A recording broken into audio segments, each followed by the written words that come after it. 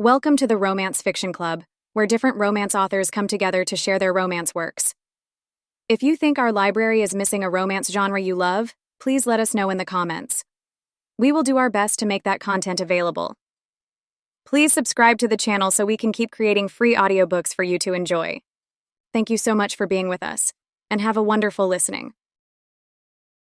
This content is adapted in order to comply with YouTube guidelines. If you wish to access hundreds of romance novels filled with steamy scenes, join the club through the link available in the description. Please like this video and subscribe to our channel, and thank you. Fated Mates, a wolf shifter romance, written by Ravenna Hart. Chapter 1. The elevator doors slid open with a soft chime, and Lenora Cavendish stepped onto the 34th floor of Ravenhurst Industries. The scent of freshly brewed coffee and crisp paper assaulted her heightened senses, a stark contrast to the earthy aromas she'd reveled in during her midnight run through the forest. She inhaled deeply, allowing the familiar office smells to ground her in her human form. As she strode purposefully down the hallway, her Louboutin heels clicked against the polished marble, echoing the steady rhythm of her heartbeat. Lenora's emerald eyes, sharp and alert, scanned her surroundings with practiced ease. Another day of boardrooms and balance sheets, she thought, so far removed from the freedom of the forest floor beneath my paws. "Morning, Ms. Cavendish," chirped her assistant, Emma, falling into step beside her. "Your 9 a.m. is waiting in conference room A, and I've got your presentation materials ready." Lenora nodded, her voice steady and authoritative. "Excellent, Emma. Any last-minute changes to the Thornton account projections?"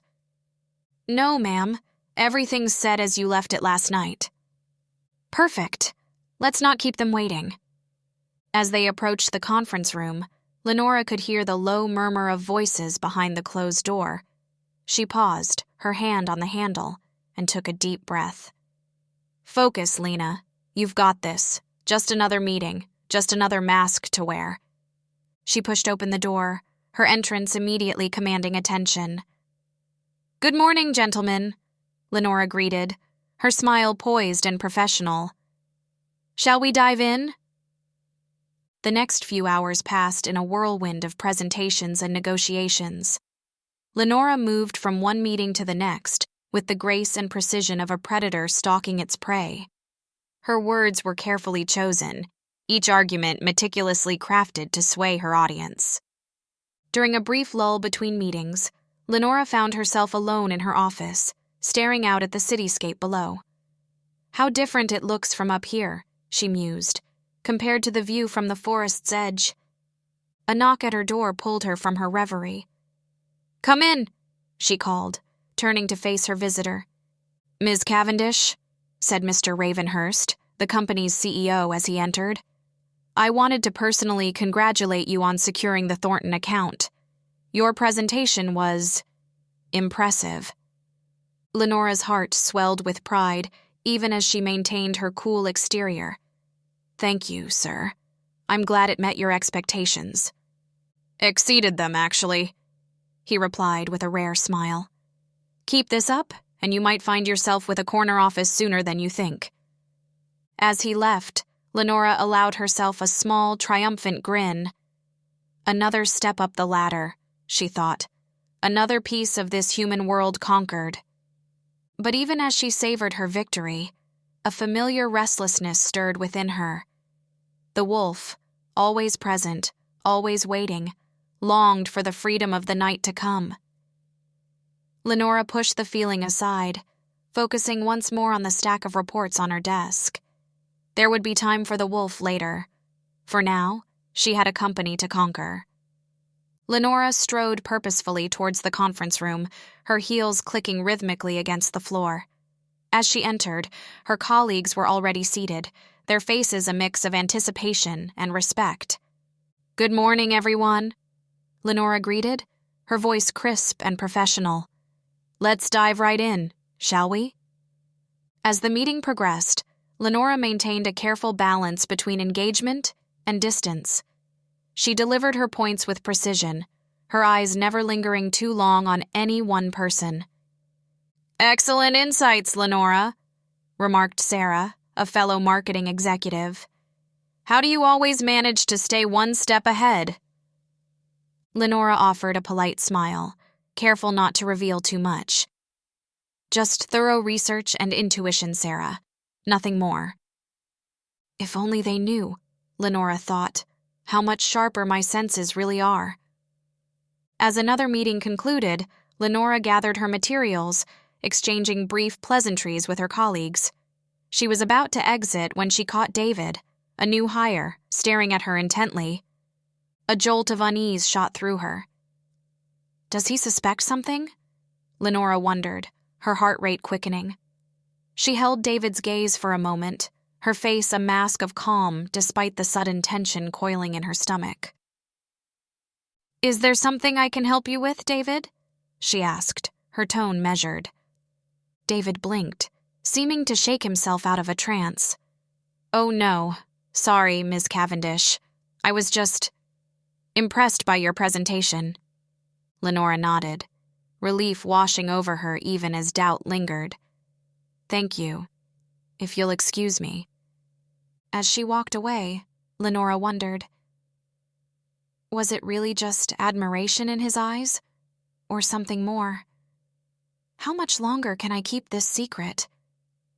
Lenora settled into her office, the door clicking shut behind her. She took a deep breath, pushing aside the lingering unease from David's gaze. Her laptop hummed to life as she pulled up the latest market research data. "Focus, Lena," she chided herself. "The Hartley campaign won't create itself." Her fingers flew across the keyboard, compiling statistics and consumer trends. Graphs and charts materialized on her screen, each one a piece of the puzzle she was determined to solve. "If we change our approach slightly here," Lenora murmured, adjusting a projection, "we could increase engagement by at least 15%. A knock at her door interrupted her concentration. "Ms. Cavendish, your 2:00 is here early." Lenora's head snapped up, her heightened senses catching the faint scent of expensive cologne. "Mr. Blackwell, earlier than expected." "Send him in, please," she called, quickly arranging her notes. Mr. Blackwell strode in, his imposing figure filling the doorway. "Ms. Cavendish, I hope I'm not interrupting." Lenora rose, extending her hand. "Not at all, Mr. Blackwell. I appreciate punctuality." As they shook hands, Lenora's intuition sparked. She could sense his hesitation, the slight tension in his grip. "Shall we get started?" she asked, gesturing to the chairs. "I believe I have a proposal that will exceed your expectations." Mr. Blackwell's eyebrow raised skeptically. "Bold claim, Ms. Cavendish. I've turned down 3 agencies this week." Lenora smiled, a glimmer of the wolf's confidence in her eyes. "Then allow me to show you why Ravenhurst is different." Lenora exhaled slowly, her breath mingling with the crisp autumn air as she stepped onto the office balcony. The city sprawled before her, a tapestry of gleaming skyscrapers and winding streets. She closed her eyes for a moment, allowing her heightened senses to absorb the urban symphony, the distant honk of car horns, the whir of helicopter blades, the faint aroma of coffee from the cafe across the street. Just a few minutes, she thought, her fingers curling around the cool metal railing.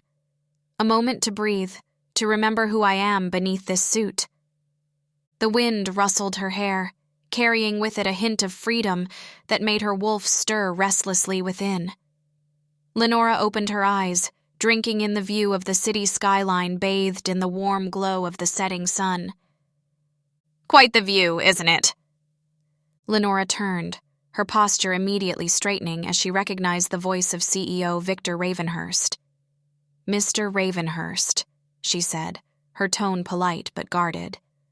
"I didn't realize anyone else was out here." Victor chuckled, moving to stand beside her. "Even CEOs need a breath of fresh air now and then, Ms. Cavendish." He gestured towards the cityscape. What do you see when you look out there? Lenora paused, considering her words carefully. Opportunity, she replied finally.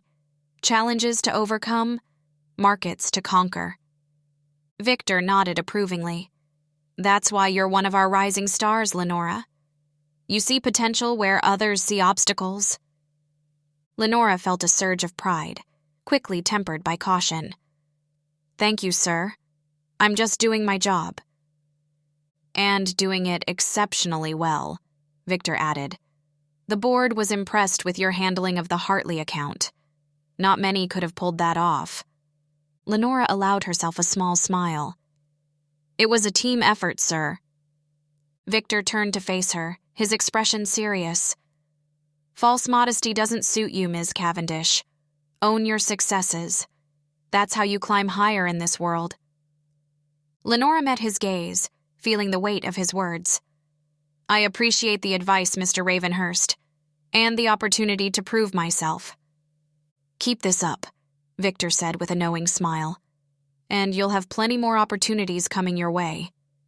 He checked his watch. Now, if you'll excuse me, I have a board meeting to prepare for. As Victor walked away, Lenora turned back to the skyline, her mind racing. Opportunities and challenges, she thought. If only he knew the half of it. Lenora returned to her office, her heels clicking purposefully along the way. She settled into her ergonomic chair, pulling up the latest marketing reports on her dual monitors. The glow of the screens illuminated her sharp features as she leaned in, her eyes scanning the data with laser-like focus. Every number tells a story, she thought, her fingers flying across the keyboard as she cross-referenced figures. And I can't afford to miss a single detail. She paused, frowning at a discrepancy in the social media engagement metrics. This can't be right, she muttered, reaching for her phone. Jared? She said when her assistant answered. Can you pull the raw data for the Hartley campaign's Instagram analytics? I'm seeing some inconsistencies. As she waited, Lenora's heightened senses picked up a whispered conversation from the hallway. Her ears pricked, wolf-like instincts taking over. Just saying there's something off about her, a hushed male voice said. What, because she's competent? A female voice retorted. Don't be threatened just because... No, it's not that, the man interrupted. Haven't you noticed how she sometimes, I don't know, seems to hear things she shouldn't be able to? Lenora's breath caught in her throat, her heart rate accelerating. Calm down, she told herself. They can't possibly know. You're being paranoid, the woman scoffed. Lenora's just good at her job, unlike some people I could mention. Their footsteps faded, but Lenora remained frozen, her mind racing. I need to be more careful, she realized, her fingers clenching the arms of her chair. One slip could cost me everything I've worked for. The ping of an incoming email jolted her back to reality. She took a deep breath, forcing herself to focus on the task at hand. One challenge at a time, Lena, she thought, opening the file Jared had sent. Solve the marketing mystery first. Worry about nosy coworkers later. As Lenora delved into the data, a shrill cry pierced the office. She bolted upright, her wolf senses on high alert. Rushing out, she found her assistant, Mia, frantically gesturing at her computer screen. The server crashed, Mia wailed. All our presentations for tomorrow's client meeting, they're gone. Lenora's mind raced, her instincts kicking in. Okay, breathe, she commanded, her voice steady despite the panic rising in her chest. When was our last backup? 2 days ago, Mia stammered. Lenora's eyes narrowed. That won't do. We need those updates. She surveyed the panicked faces around her, her wolf's predatory instinct identifying the weakest links. Listen up, everyone. We're going to recreate everything from memory. But that's impossible, someone protested. Not if we work together, Lenora countered, her tone brooking no argument. Mia, get it on the phone. See if they can recover anything. The rest of you, gather in the conference room. We'll divide and conquer."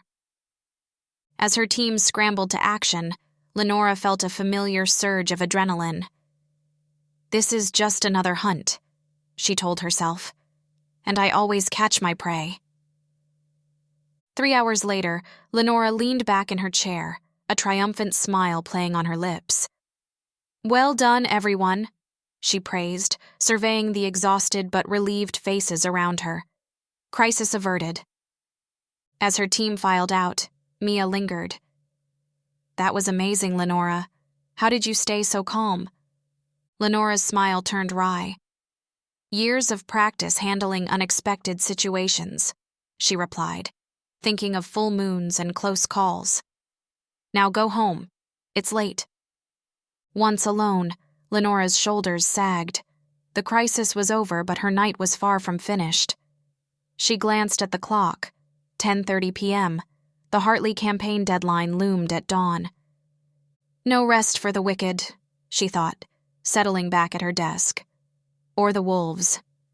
As the clock ticked past midnight, Lenora finally pushed back from her desk, stretching her cramped muscles. She rose, drawn to the floor-to-ceiling windows of her corner office. The city sprawled before her, a glittering tapestry of lights and shadows. Her reflection stared back, eyes holding a depth that belied her youthful appearance. "If they only knew," she mused, her gaze drifting to the sliver of moon hanging in the sky. The beast that lurks beneath this tailored suit. A familiar ache tugged at her chest, the wolf within yearning for the freedom of the forest. Lenora pressed her palm against the cool glass, grounding herself in the present. "Not tonight," she whispered, her voice barely audible. "Soon." With a sigh, she turned back to her desk. The Hartley campaign was complete, but today, brought new challenges. Lenora pulled out her planner, meticulously organizing her tasks for the coming hours. 9 a.m. meeting with the board, she murmured, jotting down notes. Lunch with potential clients at noon. Follow up on the Westbrook account by 3 p.m. As she wrote, her thoughts raced ahead, strategizing and planning. I need to impress the board if I want that promotion, she thought. And if I secure the Magnolia account at lunch, it could be the boost I need. Lenora paused, her pen hovering over the page. Balance, she reminded herself aloud. Don't forget to schedule time for a run tonight. She penciled in a block of time after work, knowing the wolf within needed an outlet. It was a delicate dance, this dual life, but one she had mastered over the years. With a final glance at her planner, Lenora began gathering her things. Another day, another hunt, she said to the empty office, a predatory smile curving her lips as she prepared to face whatever challenges the new day might bring. As Lenora slipped her planner into her leather briefcase, a shiver ran down her spine. She paused, her heightened senses suddenly alert. Something felt different. What are you hiding, Ravenhurst? She murmured, her eyes narrowing as they swept across the darkened office. She shook her head, trying to dispel the sudden unease. Easy, Lena, she chided herself. You're just tired. But as she made her way to the elevator, the feeling persisted.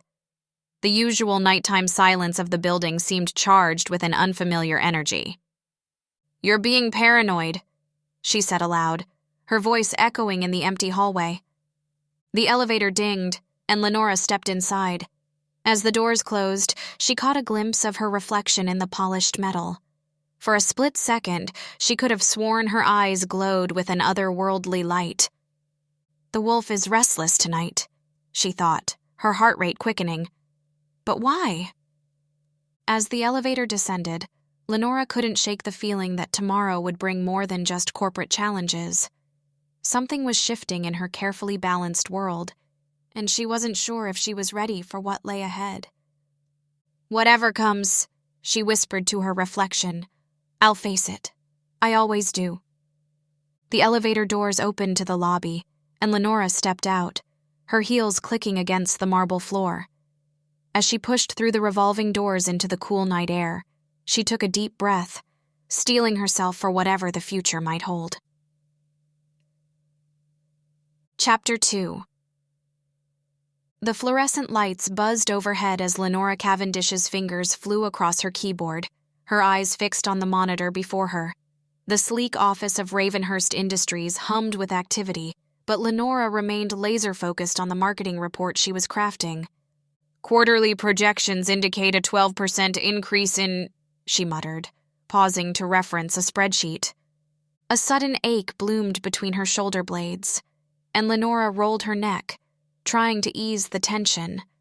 Her gaze drifted to the window, where a sliver of forest was visible beyond the city skyline. Something primal stirred within her, a longing that clawed at her chest.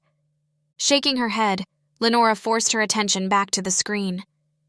"Come on, Lena," she chided herself softly. "Everything all right, Lenora?" called Sarah from the adjacent cubicle. Lenora's spine stiffened. "Yes, just talking through some numbers," she replied smoothly, her tone betraying none of the restlessness that churned beneath her polished exterior. As she resumed typing, Lenora's thoughts strayed to the forest once more. She imagined the cool earth beneath her paws, the wind rustling through her fur. The wolf within her yearned for freedom, for the exhilaration of the hunt. A ping from her computer startled her from her reverie. An email from her boss. "Meeting in 10 minutes. Bring the Q3 projections." Lenora's jaw clenched. She glanced at the clock, calculating. There wouldn't be time to slip away, to let her other self run free. Not yet. "I'll be right there," she called out, gathering her papers with an efficiency that belied the wild creature lurking just beneath her skin. As she strode towards the conference room, Lenora's keen senses picked up snippets of conversation, the scent of freshly brewed coffee, the rustle of papers. She inhaled deeply, centering herself. "You've got this, Lena," she thought, squaring her shoulders. Just a few more hours. With one last longing glance towards the distant trees, Lenora pushed open the conference room door, her secret safely hidden behind a mask of corporate ambition. Lenora's fingers hovered over her keyboard, her mind no longer focused on the marketing report before her. The call of the forest was too strong to ignore. She glanced at the clock, 4:45 p.m. Close enough. Time to make my escape, she thought, her heart quickening with anticipation. Carefully, she began shutting down her computer, hyper-aware of every click and whir. As the screen went dark, Lenora stood, smoothing her pencil skirt with practiced nonchalance. "Heading out early, Lena?" called Marissa from the next cubicle. Lenora froze for a split second before plastering on a casual smile. "Just have a few errands to run. You know how it is." She moved with deliberate calm, gathering her purse and jacket. Each step was measured, her movements fluid yet unremarkable. As she navigated the maze of cubicles, Lenora's heightened senses took in every detail: the soft rustle of papers, the muted tapping of keyboards, the low hum of conversation. "Night, everyone," she called out, her voice steady despite the adrenaline coursing through her veins. A chorus of distracted farewells followed her as she made her way to the exit. Lenora's fingers twitched, longing to shift, to feel claws instead of manicured nails. Not yet, she reminded herself. Just a little longer. As she reached for the door handle, a voice called out behind her. "Miss Cavendish?" Lenora turned, her face a mask of professional calm. "Yes, Mr. Hawthorne?" Her boss stood there, a stack of files in his arms. "I was hoping to catch you before you left. Do you have a moment to go over these projections?" Lenora's heart sank, but her voice remained steady. "Of course, sir. Shall we step into your office?" As she followed Mr. Hawthorne, Lenora cast one last, longing glance at the exit. The forest would have to wait. For now, The wolf within her would remain hidden, a secret power simmering just beneath the surface of her polished exterior. Lenora stepped into the elevator, her heart pounding with a mixture of relief and anticipation. As the doors slid closed, she exhaled slowly, letting her carefully maintained facade slip for just a moment. Her finger hovered over the ground floor button, trembling slightly before pressing it with determination. "Almost there," she whispered to herself, her voice barely audible over the hum of the descending elevator. The confined space amplified her senses, making her acutely aware of the lingering sense of perfume and cologne from previous occupants. Lenora closed her eyes, focusing on controlling her breathing and the growing urge to shift. A soft ding announced her arrival at the ground floor.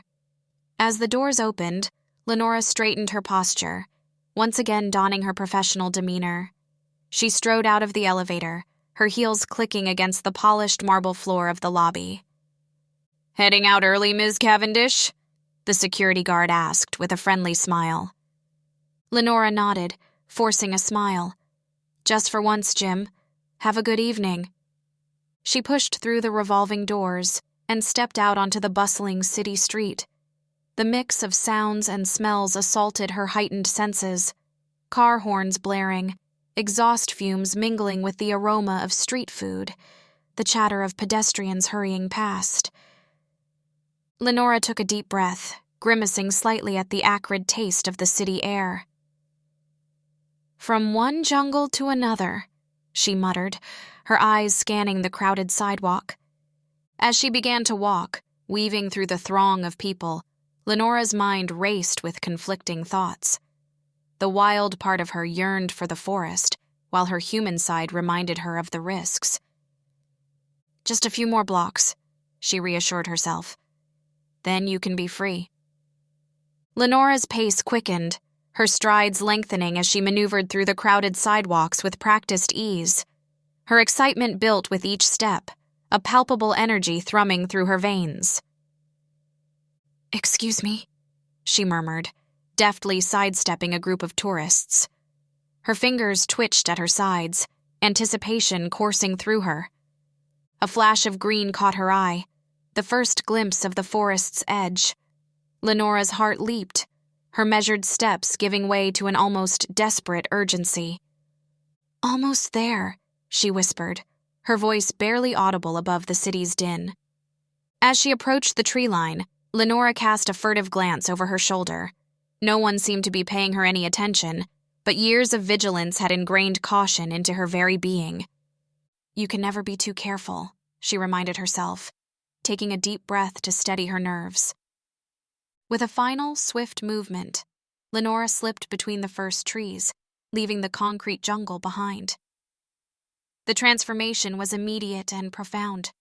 The cacophony of the city faded, replaced by the gentle rustling of leaves and distant birdsong. Lenora paused, leaning against a sturdy oak. She closed her eyes, inhaling deeply. "Finally," she breathed, tension melting from her shoulders. "This is where I belong." The rich scent of pine enveloped Lenora, a stark contrast to the stale air of her office. She savored it, filling her lungs with the crisp, earthy aroma. A cool breeze whispered through the trees, caressing her skin and tousling her hair. "God, I've missed this," Lenora murmured, her fingers trailing along the rough bark of a nearby tree. The texture grounded her, reminding her of the raw, primal world she was about to embrace. Leaves crunched beneath her feet as she ventured deeper into the forest. Each step brought a symphony of small sounds, twigs snapping, branches creaking, the distant gurgle of a hidden stream. It was a melody that spoke to something deep within her, awakening the wolf that slumbered beneath her human facade. Lenora's heart raced, her breath coming in quick, excited pants. "It's time," she whispered to herself, her voice trembling with anticipation. She closed her eyes, focusing inward. The change began slowly at first, a tingling sensation that started in her core and radiated outward. Then, like a dam breaking, Power surged through her body. "Oh!" Lenora gasped, her eyes flying open as the transformation took hold. Her bones shifted, muscles stretched and reformed. It was exhilarating and terrifying all at once, a rush of sensation that never failed to leave her breathless. As fur rippled across her skin, Lenora's thoughts became a whirlwind. Freedom, she thought, her human consciousness merging with her wolf instincts. Strength. Pack. Hunt. The world around her sharpened, colors intensifying, scents becoming more complex. In seconds, where Lenora the marketing executive had stood, a majestic wolf now crouched, her sleek form quivering with barely contained energy. With a joyous howl that echoed through the trees, Lenora sprang forward, her powerful legs propelling her through the forest. The wind rushed through her fur as she ran, each stride covering more ground than she ever could in her human form. "This is what I've been craving all day," she thought, her wolf mind translating the sentiment into pure, unbridled elation. Her keen nose picked up a myriad of scents: the musty odor of decaying leaves, the sharp tang of pine sap, the earthy aroma of disturbed soil. Each scent told a story, painting a vivid picture of the forest's recent history. Lenora's ears swiveled, catching the faintest sounds: the scurrying of a vole beneath the underbrush, the distant call of an owl, the soft rustling of leaves in the gentle breeze. Her senses were alive, attuned to every minute detail of her surroundings. As she darted between the trees, a new scent caught her attention. Musky, warm, with a hint of something familiar. Another wolf? She wondered, her pace slowing as curiosity overtook her initial burst of energy. Cautiously, Lenora approached the source of the scent, her movements now deliberate and silent. Her corporate instincts, still present even in this form, urged her to investigate while maintaining a safe distance. "Friend or foe?" she pondered, her wolf's instincts wrestling with her human logic. "Either way, I need to know. Knowledge is power, even here in the wild." Lenora's wolf form crouched low, her silver-gray fur blending seamlessly with the shadows cast by the towering pines. The scent grew stronger, more complex. It carried notes of loneliness, of strength, and something achingly familiar that she couldn't quite place. A twig snapped nearby, and Lenora's muscles tensed, ready to flee or fight. But the forest fell silent once more, leaving her with nothing but the pounding of her own heart and the lingering mystery of that scent. "This is where I belong," she thought, her wolf mind filled with a deep sense of rightness. "Not in that stifling office, pretending to be something I'm not." As the adrenaline faded, Lenora felt a profound connection to the ancient earth beneath her paws. The forest seemed to whisper secrets, carried on the wind that ruffled her fur. She closed her eyes, drinking in the sensation of being truly, completely herself. With reluctance, Lenora knew it was time to return to her human world. She savored one last moment of freedom before beginning the transformation back to her human form. Miles away, in a sparsely furnished apartment, Heath Mercer stood at the window, his green eyes unfocused as he stared out at the city skyline. The sounds of traffic and distant sirens filtered through the glass, a stark contrast to the memories that haunted him. "Another night alone," he murmured, his gravelly voice barely audible even in the quiet room. Heath's hand unconsciously moved to the silver pendant hanging around his neck, the last remnant of his lost pack. He turned from the window, his gaze falling on a framed photograph on the bookshelf. Smiling faces looked back at him, frozen in a moment of happiness that now felt like a lifetime ago. "I miss you all," Heath whispered, his words heavy with unspoken grief. "But I can't let anyone that close again." Heath's fingers traced the edge of the photograph, his touch gentle as if he could somehow reach through time and feel the warmth of his pack once more. He drew a deep breath, the scent of old books and pine-scented candles filling his nostrils, a poor substitute for the rich, earthy smells of the forest he once called home. "Is this really living?" he asked himself, running a hand through his tousled dark hair. The question hung in the air, unanswered. His phone buzzed, startling him from his reverie. Heath glanced at the screen, seeing a friendly name flash across it. A text message. "Late night at work again?" Heath's thumb hovered over the reply button, a war raging within him. Part of him longed to reach out, to forge a connection with someone who understood the duality of his nature. But the other part, scarred and wary, held him back. "You know what happens when you let people in," a voice in his head warned. "They leave. They die. You end up alone again." But beneath that fear, a tiny spark of hope refused to be extinguished. Heath closed his eyes, drawing on the quiet strength that had seen him through countless lonely nights. "Maybe," he typed back, his fingers moving almost of their own accord. "How about you?" As he hit send, Heath felt a mixture of exhilaration and terror. It was a small step, barely more than an acknowledgement, but it was more than he'd allowed himself in years. "Baby steps," he murmured, setting the phone down. "That's how you start rebuilding." Chapter 3.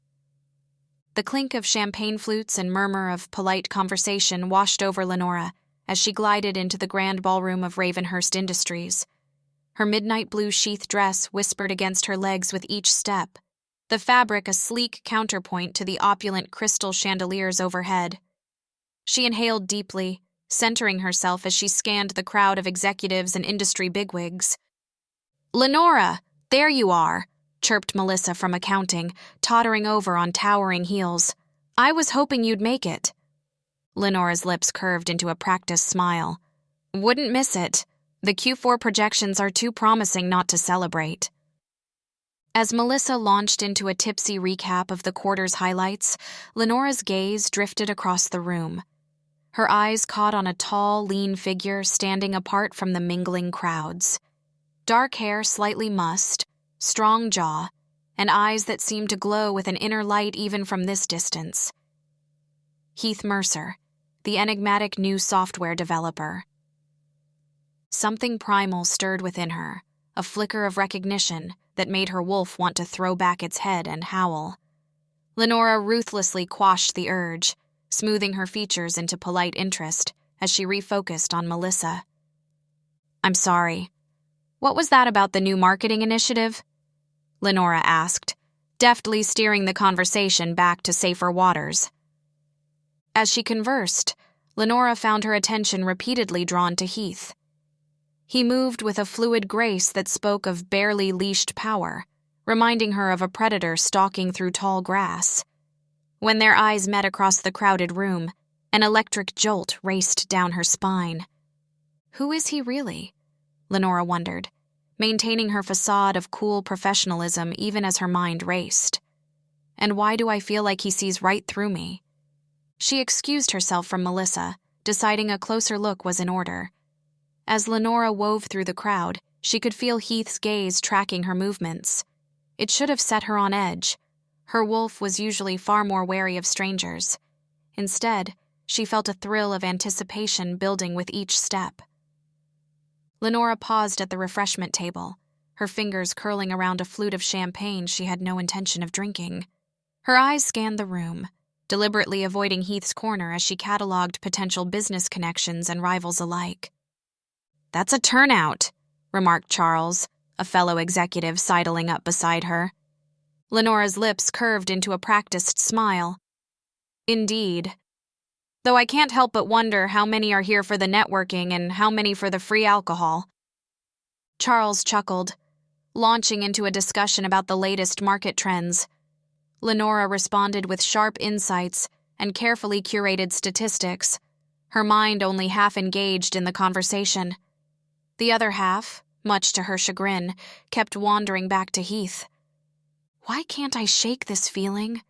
she pondered, her wolf pacing restlessly beneath her skin. It's just another corporate event. Focus, Lenora.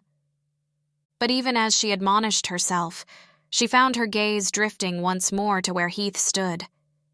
This time, she caught him mid-observation, his green eyes locked on her with an intensity that made her breath catch. Lenora, did you hear what I said about the Q3 projections? Charles's voice snapped her attention back to the present. Of course, she replied smoothly, covering her momentary lapse. I think we should be cautiously optimistic, but prepare for potential market volatility.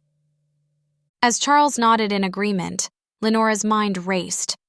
There was something about Heath that called to her on a primal level, and it both intrigued and unsettled her.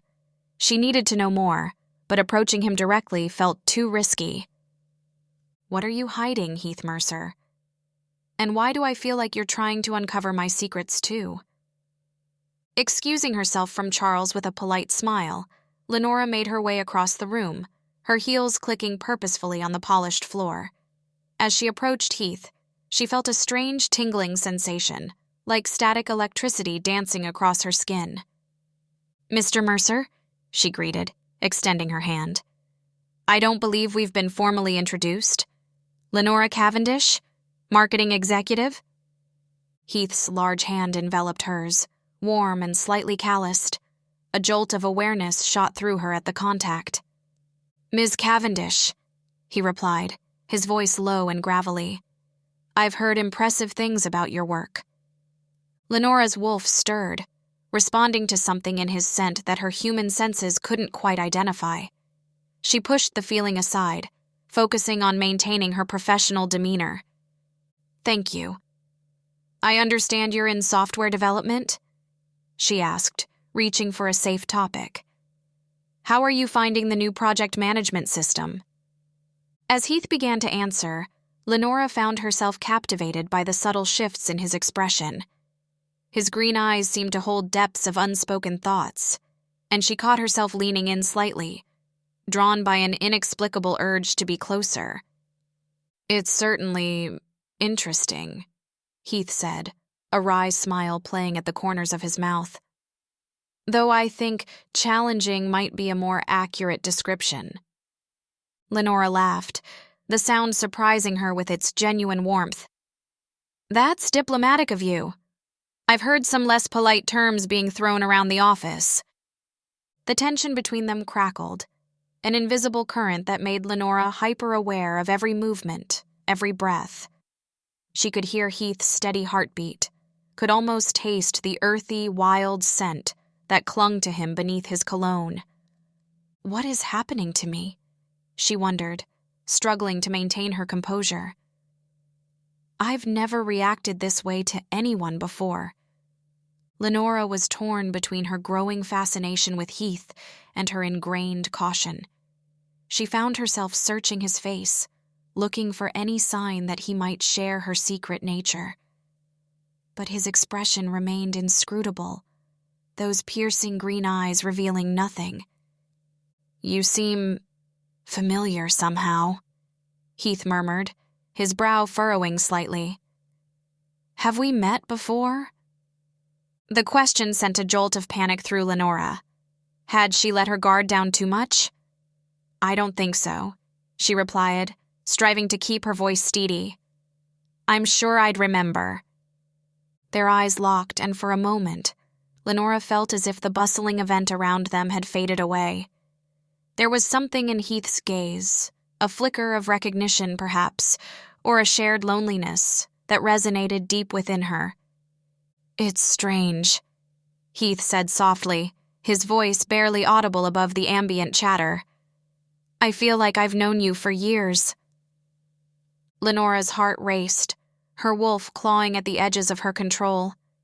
She wanted to lean in, to confess her true nature, to find out if he was like her. But years of secrecy and self-preservation held her back. I know what you mean, she admitted, allowing herself a small moment of vulnerability.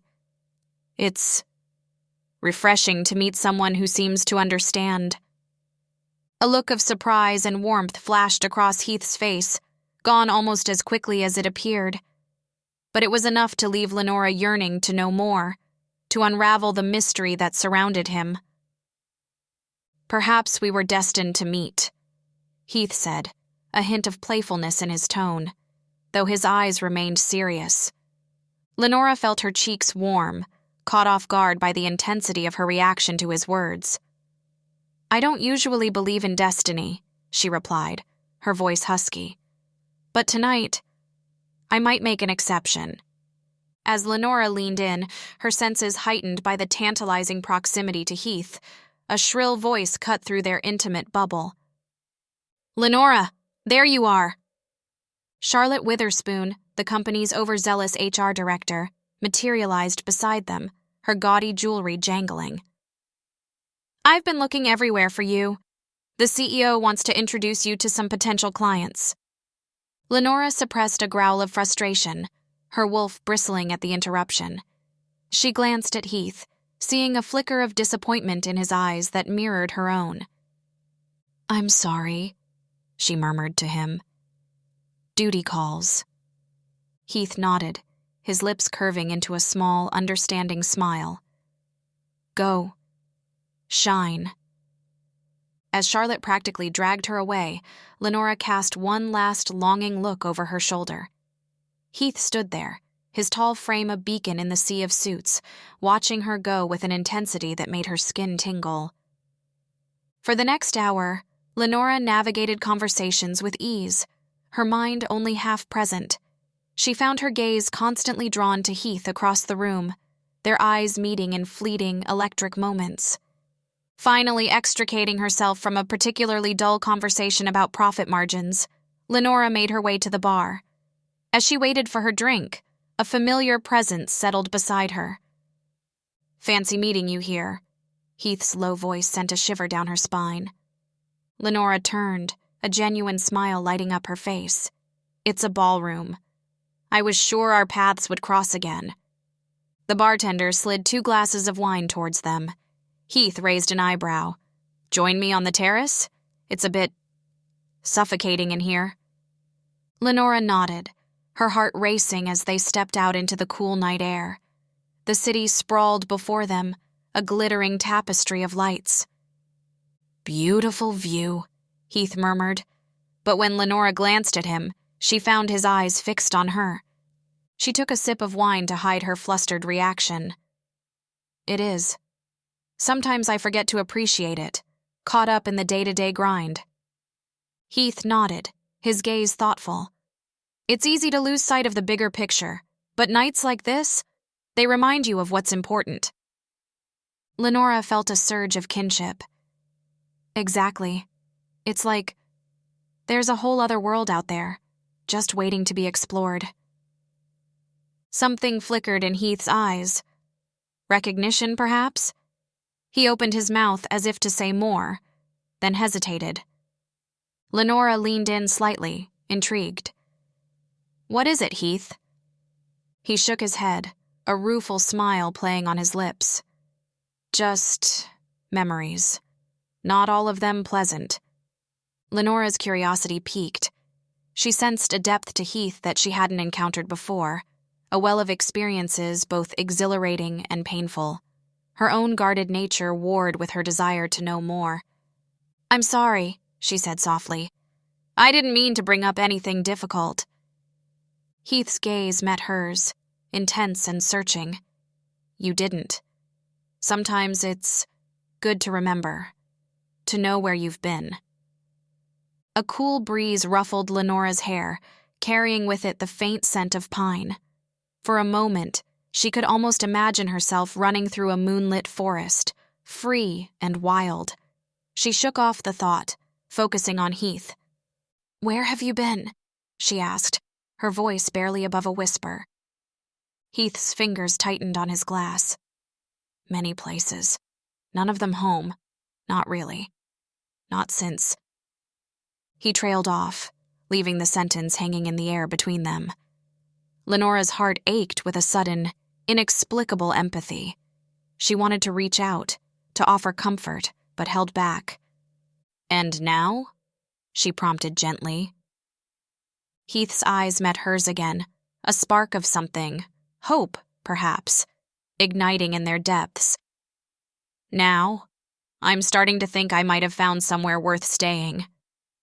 The air between them crackled with unspoken tension. Lenora felt drawn to Heath in a way she couldn't explain, a connection that went beyond mere attraction. It both thrilled and terrified her. As the sounds of the party drifted out to them, a reminder of the world they'd momentarily escaped, Lenora realized their time alone was coming to an end. Yet she was reluctant to let go of this moment, this tenuous connection they'd forged. "Heath," she began, not entirely sure what she wanted to say. He placed his hand over hers, the touch sending a jolt through her body. "I know," he said softly. "We should get back inside. But Lenora, I'd like to see you again. Outside of work. Away from all this." Lenora hesitated, her instinct for self-preservation warring with her desire to know more about this enigmatic man. Finally, she nodded. "I'd like that too." As they made their way back to the party, Lenora had the feeling that she was standing on the precipice of something life-changing. Whatever secrets Heath held, whatever mysteries lay in his past, she knew that unraveling them would irrevocably alter her carefully constructed world. And despite the risk, she found herself looking forward to it with an anticipation that both excited and unnerved her. Chapter 4. The aroma of freshly brewed coffee wafted through the air, drawing Lenora like a siren's call. She strode into the kitchenette, her heels clicking against the polished tiles, only to find herself face to face with Heath Mercer. Their hands reached for the last paper cup simultaneously, fingers brushing for a fleeting moment. Lenora's breath caught in her throat, her wolf senses heightened by the unexpected proximity. She withdrew her hand, a polite smile masking her inner turmoil. "Please, go ahead," she offered, gesturing to the cup. Heath's green eyes crinkled at the corners as he returned her smile. "Why don't we share? I'm sure we could both use the caffeine boost." As Heath poured the steaming liquid into 2 mugs, Lenora found herself studying his profile.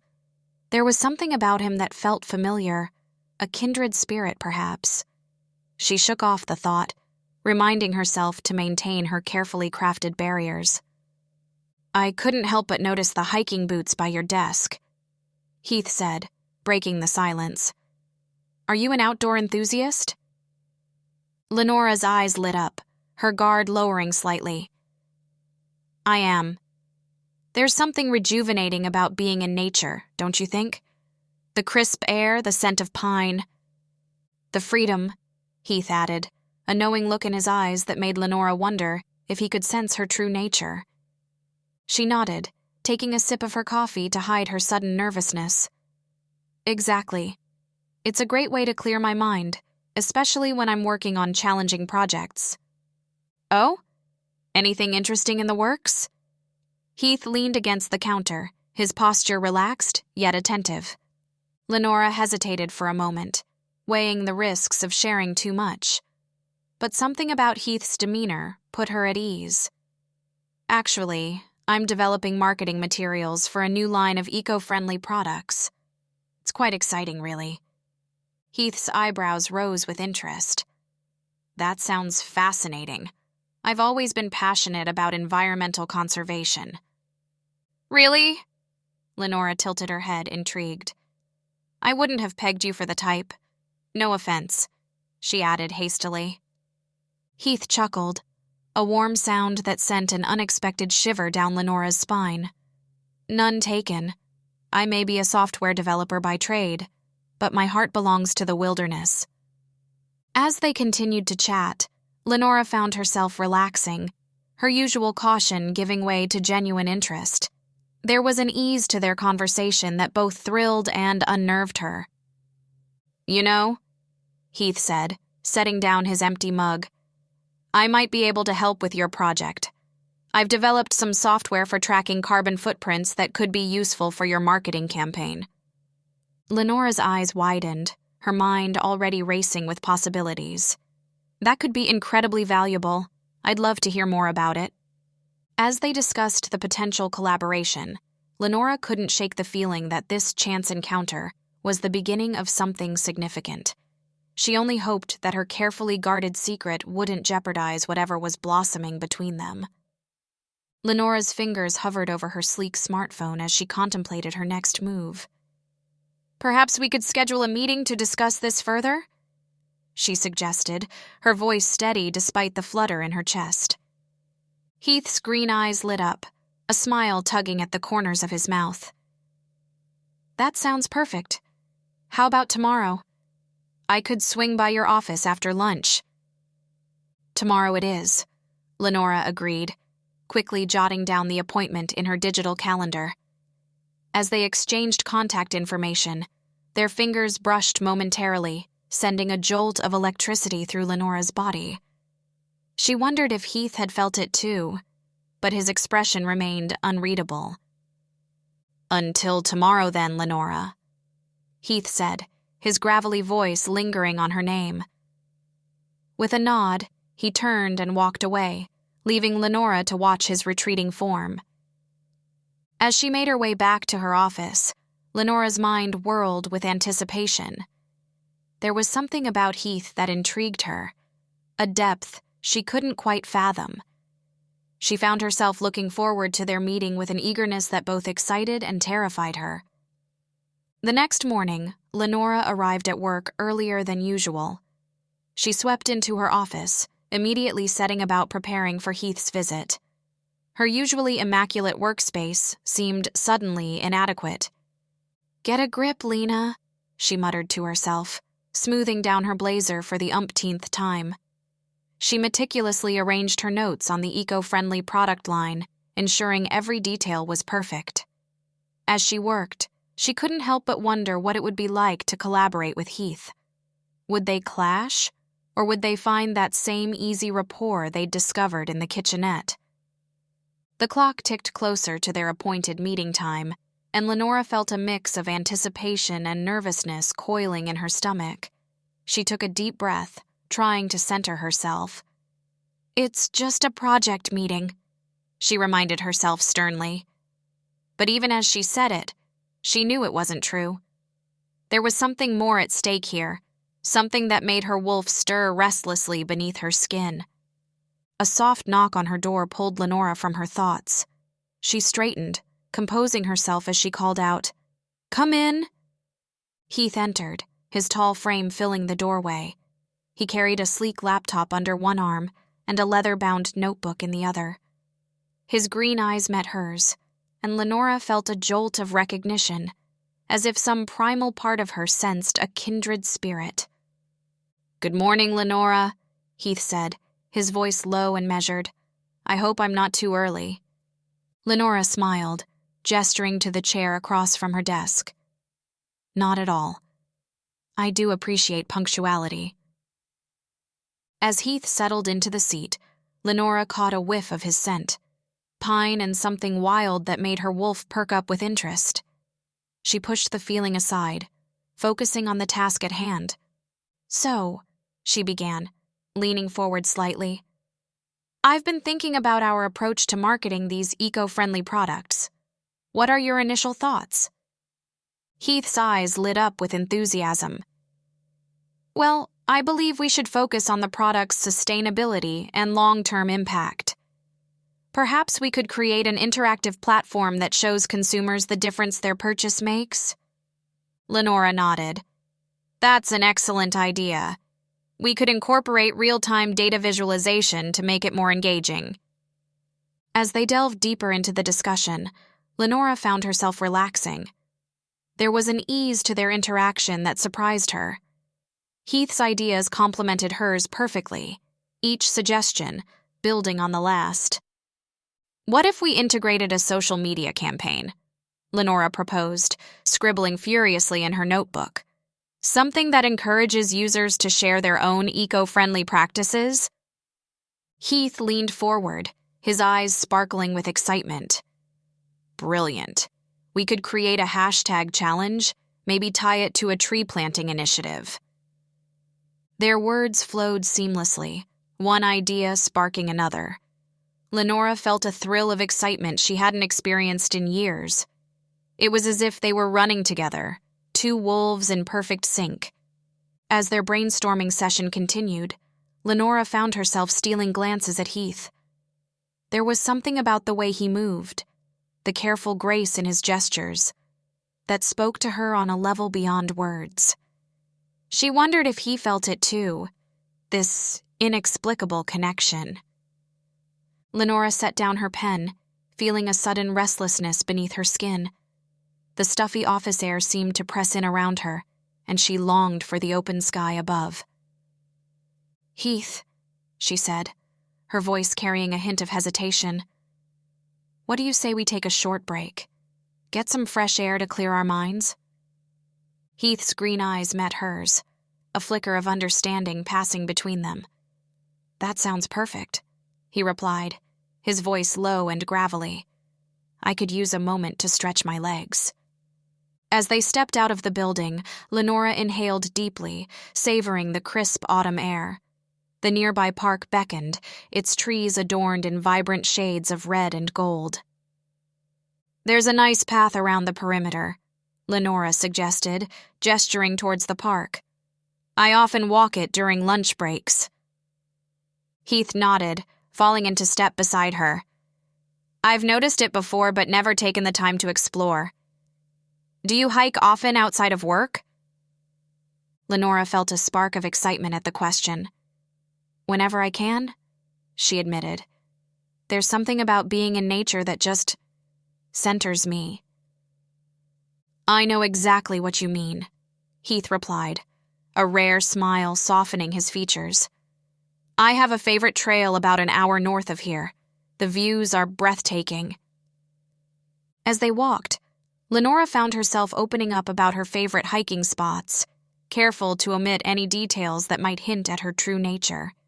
Heath listened intently, occasionally sharing his own experiences.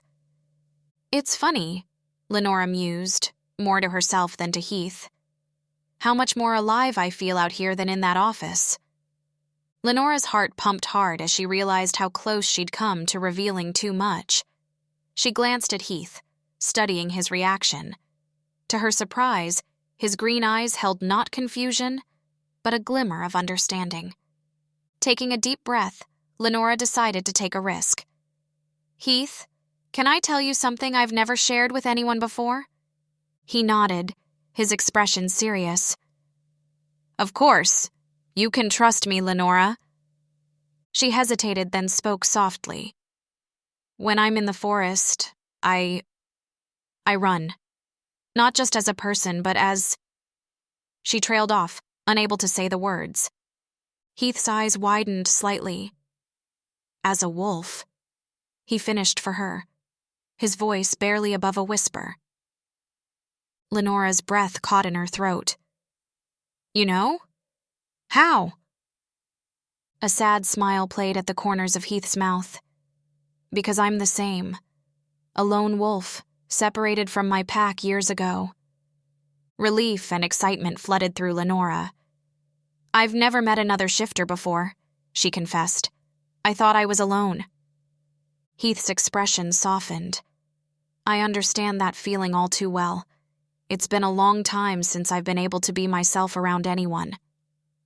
As they continued their walk, Lenora felt a weight lifting from her shoulders. "How do you manage it?" she asked.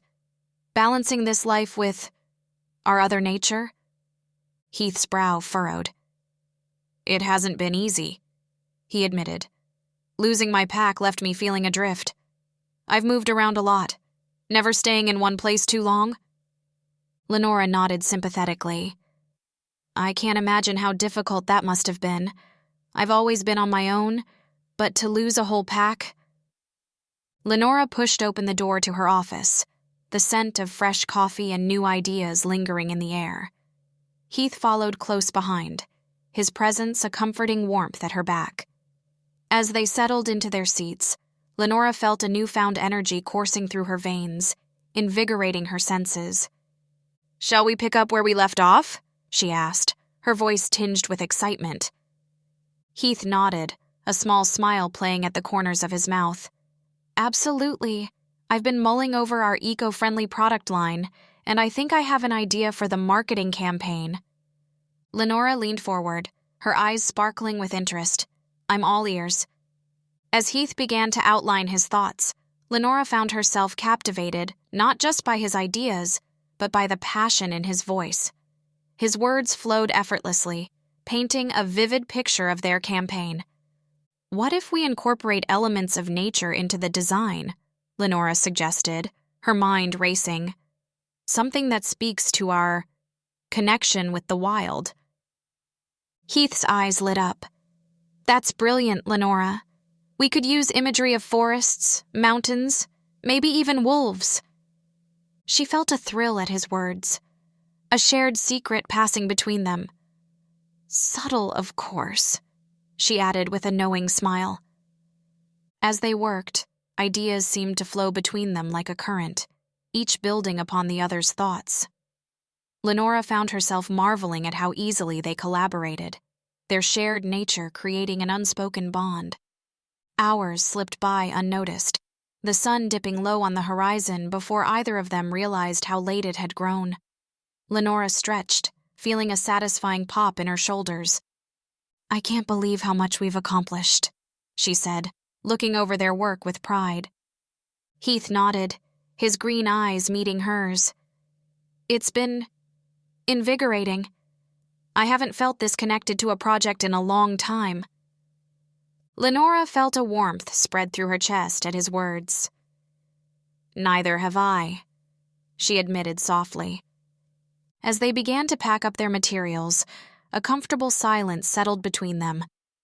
Lenora found herself stealing glances at Heath, wondering how she had never noticed the quiet strength he exuded before. We should do this again, Heath said suddenly, his voice low and earnest. Continue our collaboration, I mean. Lenora nodded, trying to keep her voice steady despite the flutter in her stomach. Absolutely. How about same time next week? Their eyes met, and Lenora felt a jolt of understanding pass between them. This was more than just a work partnership now. It was the beginning of something deeper, something primal that called to both their human and wolf natures. It's a date, Heath replied, his smile sending a shiver down Lenora's spine. As Heath gathered his things and headed for the door, Lenora felt an inexplicable urge to prolong their time together. She bit her lip, wrestling with the impulse to ask him to stay. Heath, she called out, just as he reached the threshold. He turned, eyebrow raised in question. Thank you for today. It meant a lot to share those experiences with you. His expression softened, a warmth kindling in his eyes. Likewise, Lenora. It's been refreshing to find someone who understands. With a final nod, Heath slipped out of her office, leaving Lenora standing alone in the sudden quiet. She moved to the window, watching as his tall figure crossed the parking lot, bathed in the golden light of sunset. A sigh escaped her lips as she leaned against the cool glass. What was happening to her? She'd spent years carefully constructing walls around herself, yet in the span of a day, Heath had effortlessly breached them. Lenora closed her eyes, inhaling deeply. She could still catch his scent, a mixture of pine and something distinctly wild, lingering in the air. It stirred something within her, awakening a part of herself she'd long kept dormant. Get a grip, Lena, she muttered to herself, shaking her head. But even as she tried to regain her usual composure, she couldn't ignore the excitement bubbling beneath the surface. For the first time in years, she felt truly seen, both as Lenora, the marketing executive, and as the wolf that prowled beneath her skin. Chapter 5. As Lenora Cavendish stepped into the sleek, glass-walled office of Ravenhurst Industries, her nostrils flared involuntarily. A foreign scent assaulted her senses, sharp and pungent, like freshly turned earth mingled with something metallic and vaguely chemical. It clung to the air, an invisible intruder that set her wolf's instincts on high alert. She inhaled deeply, her brow furrowing as she tried to place the unfamiliar odor. It wasn't the usual blend of coffee, perfume, and printer ink that permeated the office. This was something else entirely, something that made the hair on the back of her neck stand on end. What is that? Lenora thought, her mind racing. It's almost like blood, but not quite. And there's something else, something I can't quite place. As she made her way to her desk, Lenora's keen eyes swept the room, taking in the sudden shift in atmosphere. A cluster of her colleagues huddled near the water cooler, their heads bent close together in hushed conversation. The moment they caught sight of her, they fell silent, their expressions schooled into forced neutrality. Lenora's suspicion deepened. She placed her briefcase on her desk with deliberate calm, all the while acutely aware of the furtive glances being cast in her direction. "Good morning, everyone," she said, her voice steady and professional, despite the unease churning in her gut. "Productive start to the day, I hope." A chorus of mumbled greetings met her ears, noticeably less enthusiastic than usual. Lenora's colleague, Sarah, approached her desk with a strained smile. "Hey, Lenora," Sarah said, her voice pitched slightly higher than normal. "How was your weekend?" Lenora's eyes narrowed imperceptibly. "It was fine, thank you. Quiet, just the way I like it. And yours?" As Sarah launched into a suspiciously detailed account of her weekend activities, Lenora's mind whirred. They're hiding something, she thought. But what? And why? She nodded along to Sarah's chatter, all the while scanning the office for any other signs of irregularity. The strange scent still lingered, seeming to grow stronger with each passing moment. It stirred something primal within her, a mix of curiosity and caution that made her wolf restless. "That sounds lovely, Sarah," Lenora said, smoothly interrupting her colleague's monologue. "If you'll excuse me, I need to prepare for the marketing strategy meeting." As Sarah retreated, Lenora's gaze fell on a group of executives huddled in the corner, their voices too low for even her enhanced hearing to pick up. Their body language spoke volumes, though, tense shoulders, darting eyes, and hands that gestured emphatically before falling still at her glance. What are they hiding? Lenora wondered, her mind racing with ideas. And why do I get the feeling it has something to do with that strange scent? She turned to her computer, her fingers flying over the keyboard as she pretended to work.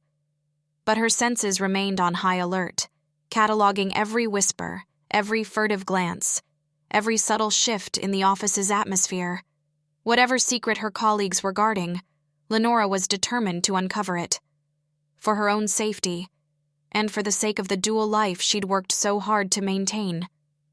Lenora's gaze darted across the office, finally landing on Heath's desk. He sat there, brow furrowed in concentration as he typed, seemingly oblivious to the undercurrent of tension permeating the workspace. Taking a deep breath, she stood up, smoothing her pencil skirt with trembling hands. I have to trust someone, she thought, her heart racing. And if anyone can understand, it's him. With measured steps, Lenora approached Heath's desk, her heels clicking softly against the polished floor.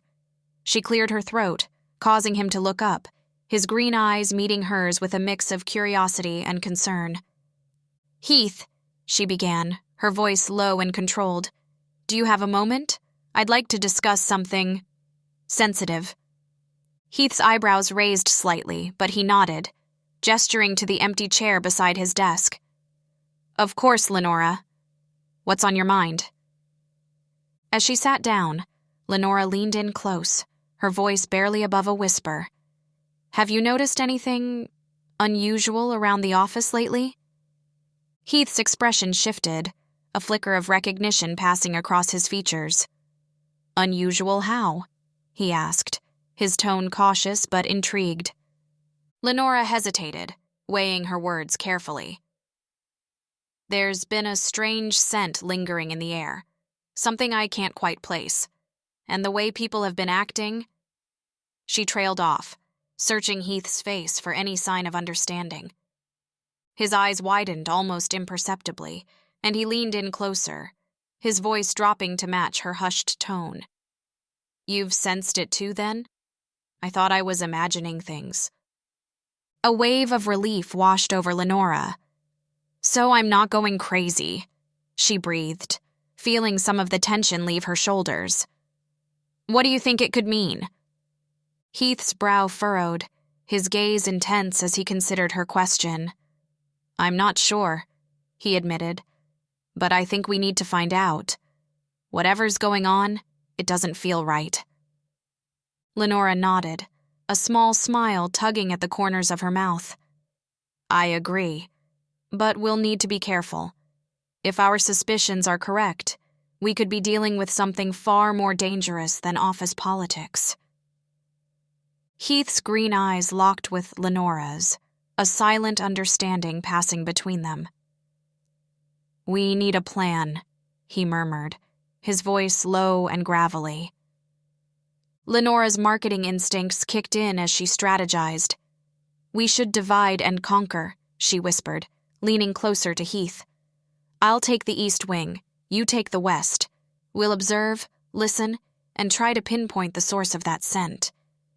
Heath nodded, a hint of admiration in his gaze. "Smart.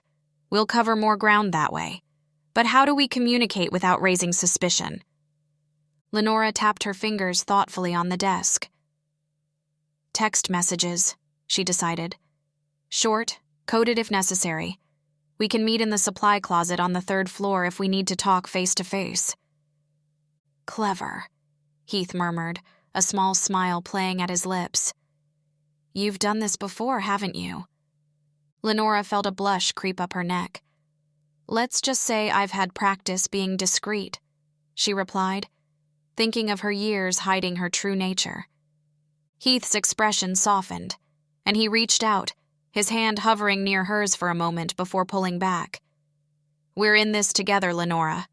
We face it as a team." A warmth bloomed in Lenora's chest, unfamiliar, yet not unwelcome. "Together," she agreed, her voice barely audible. With a final nod, they stood and parted ways, each heading to their designated area of the office. Lenora's heart raced as she walked, her senses on high alert. She breathed deeply, trying to catch that elusive scent again. As she rounded a corner, she caught sight of 2 colleagues huddled near the water cooler, their voices hushed. Lenora slowed her pace, straining her heightened hearing to catch their words without appearing to eavesdrop. Her wolf stirred within her, eager for the hunt. Lenora tamped down the urge to shift, focusing instead on the thrill of the investigation. Whatever secrets lurked in the shadows of Ravenhurst Industries, she and Heath would uncover them. Together.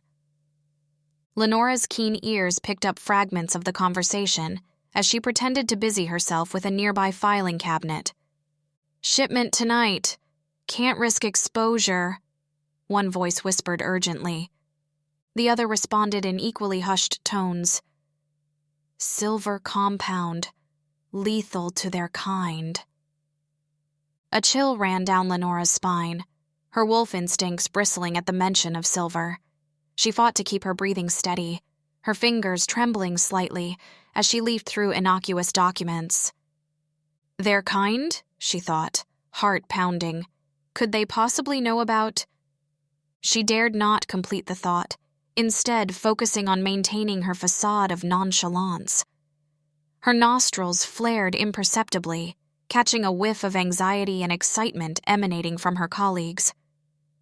Across the office, Heath's green eyes narrowed as he observed a group of 3 employees huddled around a computer screen. Their body language screamed secrecy, hunched shoulders, furtive glances, and voices so low even his enhanced hearing struggled to catch their words. He approached casually, coffee mug in hand, as if heading to the break room. As he passed, he caught a glimpse of the screen, a map with several locations marked in red. "Everything all right?" Heath asked, his tone carefully neutral. The group startled, quickly minimizing the window. "Just a project we're working on," one of them replied, too quickly to be convincing. Heath nodded, his face a mask of polite interest even as suspicion coiled in his gut. Looks interesting. Good luck with it. As he walked away, Hemu said, "What are they hiding?" He wondered, his resolve hardening. "And how does it connect to what Lenora's uncovered?" The pieces of the puzzle were there, just out of reach. But Heath was determined to see the full picture, no matter the cost. For Lenora's sake, and for the safety of their kind. Lenora's keen eyes locked onto Heath's as he approached her desk, a silent understanding passing between them. She inclined her head slightly, gesturing towards the small conference room down the hall. Once inside, Lenora closed the door with a soft click. "Heath," she whispered, her voice barely audible. "I overheard something. It's big." Heath leaned in, his proximity sending a shiver down her spine. "I saw something too, a map with marked locations." Lenora's eyes widened. "That matches what I heard. They mentioned extraction points and targets. Heath, I think they're planning something dangerous." "Agreed," Heath murmured, his brow furrowed. "But we need more concrete evidence." Lenora's mind weighed the risks against their need for answers. She bit her lip, a habit she thought she'd long since broken. "We should come back after hours," she suggested, her voice low and urgent. "Search for physical proof when no one's around." Heath's eyes met hers, a mix of concern and determination swirling in their depths. "It's risky, Lenora. If we're caught—" "I know," she interrupted, her fingers unconsciously curling into fists. "But we can't ignore this. Our kind could be in danger." A moment of silence stretched between them, heavy with unspoken fears and shared resolve. Finally, Heath nodded. "You're right. We'll do it tonight." As they made plans in hushed tones, Lenora felt a thrill of excitement mingled with dread. What have we stumbled upon? She wondered, her wolf instincts on high alert. And how deep does this conspiracy go? The office was eerily quiet as Lenora and Heath slipped back in after hours, the faint hum of electronics the only sound breaking the silence. Lenora's heightened senses were on full alert, her nostrils flaring as she caught the lingering scent that had first aroused her suspicions. "Let's start with the executive offices," Lenora whispered, her heart pounding with a mix of excitement and trepidation. Heath nodded, his green eyes gleaming in the dim light. "I'll take the file room. We'll cover more ground that way." As they split up, Lenora's wolf instincts kicked into overdrive. Every shadow seemed to hide a potential threat, every sound a possible discovery. She meticulously combed through desk drawers and cabinets, her fingers nimble yet cautious. "There has to be something here," she thought, frustration mounting as minutes ticked by without results. "We can't have imagined all of this."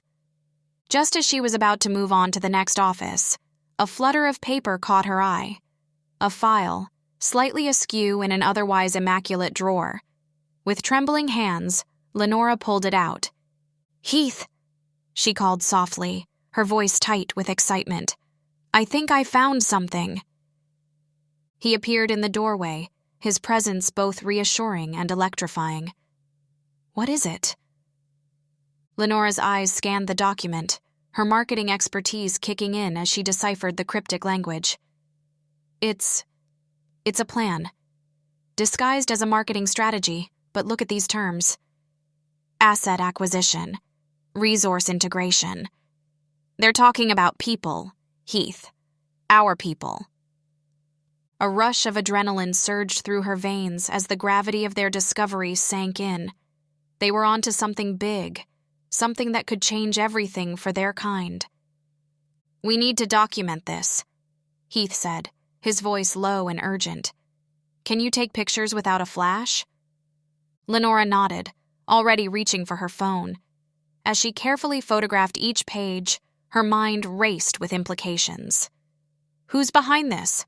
How far up does it go? With each click of her camera, the danger of their situation became more apparent, but so did her determination to see this through.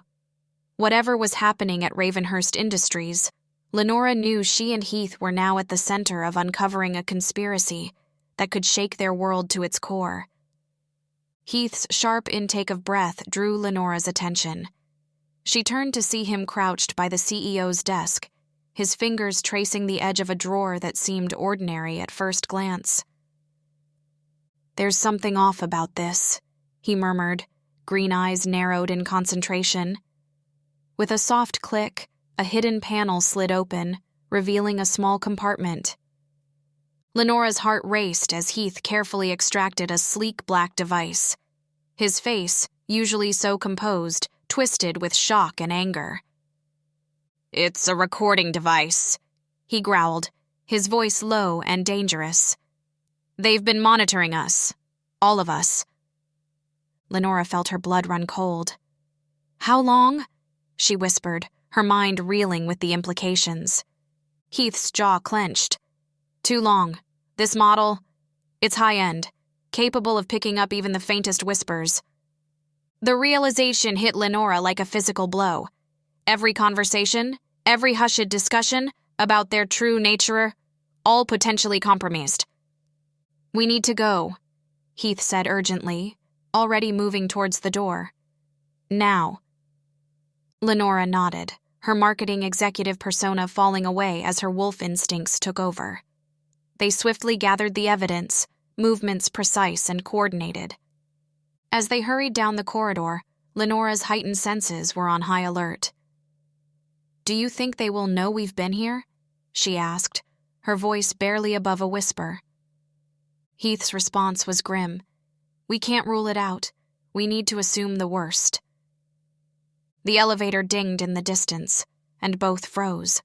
Lenora's heart pounded, her wolf yearning to break free, to run, to fight if necessary. "Stairs," Heath mouthed, gesturing towards the emergency exit. As they pushed through the door, the cool air of the stairwell hit Lenora's face. She could smell Heath's tension, mirroring her own. With each flight they descended, the urgency grew. "What now?" Lenora asked as they reached the ground floor. Heath's eyes met hers, fierce and determined.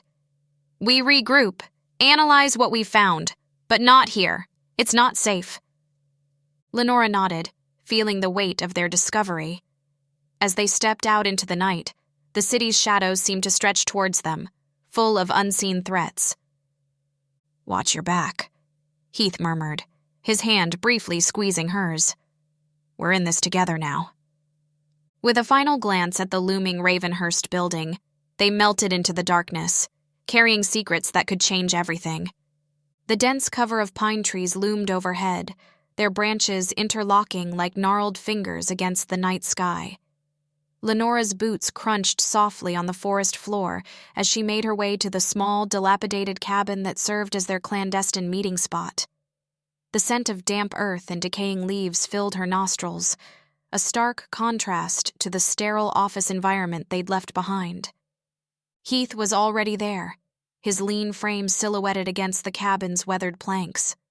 As Lenora approached, she could sense the tension radiating from him, mirroring her own inner turmoil. "Did anyone follow you?" Heath asked, his green eyes scanning the darkness behind her. Lenora shook her head. "No. I doubled back twice and took a circuitous route. We're clear." They slipped inside the cabin, and Heath immediately set about securing the perimeter. Lenora watched him work, admiring his efficiency and the quiet strength that seemed to emanate from his every movement. "All right," Heath said, finally settling down at the rickety table. "Let's see what we've got." Lenora spread out the documents they'd gathered, her fingers trembling slightly as she arranged them. "It's worse than we thought, Heath. Look at this." She pointed to a series of coded messages, her marketing-trained eye picking up on subtle patterns. These aren't just random surveillance records. They're coordinating something big. Heath leaned in, his brow furrowed. "You're right. And look here. He tapped a section of the document. These dates coincide with recent accidents at other tech firms. Lenora felt a chill run down her spine. They're systematically eliminating competition. But why? And how deep does this go? As they pored over the evidence, Lenora found herself hyper-aware of Heath's proximity.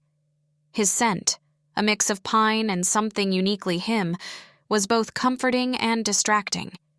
She pushed the feeling aside, focusing on the task at hand.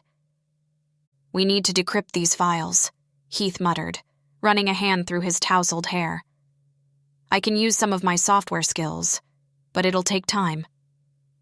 Lenora nodded, her mind racing. "And we need to figure out who's behind all this. It has to go higher than middle management." Their eyes met, and Lenora felt a spark of understanding pass between them. They were in this together now, bound by more than just their shared secret as wolf shifters. "We're taking a huge risk," Lenora said softly, voicing the fear that had been gnawing at her. "If they catch us..." Heath's hand covered hers, warm and reassuring. "They won't. We're stronger together, Lena, and we're the only ones who can stop this." Lenora felt a surge of determination, her wolf spirit rising to the challenge. "You're right. We can't back down now." As they bent their heads together, the conspiracy at Ravenhurst Industries had no idea what was coming for them. Chapter 6. The soft hum of fluorescent lights buzzed in Sabine's sensitive ears as she peered over her computer monitor, her gray eyes sharp and alert. The scent of coffee and frustration permeated the air, a cocktail of emotions she could practically taste on her tongue. Across the open-plan office, Lenora and Heath huddled together, their hushed whispers carrying fragments of conversation to Sabine's keen hearing. "Can't risk exposure," Heath murmured, his brow furrowed with concern. Lenora nodded, her fingers drumming an anxious rhythm on her desk. "We need to be careful, eyes everywhere." Sabine's nostrils flared imperceptibly, catching the faintest whiff of something wild beneath their carefully cultivated office personas. Her lynx senses tingled with recognition, a kindred energy that set her nerves on edge. She lowered her gaze to her screen, mind racing. Could they be like her? The possibility both thrilled and terrified her. Sabine had spent years perfecting the art of blending in, of hiding her true nature behind a facade of quiet efficiency. But now, faced with the potential of allies, she found herself at a crossroads. "Sabine?" Lenora's voice cut through her reverie. "Could you come take a look at these numbers?" Heart pounding, Sabine rose and approached their desks. "Of course," she said softly, her words measured and precise. As she leaned in to examine the spreadsheet, she caught Heath's scent, pine and musk, with an undercurrent of something distinctly lupine. Her fingers tightened imperceptibly on the edge of the desk. "Is there a discrepancy you're concerned about?" she asked, forcing her voice to remain steady. Heath nodded, his eyes never leaving the screen. "Something's not adding up. We thought your analytical skills might spot what we're missing." Sabine's mind whirred, processing numbers and scents and half-heard conversations. The urge to confide in them, to finally share her secret, clawed at her chest. But years of caution held her back. "I'll need some time to review the data thoroughly," she said, straightening up. "Is it urgent?" Lenora and Heath exchanged a loaded glance. "No rush," Lenora replied, her smile not quite reaching her eyes. "Just keep it between us for now, okay?" Sabine nodded, retreating to her desk. As she sat down, her thoughts tumbled over each other like leaves in a storm. Trust warred with self-preservation, loyalty with fear. She stared at her reflection in the dark computer screen, seeing past her human facade to the lynx within. The solitary creature gazed back, wary and wild. But beneath that wildness, a flicker of longing, for connection, for understanding. Sabine took a deep breath, her decision crystallizing. She would watch, she would wait, and when the moment was right, she would reveal herself. Because if her instincts were correct, she had finally found her pack. Sabine's heart pounded as she approached Lenora and Heath in the empty conference room. The sun had long since set, casting the office in shadows that felt both comforting and ominous to her heightened senses. "I've finished analyzing the data," she said softly, closing the door behind her. "But before we discuss it, there's something I need to tell you both." Lenora and Heath exchanged curious glances. "What is it, Sabine?" Lenora asked, her voice laced with concern. Sabine took a deep breath, her fingers trembling slightly as she gripped the back of a chair. "I know why you two have been acting strange lately. I know what you are, because I'm like you." The room fell silent, tension crackling in the air. Heath's eyes narrowed, his body tensing imperceptibly. "What do you mean, like us?" he asked, his voice low and guarded. Sabine closed her eyes, reaching deep within herself. When she opened them again, they glowed with an otherworldly light, her pupils elongating into feline slits. "I'm a shifter," she whispered. "A lynx." Lenora gasped, her hand flying to her mouth. Heath's eyes widened in surprise, then narrowed again in assessment. "How long have you known about us?" Lenora asked, her voice barely audible. "I suspected for a while," Sabine admitted. "Your sense, your behavior, it all pointed to something more than human. But I wasn't certain until now." Heath leaned forward, his green eyes intense. "And why are you revealing yourself?" Sabine met his gaze steadily. "Because I trust you. And because I think we're all in danger here at Ravenhurst. Whatever you've uncovered, I want to help." A moment of silence stretched between them, heavy with possibility and risk. Then, slowly, Lenora's lips curved into a smile.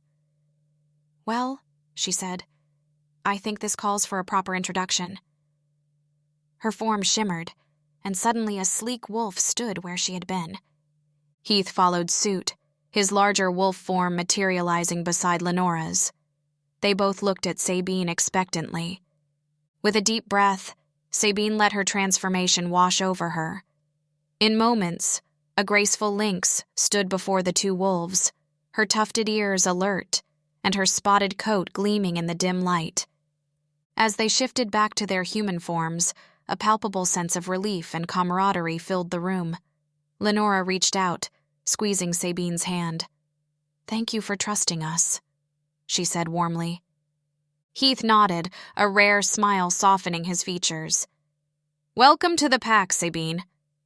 Sabine felt a weight lift from her shoulders, replaced by a fierce determination. "So," she said, her voice stronger now, "tell me everything you've discovered about Ravenhurst." As Lenora and Heath began to share their suspicions, Sabine felt a thrill of excitement and purpose. For the first time, she wasn't alone.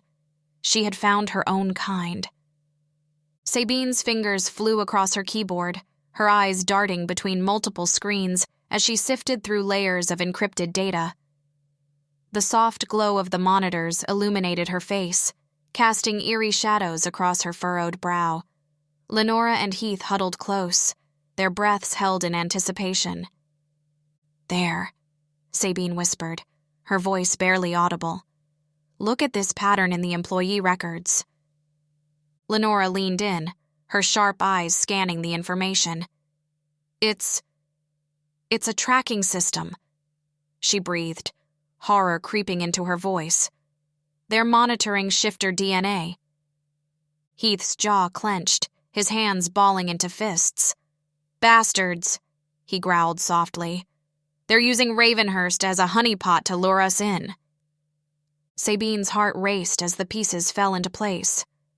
"Not just lure," she murmured, pulling up another file. "Look at these medical records. They're developing something. A way to control our shifts. The trio exchanged grim looks, the weight of their discovery settling heavily upon them. Lenora's voice was barely a whisper as she asked, "How deep does this go?" A sudden noise from the hallway made them freeze. Footsteps approached, steady and purposeful. Heath's nostrils flared, his wolf senses on high alert.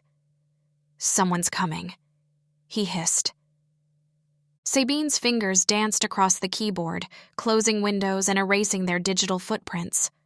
Lenora moved swiftly, gathering loose papers and tucking them away. "Act natural," Heath muttered, his eyes fixed on the door. As the footsteps drew nearer, Sabine's heart thundered in her chest. She thought of her quiet life before all this, the safety of anonymity. But as she glanced at Lenora and Heath, she knew there was no turning back. They were in this together now, for better or worse. The door handle began to turn, and Sabine steeled herself for whatever came next. The truth was out there, and they would find it, no matter the cost. The door swung open, revealing Blythe Marlowe's impeccably coiffed form. Her piercing blue eyes swept the room, a practiced smile playing on her lips.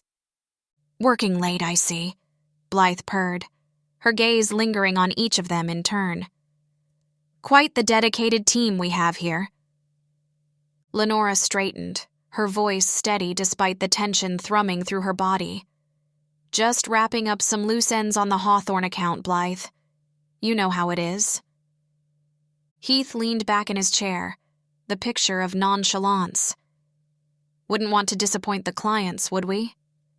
Sabine kept her eyes fixed on her screen, her lynx instincts screaming danger.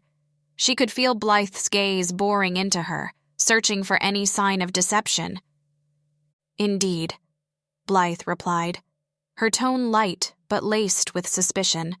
"Though I must say I'm surprised to see you all collaborating so closely. Especially you, Sabine. This isn't your usual department, is it?" Sabine's mind raced, searching for a plausible explanation. Before she could speak, Lenora jumped in smoothly. "I asked for Sabine's help with some data analysis," she explained. "Her expertise has been invaluable." Blythe's smile didn't reach her eyes. "How resourceful of you, Lenora. Though I do hope you're not overstepping any departmental boundaries. We wouldn't want any misunderstandings." The threat in her words was thinly veiled. Heath's jaw clenched, but he kept his tone light. "We're all on the same team here, aren't we, Blythe?" "Of course," Blythe replied, her gaze sharp. "Team Ravenhurst, through and through. Well, don't let me keep you. But do remember, we have strict protocols about accessing certain files. For everyone's protection, naturally." As Blythe turned to leave, Sabine caught a glimpse of something in her hand, a small device that looked suspiciously like a signal jammer. Her blood ran cold. How much had Blythe already discovered? The door clicked shut, leaving the trio in tense silence. Lenora exhaled slowly. That was too close. Heath nodded grimly. "She knows something's up. We need to be more careful." Sabine's mind whirled with possibilities. "We need a new strategy. If Blythe is on to us, we can't keep sneaking around like this." As they huddled closer, whispering plans and contingencies, Sabine felt a fierce protectiveness surge through her. These were her people now, her pack, and she would do whatever it took to keep them safe and expose the truth. Sabine got back to the keyboard, her gray eyes scanning the screen with laser-like focus. Patterns emerged from the data like constellations, invisible to the untrained eye but blazingly clear to her analytical mind.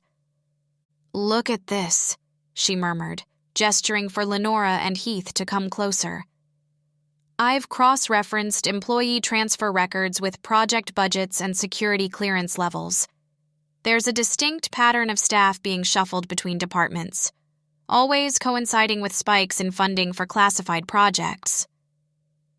Lenora leaned in, her brow furrowed. "What does that mean exactly?" Sabine's voice was low but intense. It means they're systematically identifying shifters and moving them into positions where they can be closely monitored and controlled. The budget increases, likely for enhanced surveillance equipment. Heath ran a hand through his hair, his scent spiking with anxiety. Christ, this must be going deep. Deeper than we imagined, Sabine replied, her fingers still typing. And it's not just Ravenhurst. I've found traces of data exchanges with government servers. This is bigger than one company.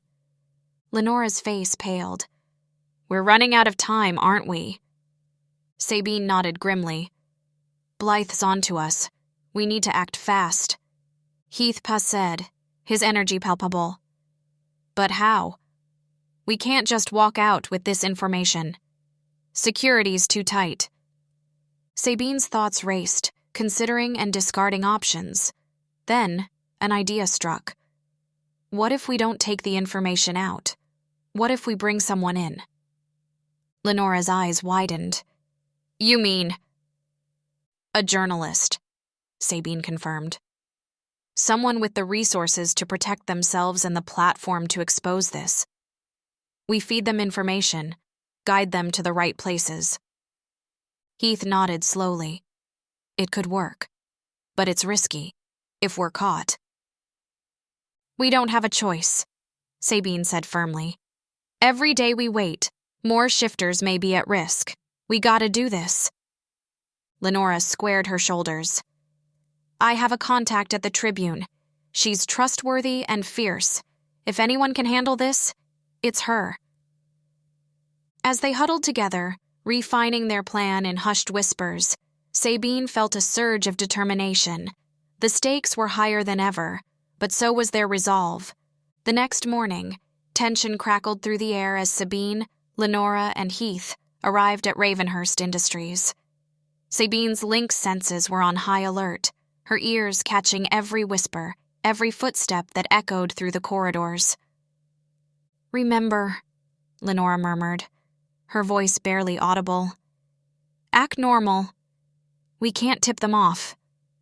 Heath nodded, his green eyes scanning the lobby. The journalist should be here in an hour. Let's hope Blythe doesn't catch on before then.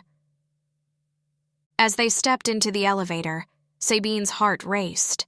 She took a deep breath, trying to calm her nerves. This was it. Everything they'd worked for hinged on the next hour. The doors opened, and they stepped out onto their floor. Sabine's gaze immediately locked onto Blythe Marlowe, who was standing by the water cooler, her sharp eyes following their every move. Good morning, Blythe called out, her voice dripping with false sweetness. Lenora, could I see you in my office for a moment? Lenora's face remained impassive, but Sabine caught the slight tremor in her hands. Of course, Blythe. I'll be right there. As Lenora followed Blythe, Heath leaned in close to Sabine. This isn't good. We need to move faster. Sabine nodded, her mind racing. I'll start the data transfer. You keep an eye on Lenora. If anything seems off, I'll howl, Heath said with a grim smile. As they split up, Sabine's fingers flew over her keyboard, initiating the download of incriminating files. Every second felt like an eternity, the progress bar creeping forward at an agonizing pace. Suddenly, alarms blared through the office. Sabine's heart leaped into her throat as she saw security guards pouring out of the elevators. Time's up, she whispered, grabbing the flash drive and sprinting towards Heath. Sabine's lynx instincts kicked in, her senses heightened as she weaved through the chaos of panicking employees. She caught Heath's scent and followed it, finding him crouched behind a cubicle with Lenora. We need to move, Lenora hissed, her eyes flashing with a predatory gleam. They're blocking the elevators and stairs. Heath nodded, his jaw set. The parking garage. If we can make it there, we can escape through the service tunnels, Sabine finished, her analytical mind already mapping out their route. As they sprinted towards the emergency exit, Sabine's thoughts raced. Had they gathered enough evidence? Would it be enough to expose Ravenhurst Industries and the government's sinister plot? They burst through the door into the stairwell, the sound of heavy footsteps echoing from below. Lenora took the lead, her wolf-like agility propelling her down the stairs 3 at a time.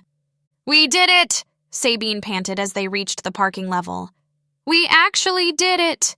Heath's green eyes glimmered with a mix of pride and caution. "It's not over yet. But we've dealt them a blow they won't soon forget." Lenora paused at the entrance to the service tunnel, her expression softening as she looked at her companions. "Whatever happens next, I'm glad we're in this together." As they disappeared into the darkness of the tunnel, Sabine felt a surge of hope. They had taken the first step towards justice, and though the road ahead was uncertain, she knew they would face it as a pack. Chapter 7. August Redding's fingers rhythmically clicked on his keyboard, punctuating the silence of his impeccably organized office. Spreadsheets and reports flickered across his dual monitors, a kaleidoscope of data that would befuddle most. But to August, it was a language he spoke fluently. His hawk-like gaze darted between figures, seeking out anomalies and patterns with preternatural acuity. He paused, fingers hovering over the keys, as movement beyond his office caught his eye. Lenora Cavendish strode past, her polished exterior belying the secrets August knew she harbored. A few steps behind her, Heath Mercer followed, his presence triggering a familiar tightness in August's chest. August's jaw clenched as he watched them, his duty and his conscience waging a silent war within him. He forced his attention back to the screen, but the numbers now swam before his eyes, meaningless. "Attention, Redding," he muttered to himself, pinching the bridge of his nose. "You have a job to do." But even as he spoke the words, doubt gnawed at him.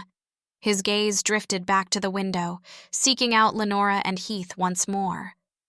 They stood together now, heads bent close in conversation, an invisible thread of understanding connecting them. August's hand unconsciously moved to the pendant hidden beneath his crisp white shirt, a talisman of his true nature, much like the secrets Lenora and Heath carried.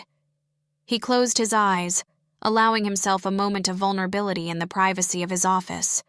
When he opened them again, resolve hardened his features. He reached for his phone, dialing a familiar number.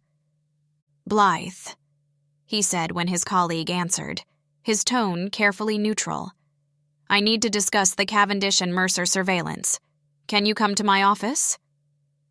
As he waited for Blythe's arrival, August's gaze returned to Lenora and Heath. A part of him ached to warn them, to protect them from the very agency he served. But another part, the part trained to be loyal, to follow orders without question, recoiled at the thought. "What am I doing?" he whispered, conflict etching lines of worry across his brow. "They're not just subjects. They're people. They're like me." The sound of approaching footsteps snapped August back to attention. He straightened in his chair, schooling his features into a mask of professional detachment. But as Blythe entered, August couldn't shake the feeling that he was standing on the precipice of a decision that would change everything. August's eyes narrowed as he observed Lenora and Heath through the glass partition of the conference room. Their heads were bent close together, poring over a stack of documents, but it was their unspoken synchronicity that captured his attention. A subtle nod from Lenora, a fleeting touch from Heath. Each gesture seemed laden with meaning. "Fascinating," August murmured, his curiosity piqued. He leaned forward, his hawk-like gaze missing nothing. As if sensing his scrutiny, Lenora's head snapped up, her eyes scanning the area. August ducked behind a nearby pillar, his heart racing. "Everything all right?" Heath's low voice carried through the air. "I thought I felt—" "Never mind," Lenora replied, her tone guarded. August's mind raced, their heightened awareness, the way they moved in tandem. It all pointed to something more than mere colleagues. He had to know more. As Lenora and Heath exited the conference room, August made a split-second decision. He fell into step behind them, maintaining a careful distance. "The data from the Silverstone project looks promising," Lenora said, her voice barely above a whisper. Heath nodded, his green eyes darting around. "We should discuss this somewhere more private." August's ears perked up. Private discussions? Classified data? His duty demanded he report this immediately, but a nagging voice in his head urged caution. As they rounded a corner, August quickened his pace, desperate not to lose them. His foot caught on a loose carpet edge, sending him stumbling forward. Lenora and Heath whirled around, their postures instantly defensive. "Mr. Redding," Lenora said, her voice cool and professional. "Is everything all right?" August straightened, smoothing his tie. "Of course, Ms. Cavendish. I was just—" He faltered, searching for an excuse. "I wanted to commend you both on your work on the Silverstone project." Heath's eyes narrowed slightly. "Thank you, sir. We were just heading to lunch. Would you care to join us?" The invitation caught August off guard. Was it genuine or a test? He weighed his options, the conflict within him intensifying. I'm afraid I have a prior engagement," he said finally. "Perhaps another time."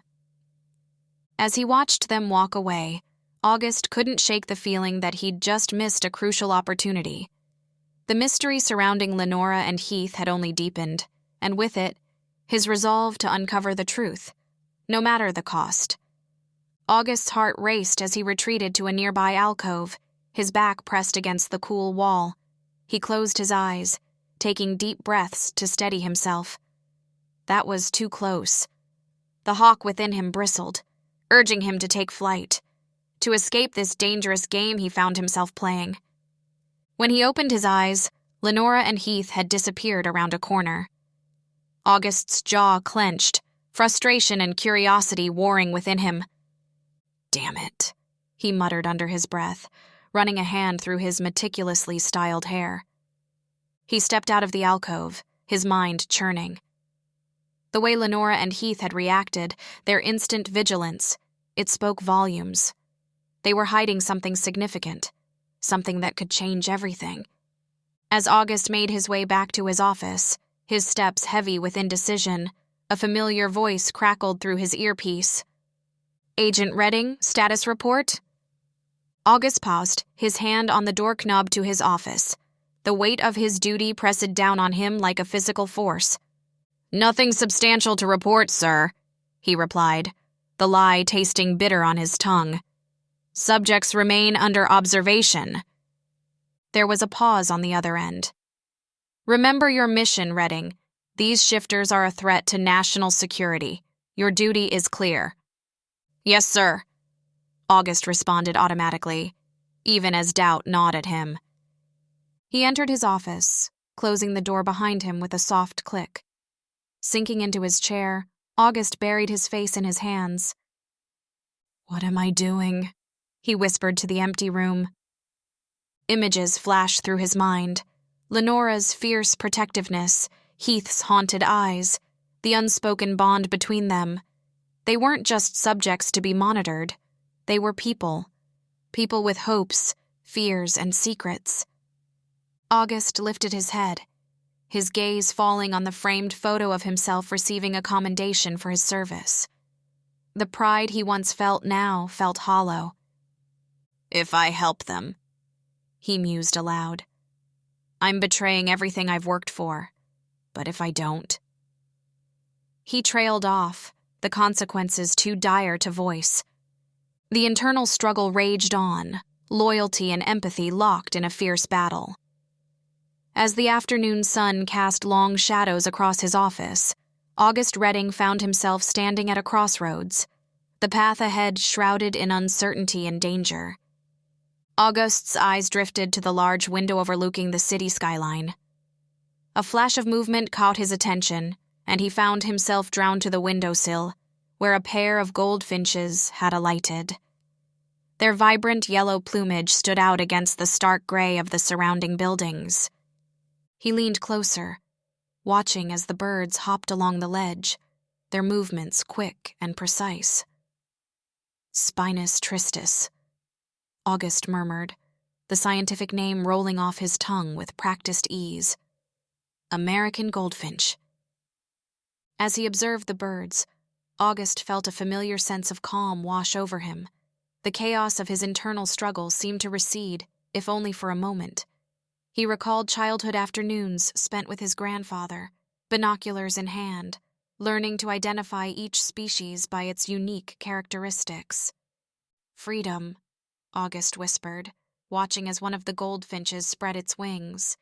That's what they represent, the ability to soar above it all, unbound by the constraints we place upon ourselves. The bird took flight, its partner following close behind. August's gaze tracked their path until they disappeared from view, leaving him with a profound sense of loss. He turned back to his desk, his eyes falling on the dossiers of Lenora and Heath.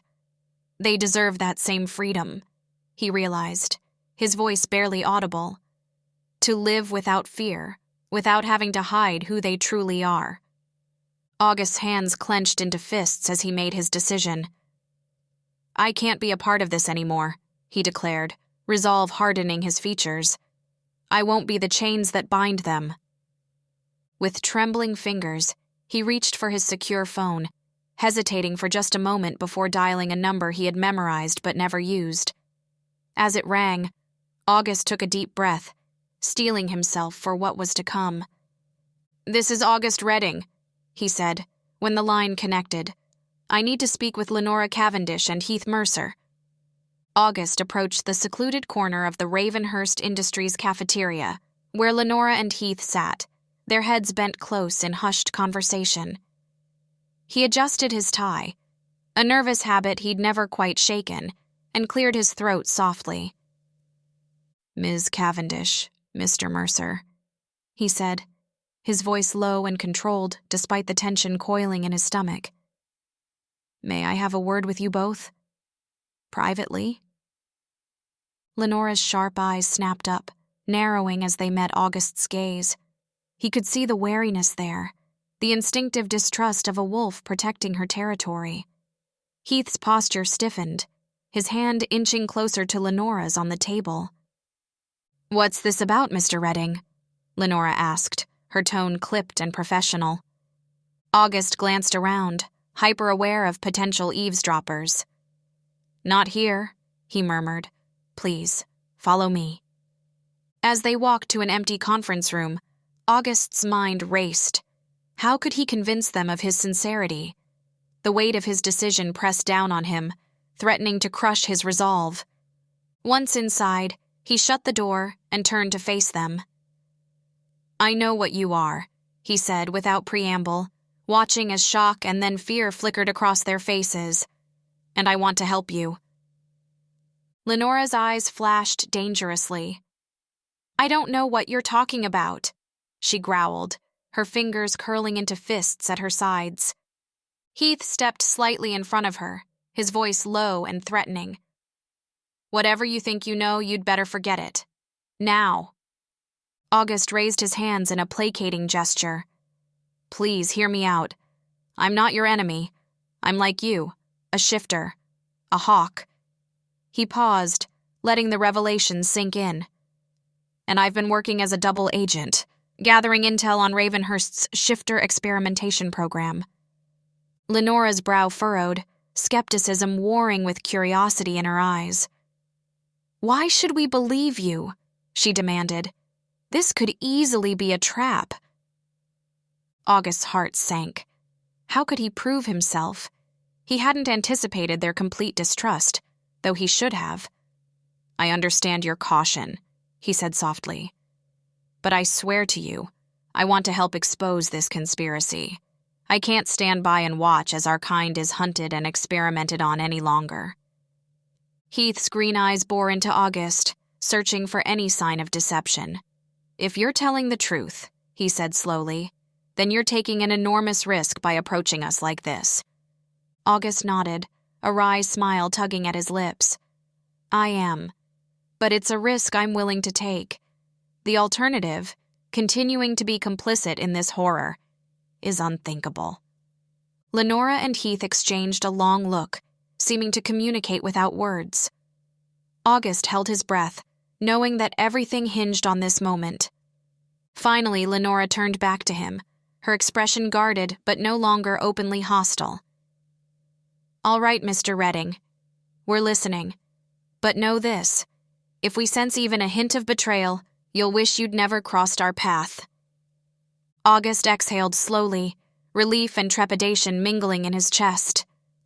"I understand," he said solemnly, "and I wouldn't expect anything less." August reached into his jacket pocket, his movements slow and deliberate. Lenora tensed visibly, her eyes narrowing, while Heath's muscles coiled, ready to spring into action. The tension in the air was palpable, crackling like static electricity. "Easy," August murmured, pulling out a small flash drive.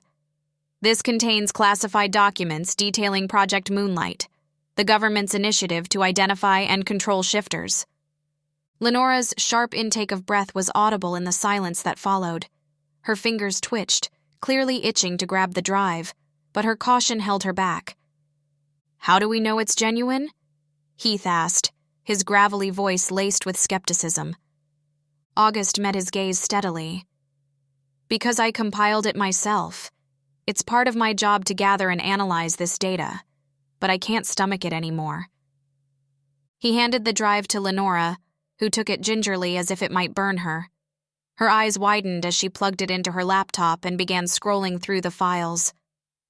"This is extensive," she whispered, her marketing jargon forgotten in the face of such damning evidence. Heath leaned in, his proximity to Lenora speaking volumes about their unspoken connection. "We need to act on this," he said, his voice low and urgent. August nodded, his hawk-like gaze darting between them. "I have a plan," he said, leaning forward. "But it'll require all of us working together." Lenora looked up from the screen, her earlier wariness replaced by a fierce determination. "What did you have in mind?" As August outlined his strategy, he felt a weight lifting from his shoulders. For the first time in years, he was acting in accordance with his conscience, not his orders. The risk was enormous, but as he watched Lenora and Heath's expressions shift from skepticism to cautious hope, he knew it was worth it. "It won't be easy," he concluded, "but with my insider access and your skills, we have a chance of exposing this conspiracy once and for all." Heath's green eyes glinted with a mix of excitement and apprehension. "It's dangerous," he said, "but it might just work." Lenora nodded, her posture straightening as she embraced the challenge ahead. "We'll need to be careful," she said, her marketing mind already whirring with possibilities. "One wrong move and we could lose everything." As they delved deeper into the details of their plan, August felt a surge of hope. For the first time in years, he wasn't alone in his fight. And as he watched Lenora and Heath work together, finishing each other's sentences and communicating with mere glances, he realized that perhaps he had found more than just allies. He had found a pack. The bustling hum of Ravenhurst Industries' main lobby provided the perfect cover for their clandestine operation. August strode purposefully across the polished floor, his hawk-like gaze sweeping the area for any signs of suspicion. Lenora and Heath followed at a discreet distance, their professional facades masking the tension coiled within. "Remember," August murmured into his earpiece, "we have exactly 7 minutes before the security patrol makes its rounds." Lenora's voice crackled in response, her tone crisp and focused. "Understood. I'm heading to the marketing department now. Heath?" "Already on my way to IT," Heath's low voice confirmed. "August, you're sure about this?" August swallowed hard, his throat suddenly dry. "It's our best shot," he replied, willing his voice to remain steady. As he approached the elevator, doubt gnawed at his insides. Was he truly prepared to betray years of training? To risk everything for 2 shifters he barely knew? The elevator doors slid open, and August stepped inside, his reflection in the mirrored walls revealing the conflict etched on his features. As the floors ticked by, he closed his eyes, memories of the atrocities he'd witnessed flooding his mind. The government's ruthless pursuit of control, the suffering of innocent shifters. It had to end. "I'm in position," Lenora's voice interrupted his thoughts. "Accessing the files now?" August took a deep breath, steeling himself. "Copy that. Heath?" "Almost there," Heath replied, a hint of tension in his usually calm demeanor. "Wait. Someone's coming. I need to—" The line went dead. August's heart hammered in his chest as he exited the elevator, panic threatening to overwhelm him. Had he just led Lenora and Heath into a trap? Could he truly protect them from the very organization he'd sworn allegiance to? As he rounded the corner towards his office, August's mind raced with doubts. He had to find a way to warn them, to get them out safely if things went wrong. But how could he do that without compromising their mission? "Get it together, Redding," he muttered to himself, forcing his features into a mask of calm indifference as he nodded to a passing colleague. The weight of his decision pressed down on him, each step feeling like a tightrope walk between 2 worlds. As he unlocked his office door, August couldn't shake the feeling that he was balancing on the edge of a knife, with the fate of not just Lenora and Heath, but all shifters, hanging in the balance. August's hand trembled slightly as he reached for his desk phone, his hawk-like gaze darting to the window. The city sprawled below, oblivious to the high-stakes drama unfolding within Ravenhurst Industries. He dialed Heath's number, every ring amplifying his anxiety. Come on," he whispered. A click, then Heath's voice, low and urgent. "August, we've got a problem." August's grip tightened on the receiver. "What's happening?" "Security's been heightened. I'm trapped in the server room." Heath's words were clipped, his usual measured tone strained. August's mind raced. "Can you shift?" "Too risky, there are cameras everywhere." A knock at the door made August jump. He lowered his voice. "Hang tight. I'll find a way to—" The door swung open, revealing Lenora. Her polished exterior belied the intensity in her eyes as she strode in, closing the door behind her. "We're compromised," she said, her words precise despite the urgency. "They know." August's world tilted. "How?" Lenora's gaze locked onto his, searching. "That's what we need to find out. Right now, Heath is cornered, and we're running out of options." The weight of their trust in him, the lives at stake, crashed down on August. He glanced at the window again, an idea forming. "I might have a way," he said, his voice barely above a whisper. "But it's dangerous, and once we do this, there's no going back." Lenora's eyes narrowed, a flash of her wolf nature gleaming through. "What did you have in mind?" As August began to outline his audacious plan, the air crackled with tension. The alliance they'd forged would be tested to its limits, and the outcome would determine not just their fate, but the future of all shifters. With one last look at the cityscape beyond, August steeled himself for what was to come. "Are you ready?" he asked, his hand hovering over the building's fire alarm. Lenora nodded, her posture coiled and ready. "Do it." August's fingers closed around the lever, knowing that with this action, everything would change. He took a deep breath and pulled, the shrill alarm shattering the tension-filled silence. The die was cast. Their desperate gambit had begun. Chapter 8. Blythe Marlowe leaned against her polished mahogany desk, her piercing blue eyes fixed on the nervous employee fidgeting before her, the faint scent of lavender wafted from the diffuser on her bookshelf, a calculated touch to put visitors at ease. "So, Jeremy," she said, her voice warm and inviting, Tell me about the progress on the Hartley project. I hear you've been pulling some late nights.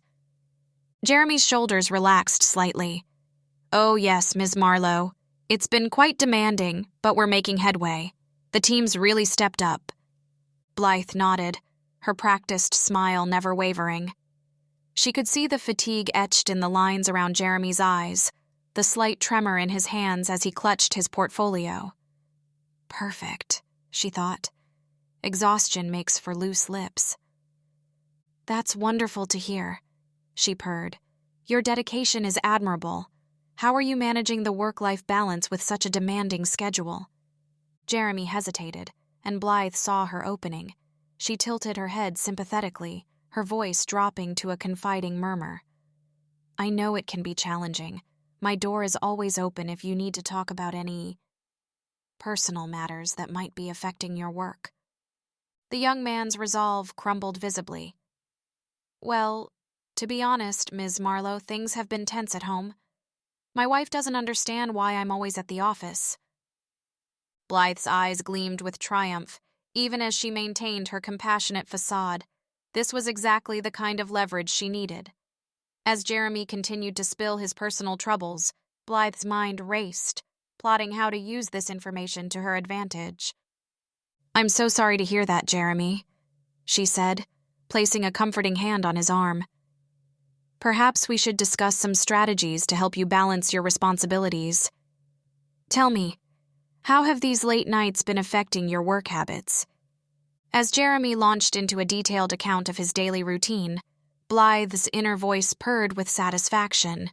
Another piece of the puzzle, another thread to weave into her web of control. All the while, her expression remained one of utmost concern and empathy, the perfect mask for the ruthless operative beneath. Blythe's keen eyes flickered over Jeremy's face, noting the slight tremble in his lower lip, the way his gaze darted nervously to the side.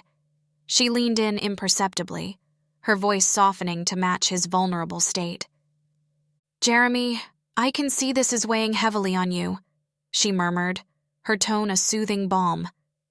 Have you considered speaking with your team lead about adjusting your workload? Jeremy's shoulders sagged with relief. I hadn't thought of that. Do you really think it would help?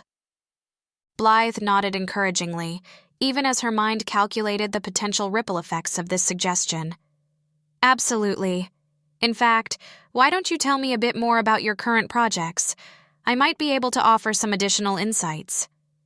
As Jeremy began to divulge details about his work, Blythe listened intently, filing away every piece of information for future use. She guided the conversation with subtle nods and well-timed questions, expertly extracting the data she needed. A discreet vibration from her smartwatch alerted her to her next appointment. Blythe smoothly wrapped up the conversation, leaving Jeremy feeling supported and heard. As she watched him leave her office, a small, satisfied smile played at the corners of her lips. Moments later, a sharp knock echoed through the room. Blythe's demeanor shifted instantly, her spine straightening as she called out, "Come in, August." August Redding entered, his hawk-like gaze sweeping the room before settling on Blythe. She rose to greet him, her warm smile a stark contrast to the calculating gleam in her eyes. "August, thank you for coming," Blythe said, gesturing to the chair across from her desk. "I wanted to discuss the situation with Emmett in IT. I'm concerned about his recent behavior." As August settled into the chair, Blythe observed the almost imperceptible tightening of his jaw. She's on the right track, she thought. Aloud, she continued, "I've noticed some inconsistencies in his work patterns. Have you picked up on anything unusual?" Blythe's eyes never left August's face as he responded, her keen gaze searching for any flicker of emotion that might betray his true thoughts. As their conversation about Emmett continued, her smartwatch vibrated again, this time with a different pattern, one that sent a jolt of anticipation through her veins. "Excuse me for just a moment, August," Blythe said smoothly, her practiced smile never wavering. "I need to quickly check on an urgent matter." She turned slightly away from him, angling her body to shield her movements as she tapped a specific sequence on her watch face. The innocuous-looking device transformed, revealing a hidden screen with an encrypted message. Operative Marlowe, your progress is exemplary. Continue surveillance on shifter activity. Awaiting further intel. Command. A surge of pride and satisfaction coursed through Blythe. She allowed herself a brief moment to savor the praise before seamlessly returning her attention to August. My apologies for the interruption, she said, her voice warm and reassuring. Now where were we? As August resumed speaking, Blythe's brain was already formulating her next moves. She needed to access the confidential personnel files on the shifters, but how to do so without arousing suspicion? An idea struck her. August, I've been meaning to ask, could you walk me through the new security protocols for our digital archives? I want to ensure I'm following all the proper procedures when accessing sensitive information. August's brow furrowed slightly. Of course, Blythe. Is there anything specific you need to access? Blythe laughed lightly, the sound carefully calibrated to put him at ease. Oh, you know how it is in HR. We're always juggling sensitive data. I just want to make sure I'm doing everything by the book. As August began explaining the protocols, Blythe listened intently, her sharp mind cataloging every detail. She'd use this information later, when the office was empty, to slip past the digital safeguards and access the files she needed. All the while, her outward demeanor remained friendly and engaged, the perfect picture of a dedicated HR manager simply trying to do her job well. Inside, however, the ruthless operative was already plotting her next move in this dangerous game of secrets and shifters. Blythe made her way through the bustling office, a practiced smile in place. Her piercing blue eyes scanned the room, landing on a small group of employees huddled near the water cooler. Perfect. She approached, her voice warm and inviting. Good morning, everyone. I hope you don't mind if I join you for a moment. As the group welcomed her, Blythe's keen ears picked up snippets of their conversation. They were discussing the recent security breach in the R&D department, the very incident concerning Lenora, Heath, and Sabine. You know, Blythe said, her tone conspiratorial, I heard the most interesting thing about that breach. Apparently, it might have been an inside job. The employee's eyes widened, and Blythe felt a surge of satisfaction. She leaned in closer, lowering her voice. I probably shouldn't say anything, but I overheard that there might be some connection to the marketing department. As the whispers spread, Blythe excused herself, her work done. The seeds of doubt were planted, and she knew they would grow into a tangled web of mistrust and confusion. Later that afternoon, Blythe spotted Lenora heading towards the break room. Time for Phase 2. Lenora! Blythe called out, her voice filled with genuine-sounding concern. Do you have a moment? I wanted to check in with you about something. Lenora turned, her sharp features guarded. Of course, Blythe. What is it? Blythe guided Lenora to a quiet corner, her blue eyes meeting Lenora's with calculated sincerity. I hope you don't mind me saying this, but I've noticed you've been working closely with Heath Mercer lately. Lenora's posture stiffened almost imperceptibly. Yes, we've been collaborating on a project. Is there a problem? Blythe sighed, her expression a perfect mix of concern and hesitation. It's just, I've heard some troubling rumors about Heath. Nothing concrete, mind you, but enough to make me worry. She watched as Lenora's eyes narrowed slightly, the wolf shifter's instincts clearly on high alert. Blythe pressed on, her voice low and confidential. I've heard whispers that he might have some outside connections, the kind that could compromise the company's security. Lenora's face remained impassive, but Blythe could sense the turmoil beneath the surface. I appreciate your concern, Blythe, but I'm sure it's nothing. Heath has been nothing but professional. Blythe nodded, her expression softening. "Of course, you're probably right. I just wanted to make sure you were aware. We can't be too careful these days, can we?" As she walked away, Blythe allowed herself a small, triumphant smile. The doubt was there now, planted in Lenora's mind. It would grow, feeding on the wolf shifter's natural caution and mistrust. The game was far from over, but Blythe had just made a decisive move. Blythe's heels clicked against the polished floor as she strode into the conference room, a warm smile gracing her lips. The space was abuzz with nervous energy, employees chattering as they eyed the mysterious board games set up on the long table. "Good morning, everyone," Blythe chirped, her blue eyes scanning the room. "I'm thrilled you could all join me for this team-building exercise. Today, we'll be playing Corporate Conquest, a strategic game that mimics real-world business challenges." As she explained the rules, Blythe's mind raced, categorizing each employee's reaction. Janet from accounting, fidgeting with her pen, clearly anxious about competition. Mark from IT, leaning forward with interest, always eager to prove his intelligence. "Remember," Blythe added, her tone light but eyes sharp, "this game often reveals hidden strengths and concerns within a company. I'm eager to see what insights we might gain." The game commenced, and Blythe masterfully guided the conversation as players made their moves. "Interesting choice, Sarah," she commented, noting the marketing assistant's aggressive expansion strategy. "Do you often feel the need to take risks in your work?" Sarah hesitated, then nodded. "Sometimes, especially lately with all the changes happening." Blythe's ears perked up. "Oh? What kind of changes have you noticed?"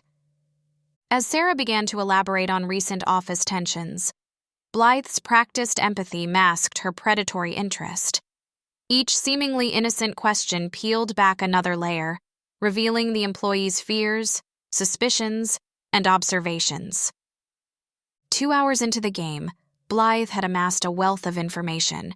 She knew which departments were most on edge, who was questioning company policies, and, most importantly, who might be aware of the shifter's true nature. "Well done, everyone," Blythe announced as the game concluded. "You've all shown remarkable insight today. I think we've learned a lot about each other and our company dynamics." As the employees filed out, chattering excitedly about their victories and defeats, Blythe allowed herself a moment of satisfaction. They had no idea of the real game they'd just played, or that she had emerged as the true victor. Blythe's secure phone vibrated against her hip, the subtle sensation sending a jolt of anticipation through her body. She excused herself from the lingering employees with a warm smile and retreated to her office, locking the door behind her. With practiced efficiency, she activated the device's encryption protocols and scanned the incoming message. Her superior's words blazed across the screen. "Lenora, Heath, and Sabine accessed sensitive data. They pose a critical threat. Neutralize immediately. All means necessary." A surge of cold determination flooded Blythe's veins. She'd suspected this was coming, but seeing it in stark text crystallized her resolve. Her fingers flew across the keypad, acknowledging the order. A knock at the door interrupted her thoughts. "Come in," she called, quickly stowing the device and rearranging her features into a welcoming mask. August Redding entered, his hawk-like gaze sweeping the room before settling on her. "Blythe, do you have a moment?" "For you?" "Always," she replied, gesturing to the chair across from her desk. As August sat, she noted the tension in his shoulders, the slight furrow between his brows. "Perfect." "I wanted to discuss the team-building exercise," August began. Some of the participants seemed unsettled. Blythe leaned forward, her voice laced with concern. "Oh, I thought it went rather well. Did you notice anything specific?" She watched August's internal struggle play out in micro-expressions across his face. His loyalty to the agency warred with his growing empathy for the shifters under his command. There were questions about company policies, whispers of secrets, August said carefully. I'm concerned about morale. Blythe nodded thoughtfully. Your compassion for the employees is admirable, August. It's one of the reasons you're so valuable to this organization. She paused, allowing the compliment to sink in. But we must also consider the bigger picture. Our work here protects countless lives. She saw the flicker of doubt in August's eyes and pressed her advantage. Perhaps we could work together more closely on this. Your unique perspective as a shifter could be invaluable in identifying potential threats. August's jaw tightened almost imperceptibly. Threats? Among our own people? We can never be too careful, Blythe said softly, her blue eyes boring into his, especially with individuals like Lenora, Heath, and Sabine becoming more unpredictable. She watched the conflict deepen in August's expression, knowing she'd struck a nerve. He cared for those three, but his sense of duty ran deep. What do you suggest? August asked, his voice carefully neutral. Blythe allowed a small, conspiratorial smile to play across her lips. Let's put our heads together, shall we? Between your insider knowledge and my resources, we can ensure everyone's safety and the success of our mission. As August nodded reluctantly, Blythe felt a thrill of triumph. She had him exactly where she wanted him, and soon, Lenora, Heath, and Sabine would be neutralized, one way or another. Blythe's heels clicked purposefully against the polished floor as she strode towards the records room. Her mind raced, formulating the perfect plan to sow discord among Lenora, Heath, and Sabine. As she scanned her security badge, a satisfying beep granted her access to the dimly lit room filled with rows of filing cabinets. Her fingers danced across the folders until she found what she was looking for. With practiced ease, she slipped a few carefully doctored documents into Lenora's personnel file. The fabricated evidence suggested clandestine meetings between Lenora and a rival company, hinting at corporate espionage. This should keep them busy, Blythe murmured, a cold smile playing on her lips. She imagined Heath's face twisted with doubt, Sabine's eyes narrowing in suspicion. The seeds of mistrust would take root, fracturing their alliance from within. As she exited the records room, Blythe's keen ears picked up a hushed conversation around the corner. She recognized the voice of Sarah, a junior analyst who had been asking too many questions lately. I'm telling you, something's not right here, Sarah whispered urgently to a colleague. The numbers don't add up, and I've seen... Blythe rounded the corner, her face a mask of warm concern. Is everything all right, Sarah? She asked, her voice honey-sweet. Sarah startled, her eyes widening. Oh, Ms. Marlowe, we were just... Blythe placed a gentle hand on Sarah's arm. You seem troubled. Why don't we step into my office for a chat?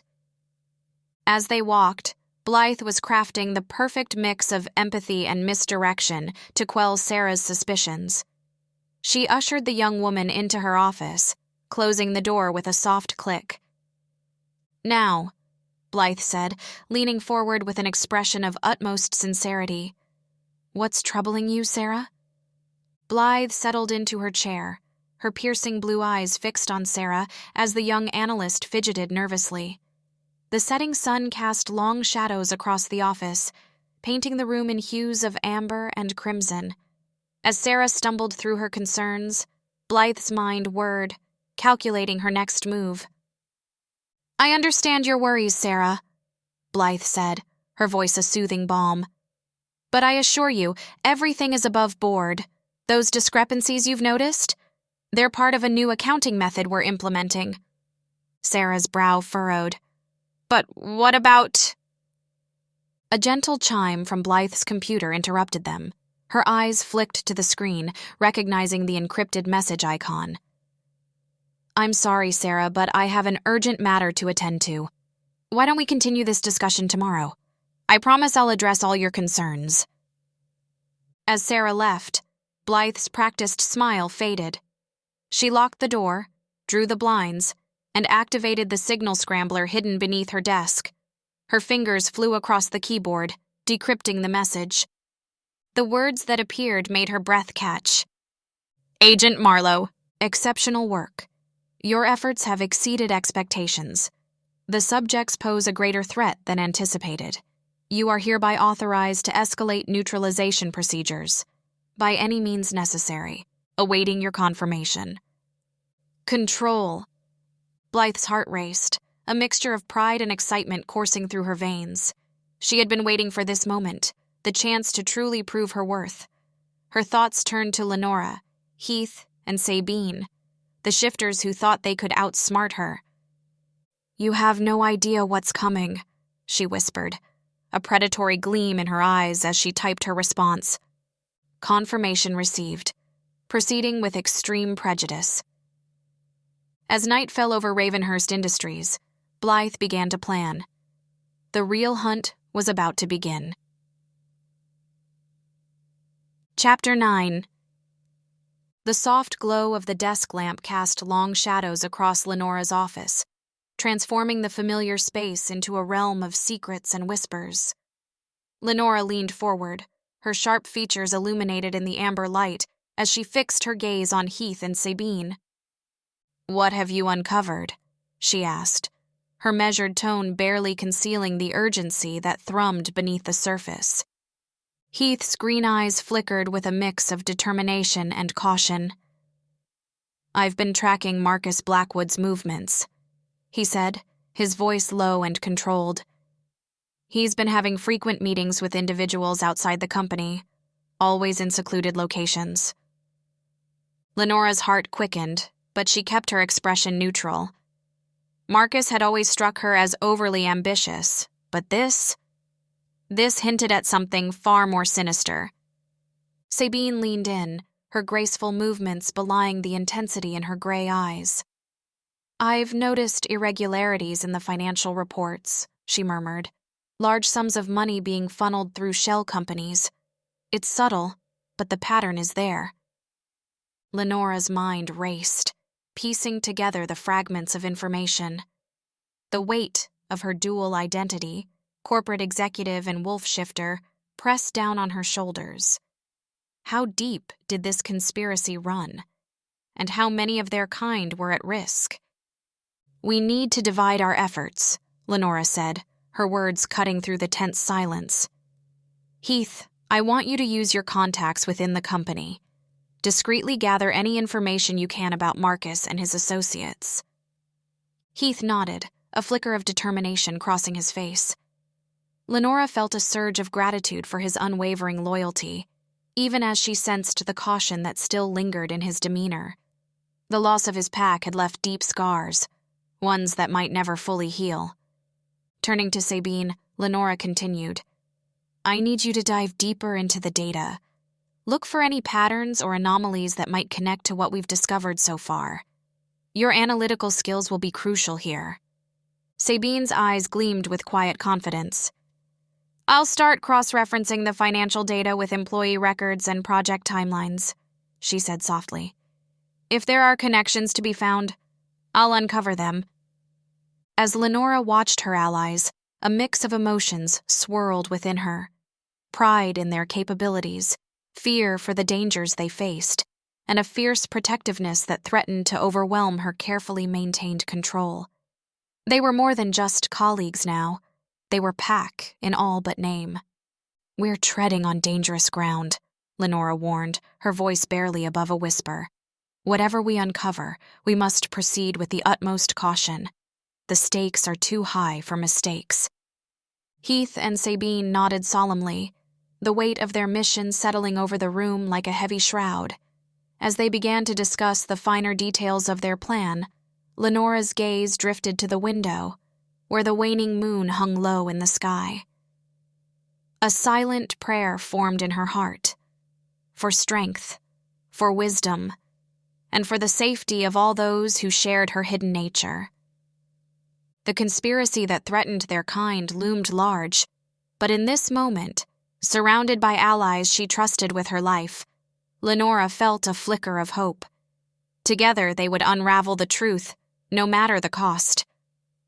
Lenora leaned forward, her fingertips tracing invisible patterns on the polished surface of her desk. "I'll take on the physical investigation," she announced, her voice low and resolute. "There are secrets hidden within these walls, and my wolf senses will ferret them out." Heath raised an eyebrow, his green eyes flashing with concern. "That's risky, Lenora. If you're caught—" "I won't be," she interrupted, a hint of a growl in her voice. The thought of prowling the darkened corridors, her heightened senses alert for any anomaly, sent a thrill of anticipation through her. "There are scents and sounds that only I can detect. Hidden rooms, secret passages. If they exist, I'll find them." Sabine nodded approvingly. "It's a smart play. Your abilities give us an edge we can't afford to waste." A moment of tense silence fell over the room, broken only by the soft ticking of the antique clock on the bookshelf. Lenora could feel the weight of their shared secret pressing down on her, the constant vigilance required to keep their true natures hidden. But here, in this sanctuary of trust, she allowed herself a moment of vulnerability. "We're close to something big," she murmured, her gaze meeting Heath's. "I can feel it." Heath straightened suddenly, his jaw set with determination. "I want to go undercover," he declared, his voice rough with emotion. "There's a high-level meeting next week. I think that's where we'll find our answers." Lenora's heart clenched with fear for him, even as a surge of pride coursed through her veins. "Heath, that's incredibly dangerous. If they suspect—" "They won't," he insisted, leaning forward, his eyes boring into hers. "I can do this, Lenora. Let me prove my loyalty to our cause." The unspoken words hung between them, his loyalty to her, to their shared secret, to the fragile bond that had formed between them. Lenora found herself caught in his gaze, memories of moonlit runs and shared secrets threatening to overwhelm her carefully maintained composure. Sabine's quiet voice broke the spell. "It's a solid plan. Heath's got the contacts and the cover story to pull it off." Lenora took a deep breath, weighing the risks against the potential rewards. Finally, she nodded. "All right," she conceded, her voice thick with emotion she couldn't quite disguise. "But we plan this down to the last detail. No unnecessary risks."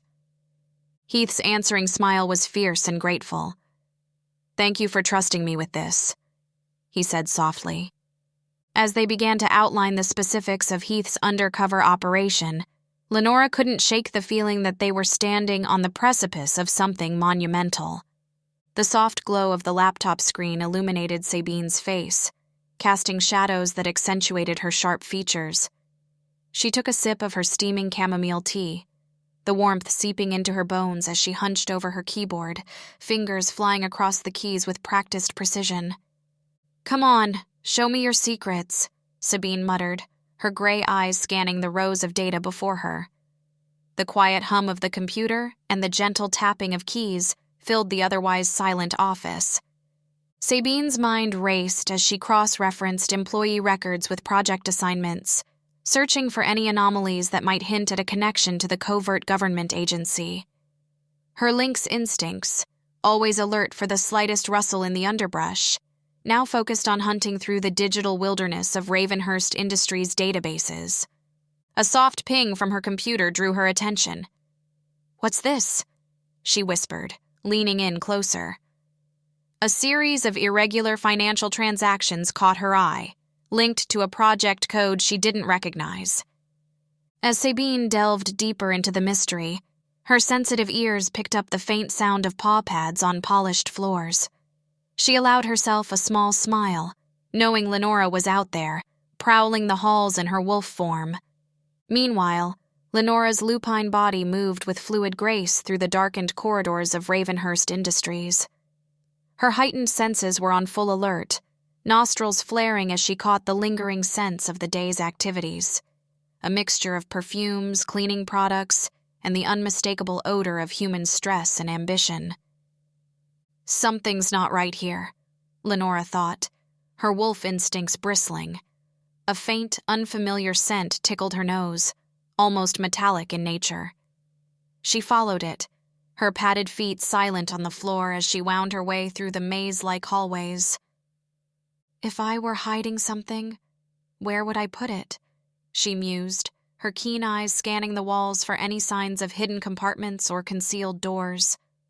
The weight of her dual identity, marketing executive by day, wolf shifter by night, pressed upon her, reminding her of the delicate balance she walked. Suddenly, a noise from around the corner made Lenora freeze. Her ears swiveled forward, catching the sound of hushed voices and hurried footsteps. Without a moment's hesitation, she darted into a nearby supply closet, her heart pounding as she shifted back into her human form.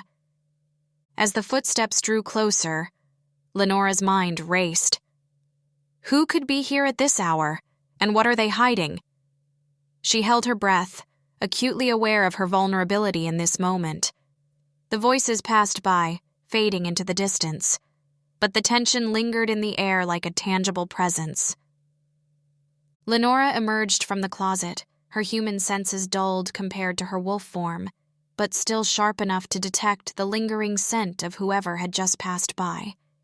She made a mental note to investigate this area more thoroughly on her next nocturnal excursion. I hope Sabine's having better luck than I am, Lenora whispered to herself, her voice barely audible in the empty hallway. As she made her way back to her office, her thoughts turned to Heath and the dangerous mission he was undertaking. A knot of worry tightened in her chest, mixed with a fierce pride in his bravery. We're getting close to something big, Lenora thought, her determination renewed. And whatever it is, we'll challenge it as a pack. Heath's fingers tapped an irregular rhythm on his thigh beneath the polished mahogany table, the only outward sign of his inner turmoil.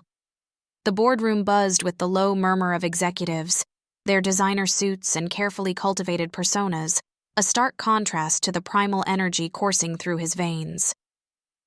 Gentlemen, shall we begin? The CEO's voice cut through the chatter, silencing the room. Heath leaned forward, his green eyes alert and probing. Of course, sir. I believe we were discussing the new security measures for Project Moonstone. As the discussion unfolded, Heath's mind started cataloging every word, every subtle glance between the attendees. His wolf senses, though muted in his human form, still picked up on the undercurrent of tension in the room. There's something they're not saying, he thought, carefully maintaining his facade of attentive interest. But what? Mr. Mercer, the CEO addressed him directly. Your team has been instrumental in developing the new encryption protocols. How confident are you in their ability to protect our sensitive information? Heath met the man's gaze steadily, his voice calm and assured. Completely confident, sir. The algorithms we've implemented are cutting edge. No one outside this room could possibly access that data. Except maybe Sabine, he thought to himself, a flicker of pride for his ally warming his chest. As the meeting progressed, Heath's suspicions grew. Veiled references to containment procedures and subject management set his nerves on edge. He fought to keep his expression neutral, even as his inner wolf howled with rage at the implications. One last item, the CFO interjected, his eyes darting nervously around the room. There's been some unusual activity in the lower levels. Security reports strange noises, unexplained scents. We may need to increase patrols. Heath's heart skipped a beat. Lenora, he realized with a jolt of fear. They've sensed her presence. I'm sure it's nothing to worry about, Heath said smoothly, forcing a reassuring smile. Old buildings often have their quirks. Perhaps some additional soundproofing would alleviate the issue? As the meeting adjourned, Heath's mind whirled with the weight of what he'd learned. He needed to warn Lenora, to share this information with Sabine. But first, he had to maintain his cover. "Excellent suggestions today, Mercer." The CEO clapped him on the shoulder. "We're lucky to have you on the team."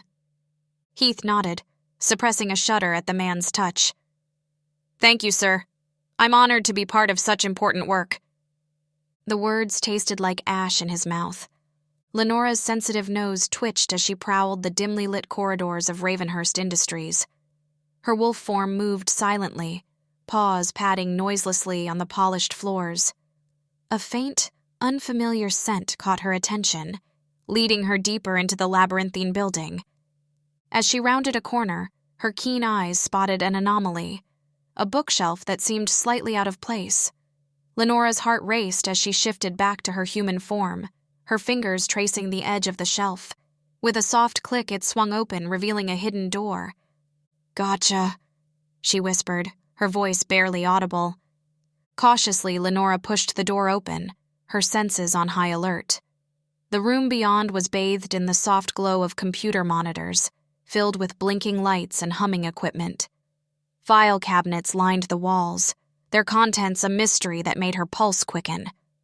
"This is it," she thought, her mind racing. "The evidence we've been searching for." Lenora fumbled for her phone, quickly snapping pictures of the surveillance setup and file labels. Her hands trembled slightly, the weight of the discovery settling over her like a heavy cloak. "What have you gotten yourself into, Ravenhurst?" she murmured, her eyes scanning the room for any additional clues. Suddenly, a noise from the corridor outside made her freeze. Footsteps, approaching rapidly. Lenora's heart pounded as she quickly closed the hidden door, slipping back into the hallway, just as a security guard rounded the corner. "Ms. Cavendish?" The guard looked surprised. "What are you doing here so late?"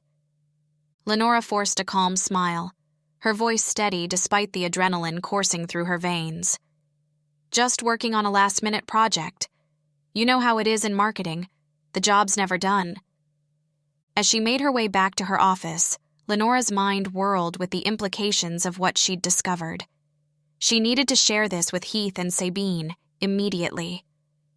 Sabine's fingers flew across the keyboard, her brow furrowed in concentration as she worked to decrypt the final file. The soft blue glow of her laptop screen illuminated her face, casting shadows that accentuated the intensity in her gray eyes. Suddenly, her breath caught in her throat. "Oh my God," she whispered, her voice barely audible. Lenora's head snapped up, her keen senses picking up on the shift in Sabine's demeanor. "What is it?" Sabine's eyes widened, her usual composure cracking as she turned the laptop around. "It's a blueprint," she said, her voice trembling with a mix of horror and urgency. "A detailed layout of the facility where they're holding captured shifters." Heath leaned in, his dark eyes scanning the screen. "This is it," he growled, his voice low and gravelly. "This is what we've been looking for." Lenora felt a chill run down her spine, her wolf instincts bristling beneath her skin. "We need to act fast," she said, her voice tight with determination. "Every moment we wait is another moment our kind suffers." Without a word, the three of them moved to the large table in Lenora's office. Sabine carefully set down her laptop, while Lenora and Heath spread out the evidence they had collected: photographs, documents, and handwritten notes. "Look here," Heath said, pointing to a document. "These shipping manifests line up perfectly with the dates of reported shifter disappearances." Sabine nodded, her voice soft but firm. "And the encrypted communications I intercepted mention a containment protocol that matches the layout of this facility." Lenora felt a surge of pride mixed with fear. They were close, so close to exposing everything, but the danger was real, and it was growing with every piece of evidence they uncovered. "We need a plan," she said, her voice steady despite the turmoil inside her. "Something that will not only expose the conspiracy, but ensure the safety of the captured shifters." Heath's eyes met hers, a silent understanding passing between them. "It won't be easy," he said, his voice low. "We're up against powerful forces." Sabine looked up from her notes, her gaze intense. "But we have something they don't," she said softly. "We have each other, and we have nothing left to lose." As they huddled around the table, formulating their strategy, Lenora felt a fierce protectiveness wash over her. These two, Heath with his quiet strength, Sabine with her unwavering loyalty, had become more than just allies. They were Pact now, bound by a shared purpose and the weight of their secret identities. "We're going to end this," Lenora thought, her resolve hardening. "No matter what it takes." Lenora watched Heath and Sabine gather their things, the weight of their mission settling heavily on her shoulders. The soft glow of her desk lamp cast long shadows across the office, deepening the lines of determination etched on their faces. "Remember," she said, her voice barely above a whisper, "we meet at the edge of Whispering Pines in exactly 3 hours. No phones, no traceable devices." Heath nodded, his green eyes glinting with a mixture of apprehension and resolve. "I'll gather the surveillance equipment," he murmured, his hand brushing against Lenora's arm as he moved past her. The brief contact sent a jolt through her, a reminder of the unspoken connection that had been growing between them. Sabine was already at the door, her lithe frame taut with anticipation. "I've got the encrypted files and the schematics," she said, patting her messenger bag. "I'll run them through my decryption algorithm one last time before we meet." As they prepared to part ways, Lenora felt a surge of emotion threaten to overwhelm her. "We're really doing this," she thought, her chest tight with a combination of fear and exhilaration. "There's no turning back now." "Be careful," she said aloud, her gaze moving from Heath to Sabine. "And thank you for everything." The three exchanged a final look, volumes of unspoken trust and loyalty passing between them. Then, with a nod, they dispersed into the night. An hour later, Lenora padded silently through the dense undergrowth of the forest, her wolf form allowing her to navigate the darkness with ease. Her keen senses were on high alert, scanning for any sign of danger or pursuit. The earthy scent of decaying leaves and damp soil filled her nostrils, grounding her in the moment. "There," she thought, catching sight of a small clearing ahead. "Perfect." As she emerged into the moonlit space, she saw Heath and Sabine already waiting, their faces etched with relief at her arrival.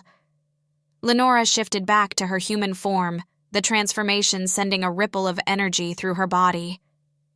"Any trouble?" she asked, her voice hushed. Heath shook his head. "All clear on my end. I've got everything we need to bypass their security systems." Sabine nodded in agreement. "The decryption's complete. We have full access to their communication channels now." Lenora took a deep breath, allowing herself a moment to appreciate the cool night air and the solidarity of her companions. This is it, she thought, her resolve strengthening. We're about to change everything. "All right," she said, her voice steady despite the butterflies in her stomach. "Let's go over the plan one last time. We can't afford any mistakes." As they huddled together in the secluded clearing, finalizing their strategy, Lenora couldn't shake the feeling that they were standing on the precipice of something monumental. Whatever happened next would alter the course of their lives forever. The moon rose higher in the night sky, casting long shadows across the forest floor. Lenora's eyes glimmered with a fierce determination as she gazed at her companions. The weight of their mission hung heavy in the air, but the strength of their bond was palpable. "This is it," Lenora whispered, her voice barely audible above the gentle rustling of leaves. "Everything we've worked for comes down to this moment." Heath nodded, his green eyes reflecting the moonlight. "We're ready," he said, his gravelly voice laced with conviction. Sabine's steady gaze met Lenora's, a silent understanding passing between them. "No turning back now," she murmured, her analytical mind already running through potential scenarios. Lenora felt a surge of emotion, her chest tightening with a mix of fear and resolve. "We've come so far," she thought. "These two have become more than just allies. They're family." "Before we go," Lenora said, her voice catching slightly, "I want you both to know how grateful I am. For your trust, your loyalty, your courage." Heath reached out, gently squeezing Lenora's shoulder. "We believe in you, Lenora. In us. In what we're fighting for." Sabine nodded, her usually reserved demeanor softening. Together we're stronger than they could ever imagine. As they stood there, bathed in moonlight, Lenora felt an unbreakable bond solidify between them. This is what Pact truly means, she realized. Not just shared blood or species, but a chosen family united by a common purpose. "Let's show them what we're made of," Lenora said, her voice filled with quiet strength. "For all the shifters they've hurt, for the truth we've uncovered, for the future we're fighting to protect." With a final shared look of determination, they turned as one towards the heart of the conspiracy. Chapter 10. Lenora's office was bathed in the soft glow of her desk lamp, casting long shadows across the sleek, modern furniture. She leaned back in her ergonomic chair, her eyes fixed on the cityscape beyond the floor-to-ceiling windows. The setting sun painted the sky in hues of orange and pink, a stark contrast to the cold steel structures of the urban landscape. Heath sat across from her, his lean frame relaxed yet alert. His green eyes, usually guarded, held a warmth that made Lenora's heart skip a beat. The silence between them was comfortable, filled with unspoken understanding. "We've made significant progress," Lenora said, breaking the silence. Her voice was low, tinged with both satisfaction and caution. "The encrypted files we found could be the key to exposing the anti-shifter faction within Ravenhurst." Heath nodded, a ghost of a smile playing on his lips. "Your marketing expertise and my coding skills make quite the combination. They won't know what hit them." Lenora allowed herself a small chuckle, savoring the rare moment of levity. Her gaze drifted to the piles of documents on her desk, each one a potential lead in their covert mission. The weight of their responsibility pressed down on her, a constant reminder of the dangers they faced. "I wonder," she mused, her voice barely above a whisper, "if we're doing enough, if we'll ever truly be safe." Heath leaned forward, his eyes intense. "We're making a difference, Lenora. Every step we take brings us closer to a world where we don't have to hide." His words warmed her, chasing away the chill of doubt. Lenora found herself lost in his gaze, marveling at how this man had broken through her carefully constructed walls. Suddenly feeling restless, Lenora stood up, smoothing down her tailored suit. "We've been cooped up in here for hours. How about we take a break? There's a park nearby. We could go for a walk, clear our heads." Heath raised an eyebrow, a playful smirk tugging at his lips. "The great Lenora Cavendish, suggesting we pause our mission. I'm shocked." Lenora rolled her eyes, fighting back a smile. "Even wolves need to stretch their legs sometimes, Mercer. Besides, a change of scenery might give us a fresh perspective." As she gathered her things, Lenora's mind had secret plans. The park would offer them a chance to speak more freely, away from potential prying eyes and ears. And perhaps, in the quiet of nature, they could explore the growing connection between them, without the pressure of their mission looming over them. "Shall we?" she asked, gesturing towards the door. Heath stood, his movements fluid and graceful. "Lead the way, Alpha," he teased, his gravelly voice sending a shiver down her spine. As they left the office, Lenora felt a mix of anticipation and nervousness.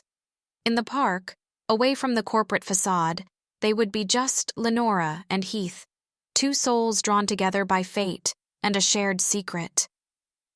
She wondered what this moment away from their mission might reveal about their relationship, and whether she was ready for what she might discover. The late afternoon sun filtered through the lush canopy of oak leaves, casting dappled shadows on the winding park path. Lenora's heels clicked softly against the pavement as she strolled beside Heath, her usual poised demeanor softening with each step away from the corporate world. "I bet you can't name all of Ravenhurst's top clients without checking your phone," Heath teased, a playful glint in his green eyes. Lenora arched an eyebrow, rising to the challenge. "Oh, Mr. Mercer, you underestimate my memory." She ticked off names on her fingers, her voice taking on a mock-serious tone. Global Tech Solutions, Apex Innovations, Silverline Enterprises. As she rattled off the list, Lenora felt a warmth spreading through her chest. It wasn't just from the pride of proving her point, but from the easy camaraderie that had developed between them. Here, away from the watchful eyes of their colleagues, she could let her guard down ever so slightly. Heath chuckled, holding up his hands in mock surrender. "I yield to your superior recall, Ms. Cavendish. Though I wonder if that memory extends to the name of the barista who makes your morning latte." Lenora's laughter, a rare and melodious sound, rang out through the park. "Touché, Heath. I'm afraid my coffee addiction hasn't quite reached first-name basis levels yet." As they rounded a bend, a secluded bench came into view, nestled beneath a sprawling willow tree. Lenora gestured towards it, suddenly aware of how her feet ached from a day in stilettos. "Shall we take a moment?" They settled onto the weathered wood, the quiet enveloping them like a comforting blanket. Lenora closed her eyes briefly, inhaling the earthy scent of bark and grass. When she opened them, she found Heath watching her intently. "What do you think it would be like?" she began, her voice barely above a whisper. "If we didn't have to hide?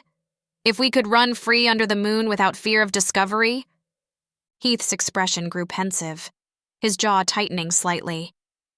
"It's a beautiful dream, Lena. A world where we're accepted, where our abilities are seen as gifts rather than aberrations." Lenora nodded.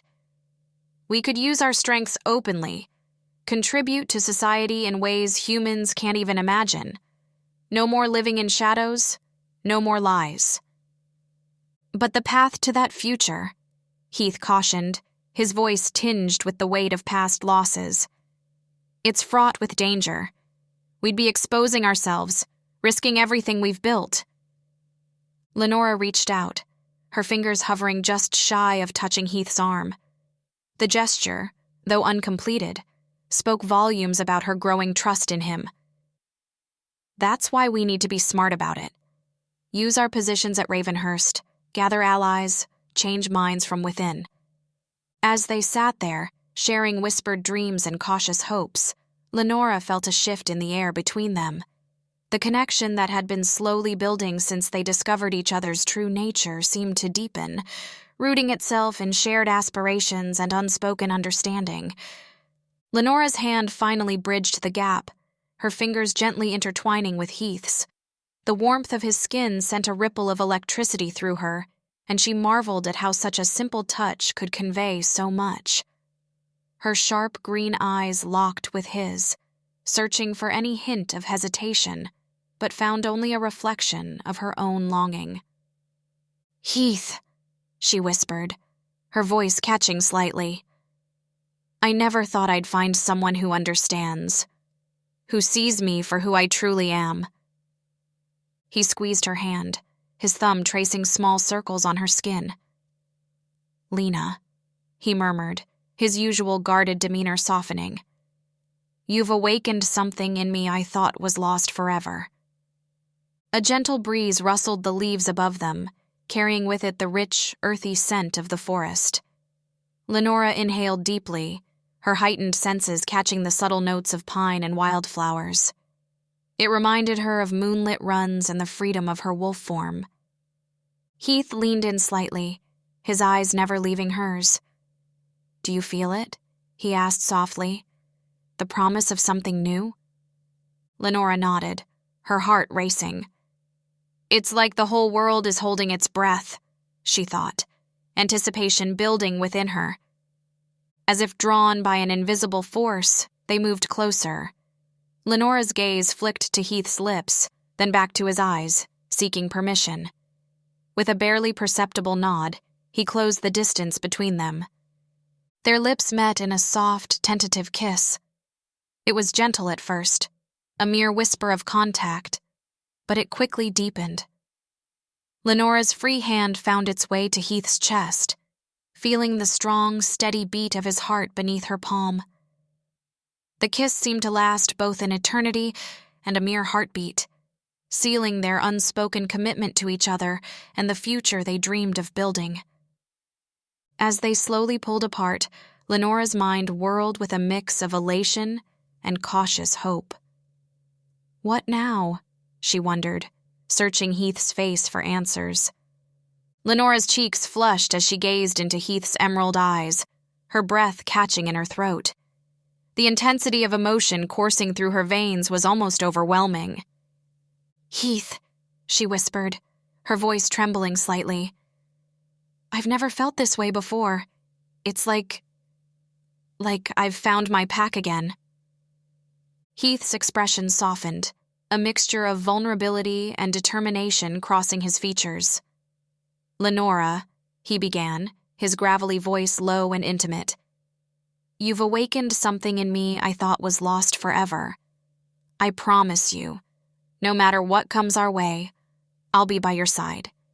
To protect, to support, to love." Lenora's heart swelled at his words. She squeezed his hand, her professional facade melting away completely.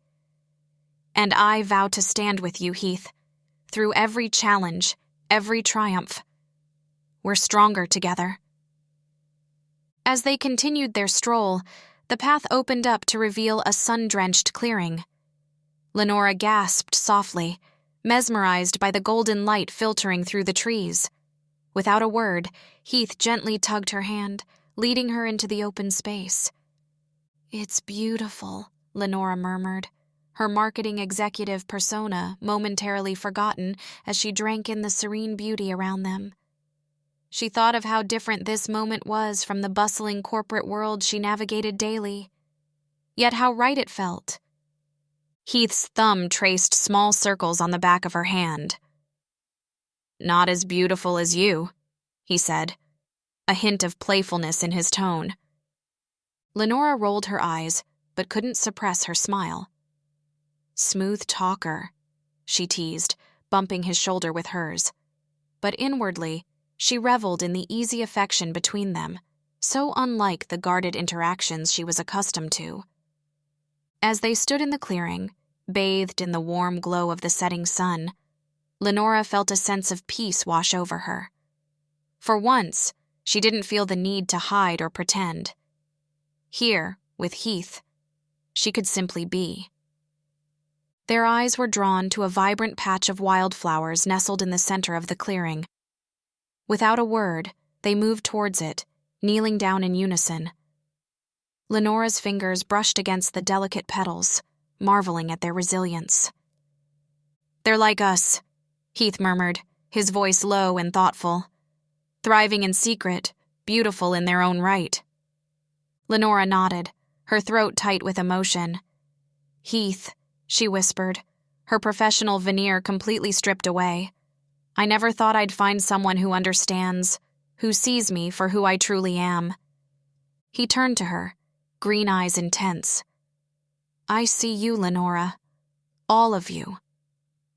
As they knelt there, surrounded by the riot of colors, Lenora felt a silent vow form in her heart. She would cherish this love, nurture it as tenderly as these wildflowers grew in their hidden glade. Heath's hand found hers again, fingers intertwining. "Ready?" he asked softly. Lenora nodded, rising to her feet alongside him. As they began the walk back, she couldn't help but reflect on the challenges that lay ahead. The secrecy they must maintain, the constant vigilance required in their dual lives. "We can do this," Heath said, as if reading her thoughts. Lenora squeezed his hand, her determination renewed. "Together," she echoed, her marketing mind already formulating strategies to protect their kind, while her heart soared with newfound hope. As they approached the park's entrance, the reality of their separate lives began to encroach upon their shared moment. Lenora felt a pang of reluctance, not yet ready to relinquish the cocoon of intimacy they had woven. She turned to Heath, her usually guarded expression softened by vulnerability. "Heath," she whispered, her voice barely audible above the rustle of leaves. "I don't want this to end." He pulled her into a tight embrace, his strong arms enveloping her. Lenora breathed in his scent, a mixture of pine and something uniquely Heath, committing it to memory. "This isn't an ending, Lena," he murmured into her hair, using the nickname that sent a shiver down her spine. "It's a beginning." Lenora pulled back slightly, her eyes searching his. "Promise me," she said, her marketing executive facade completely stripped away. "Promise me we'll face whatever comes our way together. No more lone wolf act from either of us." Heath's green eyes blazed with intensity. "I promise," he said, his gravelly voice filled with conviction.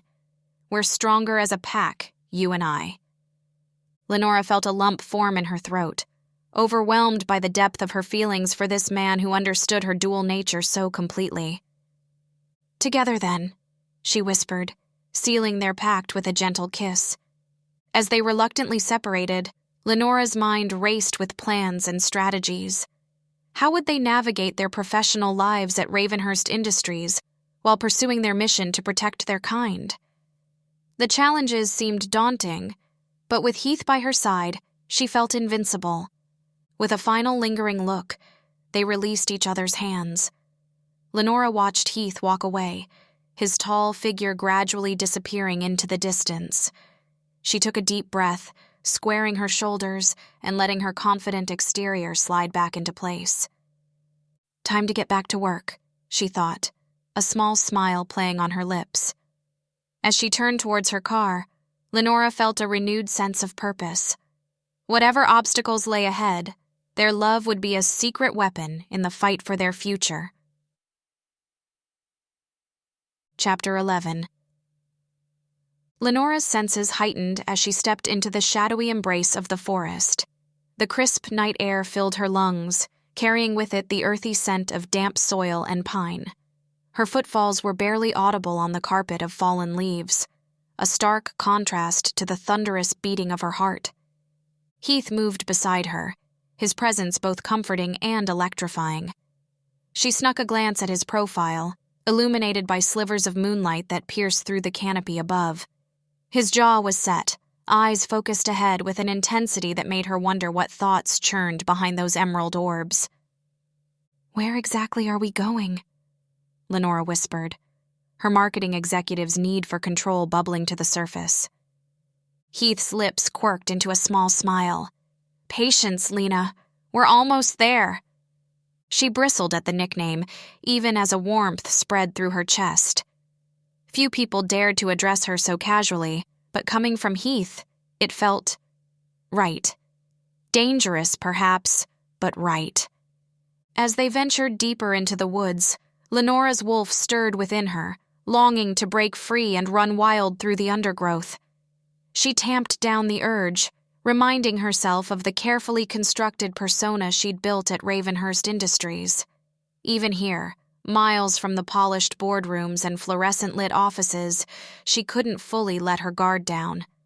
Heath's hand suddenly found hers, his touch sending a jolt of electricity up her arm. "Close your eyes," he murmured, his gravelly voice sending a shiver down her spine. Lenora hesitated, her instinct for self-preservation warring with her growing trust in Heath. After a moment's deliberation, she complied, allowing him to guide her forward. The forest sounds seemed to amplify in her ears, the rustle of leaves, the distant hoot of an owl, the soft padding of their feet on the forest floor. Then, gradually, a new scent wafted towards her. The unmistakable aroma of beeswax and... was that wine? "Okay," Heath said softly. "You can look now." Lenora's eyes fluttered open, and she gasped. Before her lay a small clearing, bathed in ethereal moonlight. At its center, a blanket was spread out, adorned with flickering candles that cast dancing shadows across the forest floor. A wicker basket sat nearby, promising hidden delights. "Heath," she breathed, her carefully maintained composure cracking. "What is all this?" He ran a hand through his tousled hair, a rare hint of vulnerability in his eyes. "I thought, well, we're always so guarded at work. I wanted us to have a moment where we could just be ourselves. No pretenses, no hiding." Lenora's heart raced, a maelstrom of emotions threatening to overwhelm her. Part of her, the part that had spent years building walls to protect her secret, screamed to retreat, to maintain the distance that had kept her safe for so long. But another part, one that grew stronger with each passing day in Heath's presence, yearned to embrace this moment of connection. "It's beautiful," she finally managed, her voice barely above a whisper. "Thank you." As Heath led her towards the blanket, Lenora allowed herself a moment of hope. Perhaps, just perhaps, she had found someone who truly understood the weight of the secret she carried, and was strong enough to share that burden. Lenora's eyes sparkled in the candlelight as she settled onto the soft blanket, her usual polished exterior softening in the intimate setting. She watched Heath, marveling at the thoughtfulness behind his gesture. The marketing executive in her couldn't help but admire the flawless execution of this romantic surprise. "I can't believe you planned all this," she said, her voice tinged with warmth and a hint of wonder. "It's perfect." Heath smiled, the usual guardedness in his green eyes giving way to something softer. "I'm glad you like it. I wanted to create a space where we could just be... us."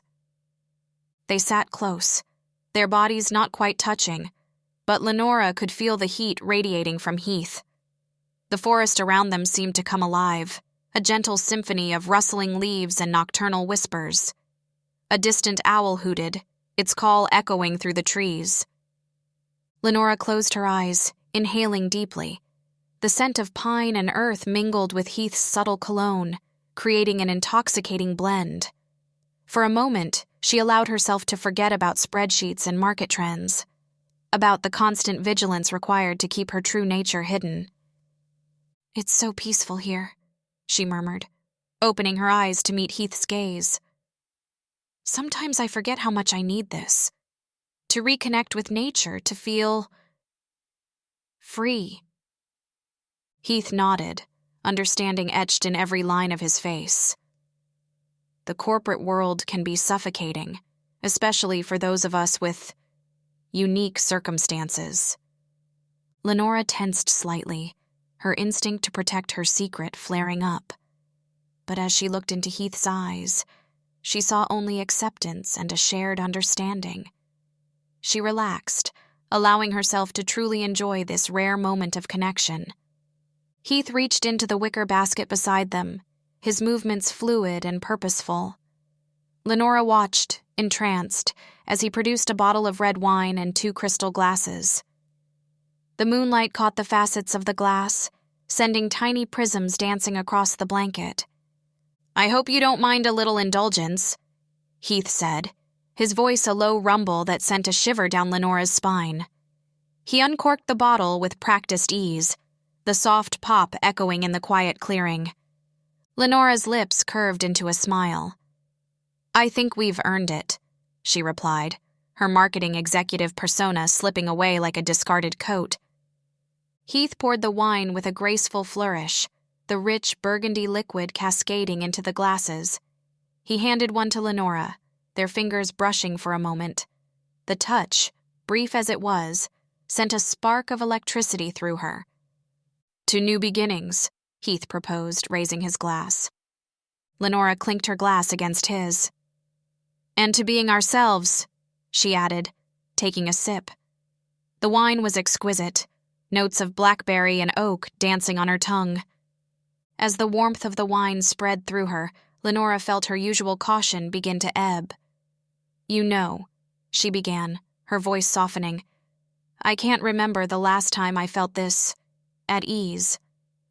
Heath's green eyes met hers, a flicker of vulnerability passing through them. "I know what you mean," he admitted. "Growing up, my pack, we had moments like this often, gatherings under the moon, sharing stories, just being together." Lenora leaned in, intrigued. "What was that like, growing up in a pack?" she asked, realizing how little she knew about Heath's past. A wistful smile played on Heath's lips as he began to recount tales of his childhood, moonlit races through dense forests, learning to hunt, the comforting presence of his pack elders. Lenora listened, enraptured, occasionally sharing her own memories of discovering her abilities in secret, the thrill and terror of her first transformation. As they talked, Lenora felt a growing connection to Heath, a shared understanding that went beyond their corporate facades.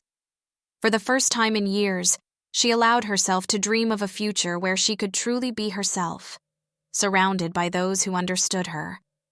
The wine in their glasses dwindled as the night deepened, their conversation flowing as naturally as the nearby stream. Lenora found herself opening up about her ambitions, not just in the corporate world, but for a life where she could reconcile both sides of her nature. "Sometimes I wonder," she mused, her fingers tracing the rim of her glass, "if it's possible to have it all. Success, freedom, acceptance. To not have to choose between our human lives and our wolf nature." Heath's gaze intensified, a spark of something, determination perhaps, igniting in his eyes. "Maybe that's exactly what we need to strive for," he said, his voice low and fervent. "A world where we don't have to hide, where we can thrive in both forms." Lenora felt a surge of hope at his words, coupled with a newfound resolve. As she looked at Heath, backlit by the soft glow of moonlight, she realized that for the first time in years, she didn't feel alone in her dreams. Lenora took a deep breath, the crisp night air filling her lungs. Her voice wavered slightly as she began to speak, a mixture of vulnerability and strength coloring her words. "Every day is a balancing act," she confessed, her eyes reflecting the flickering candlelight. "I'm constantly on guard, afraid that one wrong move, one slip of control, could expose everything I've worked so hard to build." Heath's gaze never wavered from her face, his green eyes intent and understanding. She could see the muscles in his jaw tighten as she spoke of her fears. "In meetings, I have to remind myself not to react too strongly to scents or sounds," Lenora continued, her fingers absently tracing patterns on the blanket.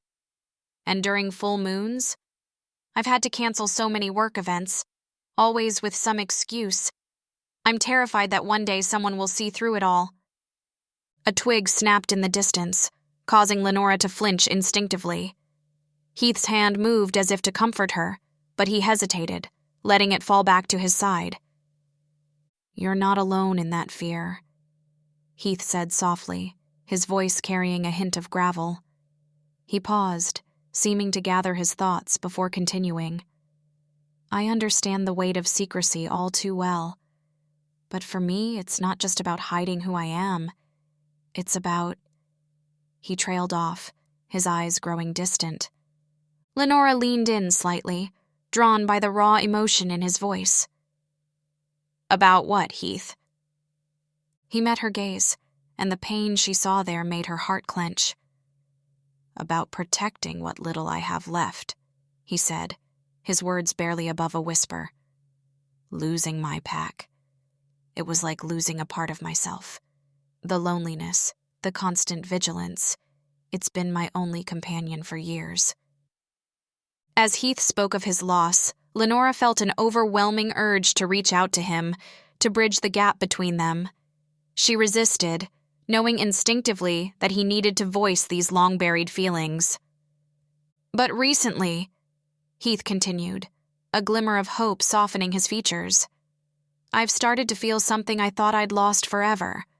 A sense of belonging, of family." His eyes locked with hers, intense and sincere. "With you, Lenora, and our allies. I'm beginning to believe in a future where we're not alone anymore."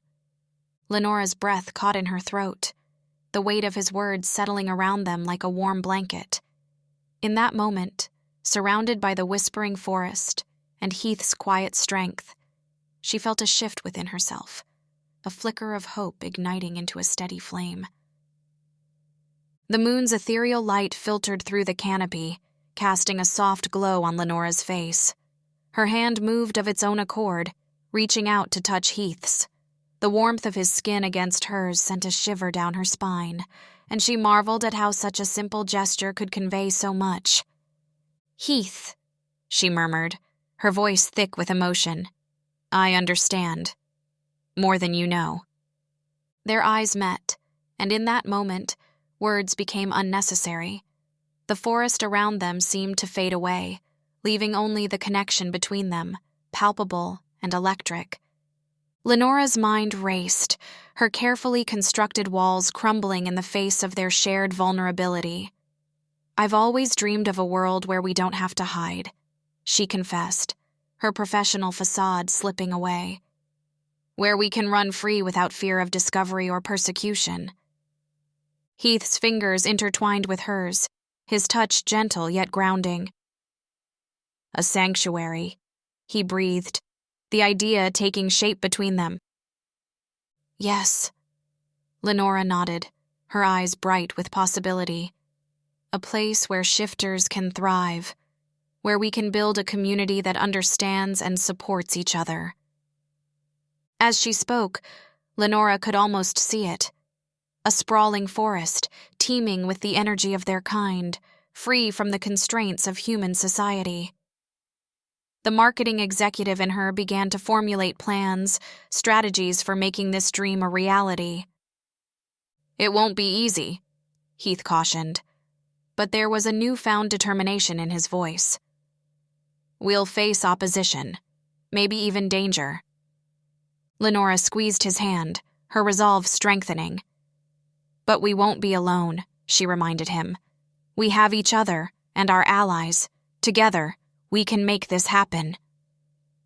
The night air hummed with potential, and Lenora felt a surge of hope unlike anything she'd experienced before.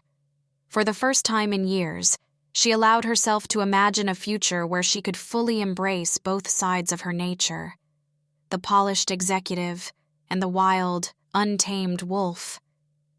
A shiver ran through Lenora's body, not from the chill in the air, but from the intensity of Heath's gaze.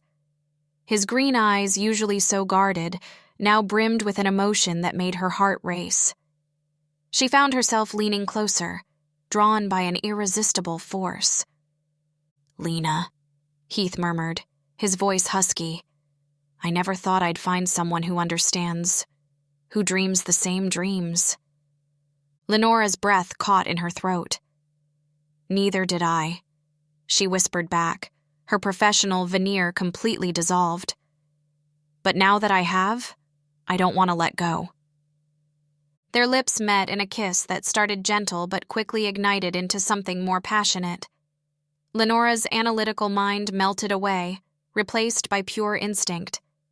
She ran her fingers through Heath's tousled hair, reveling in the feel of him.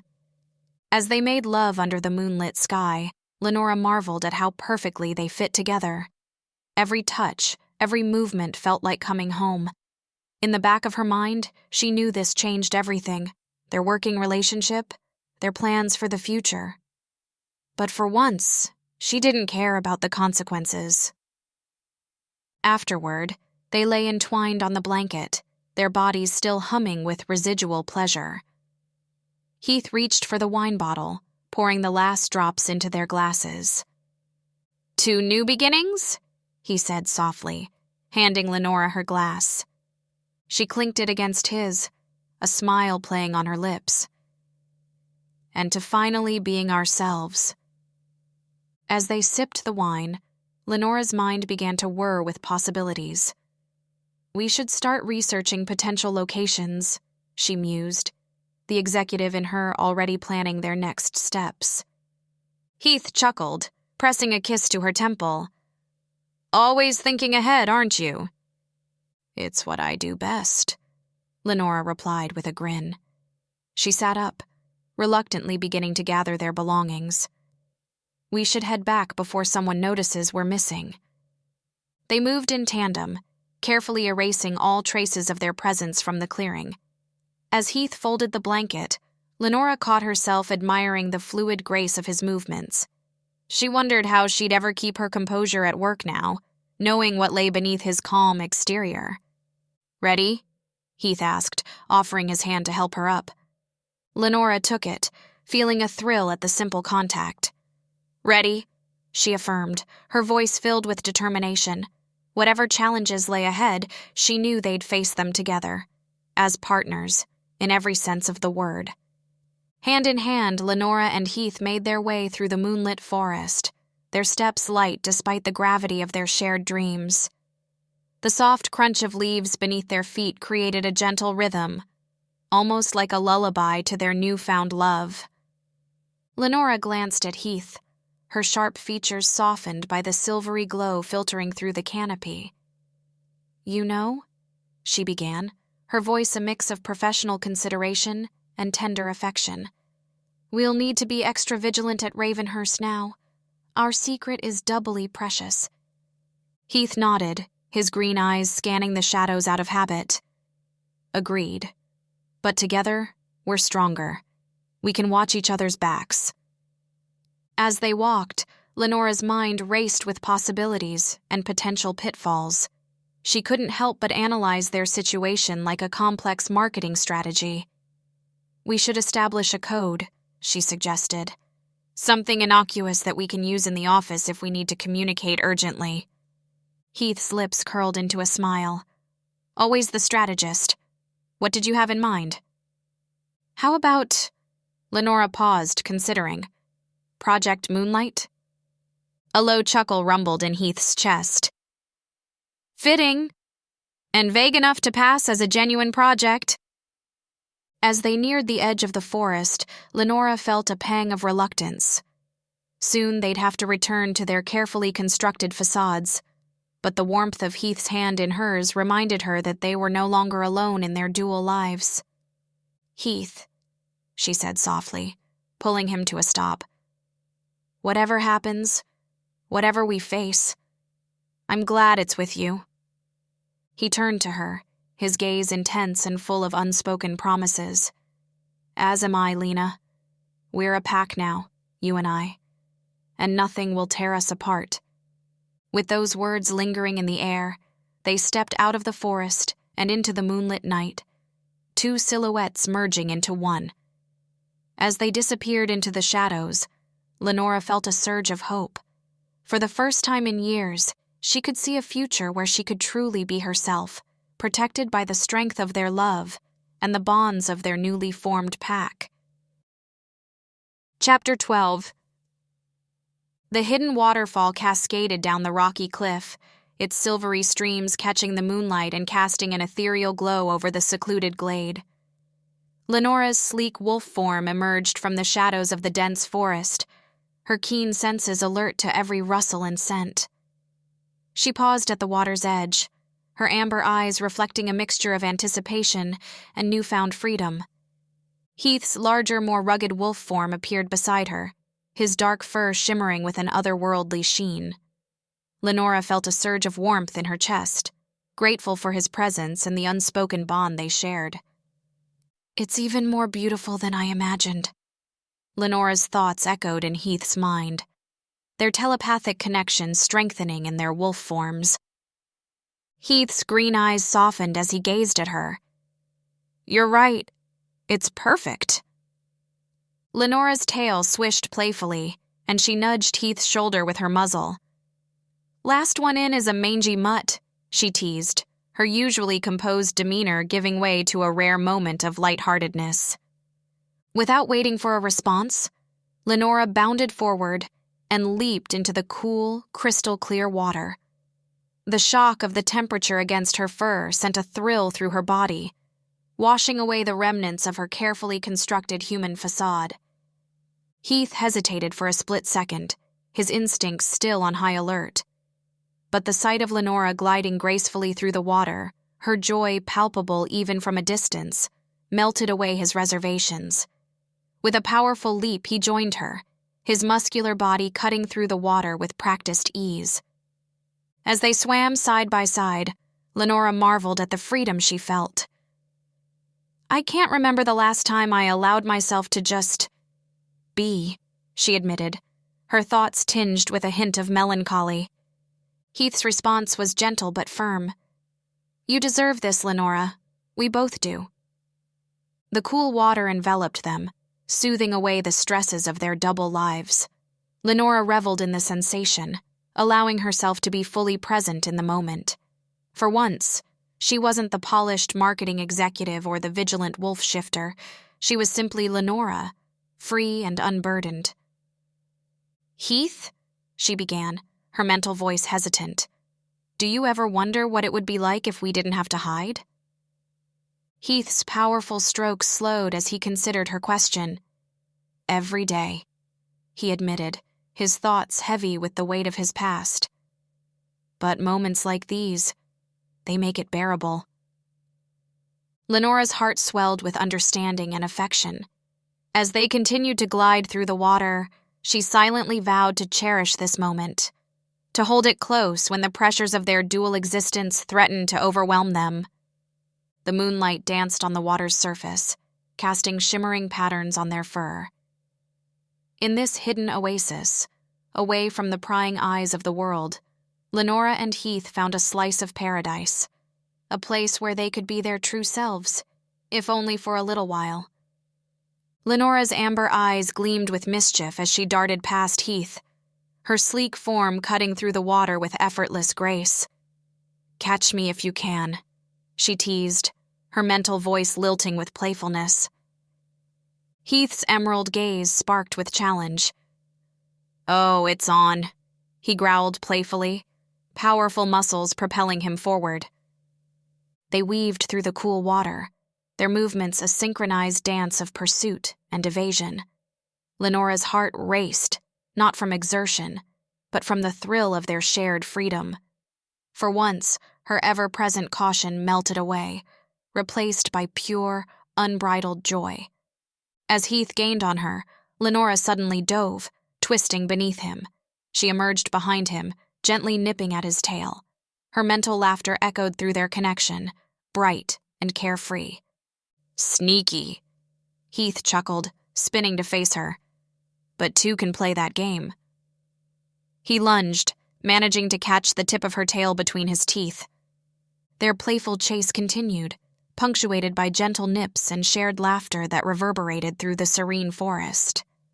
In this moment, the weight of their dual lives, Lenora's corporate mask, Heath's solitary existence, faded away.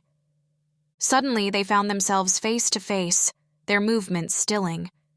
Lenora gazed into Heath's eyes, seeing not just the mysterious software developer or the lone wolf, but the soul that had become her anchor. "Heath," she thought, her mental voice soft with emotion. "I never thought I'd find someone who understands, who sees all of me." Heath's gaze softened, years of guarded loneliness giving way to tender vulnerability.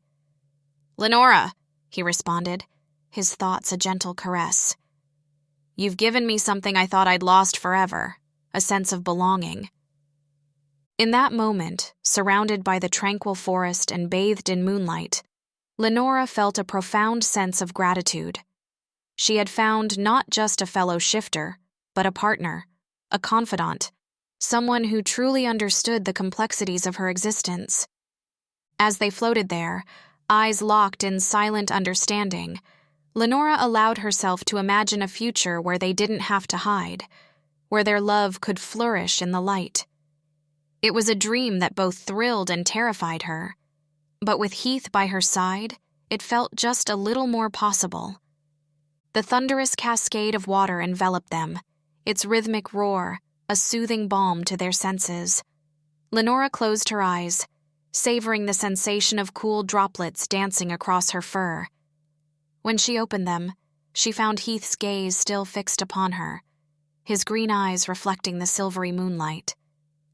"It's beautiful here," Lenora said, her voice barely audible above the waterfall. She flicked her tail, sending a spray of glistening droplets into the air. "It feels so free." Heath nodded, a rare smile softening his usually guarded features. "It's like we're in our own world," he replied, his gravelly voice low and intimate. "No secrets, no hiding." They began to swim side by side, their movements perfectly synchronized. Lenora marveled at how effortlessly they moved together, as if they'd been doing this for years rather than mere weeks. Lenora's heart swelled with emotion as they paused near a quiet eddy, the moonlight casting a silver sheen on Heath's fur. She turned to face him, her amber eyes shimmering with vulnerability. "Heath," she began, her voice barely above a whisper, "I need you to know something." She took a deep breath, steeling herself. "You've brought so much light into my life. Before you, I felt incomplete. Like I was constantly wrestling with two halves of myself." Heath's green eyes locked onto hers, intense and unwavering. Lenora pressed on, her words tumbling out with uncharacteristic urgency. "But now, with you, I feel whole. You understand me in a way no one else ever has. I can't imagine my life without you in it." As soon as the words left her mouth, Lenora felt a flicker of panic. Had she revealed too much? Her instinct to guard herself warred with the depth of her feelings. Heath was silent for a long moment, and Lenora's heart raced. Then, his voice thick with emotion, he spoke. "Lena," he said, using the nickname that only he was allowed to use, "every day, I wake up grateful for our bond. You've brought me back to life, Lena, and I swear, I'll never take that for granted." As his words washed over her, Lenora felt a surge of warmth that had nothing to do with the water around them. For once, she allowed herself to bask in the moment, free from the constant vigilance that defined her life. Lenora's heart swelled with emotion as she gazed into Heath's piercing green eyes, the moonlight dancing on the water's surface around them. She took a deep breath, her sharp mind already racing towards the future. "Heath," she began, her voice steady despite the vulnerability of the moment. "I've been thinking about what our life could be like, beyond the constraints of our dual existence." Heath's ears perked up, his attention fully focused on her words. "What do you mean?" Lenora's tail swished beneath the water as she continued. "Imagine a place where we can be our true selves without fear.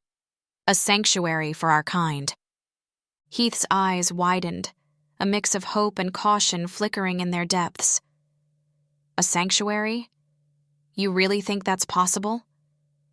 "Why not?" Lenora countered, her marketing executive mindset kicking in.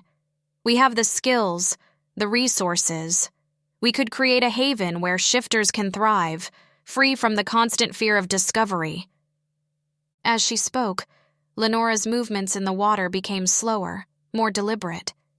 Heath matched her pace, their bodies moving in perfect synchronicity. "It's a beautiful dream, Lena," Heath murmured, his voice a low rumble. "But the risks—" "I know," Lenora interrupted, her tone softening. "But isn't it worth it?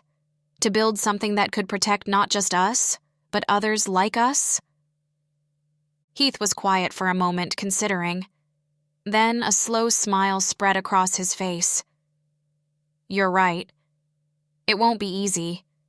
But together, I believe we can make it happen." As they continued to swim, their movements became even more languid, each stroke a caress against the cool water. Lenora savored the feeling of Heath's presence beside her, the trust and love between them almost palpable. In her mind, Lenora could already see their sanctuary taking shape, a place where the corporate world and the wild could coexist, where she and Heath could finally be whole. She allowed herself to hope, to dream of a future unbound by secrecy and fear. Their eyes locked, amber meeting emerald, reflecting a depth of emotion that transcended words. Lenora's heart swelled, her marketing executive persona fading away in the face of this raw, unguarded moment. She stepped closer to Heath, her wet fur brushing against his. "Do you think we can really do it?" she asked, vulnerability creeping into her tone. "Build a sanctuary, I mean. It seems so daunting when I think about all the obstacles." Heath's ears twitched, a gesture Lenora had come to recognize as contemplation. "It won't be easy," he admitted, his gravelly voice tinged with determination. "But if anyone can navigate the complexities of both worlds, it's you, Lena. Your strategic mind, combined with my technical skills, we make quite the team." Lenora felt a rush of affection for this man who understood her so completely. Without hesitation, she pressed her body against his, initiating a gentle embrace. Their hearts beat in sync, a steady rhythm that spoke of shared dreams and unbreakable bonds. As they stood there, basking in the tranquility of the moment, Lenora's mind raced with possibilities. She could already envision the sanctuary they would build, a place where shifters could shed their corporate masks and run free under the moon, unburdened by the weight of secrecy. With a final lingering glance at the hidden waterfall, its crystalline waters shimmering in the moonlight, Lenora and Heath turned towards the forest. Their steps were light, almost buoyant, as they made their way through the dense underbrush. The renewed sense of purpose that coursed through Lenora's veins felt electric, invigorating. As they ventured deeper into the forest, the quiet hum of nocturnal life surrounded them. Lenora found herself attuned to every rustle of leaves, every distant hoot of an owl. Her senses, always sharp, felt heightened by the profound connection she now shared with Heath. "We'll need to be careful," she murmured, more to herself than to Heath. "Balancing our lives at Ravenhurst with building this dream won't be easy." Heath nodded, his expression thoughtful. "We've both become experts at living double lives, but now we don't have to face that challenge alone." Their eyes met, and in that moment, words became unnecessary. The depth of understanding that passed between them was palpable, a silent promise of unwavering support and loyalty. Chapter 13. The hushed whispers in the secluded conference room barely reached Lenora's heightened senses. Her sharp gaze darted between Heath and Sabine, both leaning in close, their faces etched with tension. The air felt thick with unspoken concerns. "We need to move quickly," Lenora murmured, her voice low and precise. "The longer we wait, the more vulnerable we become." Heath's green eyes met hers, a silent understanding passing between them. "Agreed, but we can't risk exposure. One wrong move and we're all compromised," Sabine finished, her soft voice carrying an undercurrent of steel. She tucked a strand of dark hair behind her ear, her movements deliberate and controlled. Lenora's mind raced, weighing their limited options. The weight of their shared secret pressed down on her shoulders, a constant reminder of what was at stake. She opened her mouth to speak but paused, a flicker of movement catching her eye through the glass wall. Blythe Marlowe strode past, her gaze lingering a beat too long on their huddled forms. Lenora's skin prickled, her wolf instinct surging to the surface. Something had changed in Blythe's demeanor, a newfound intensity in her eyes, a slight tension in her shoulders that hadn't been there before. "Did you see that?"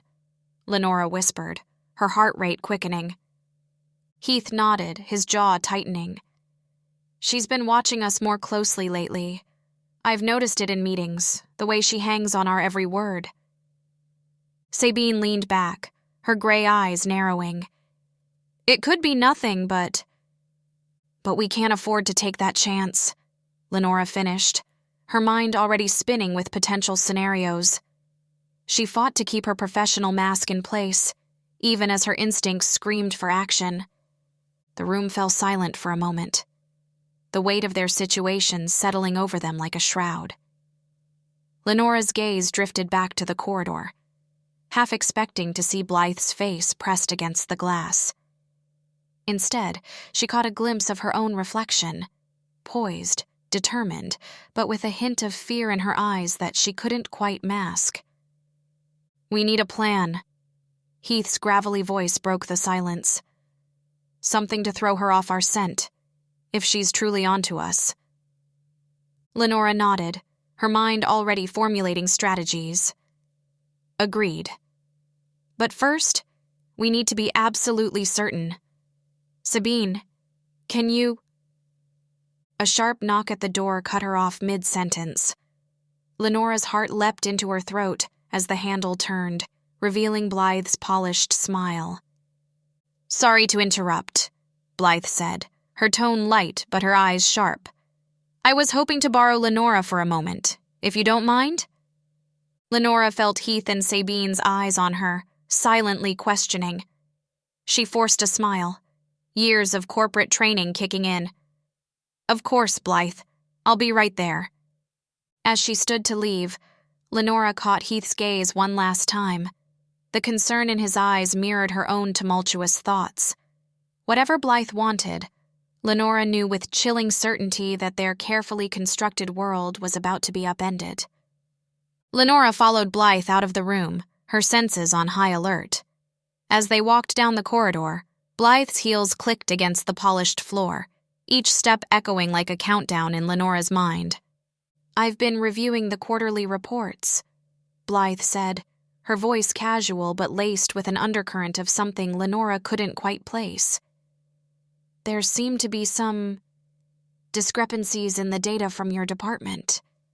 Lenora's pulse quickened, but she kept her face neutral. "Oh?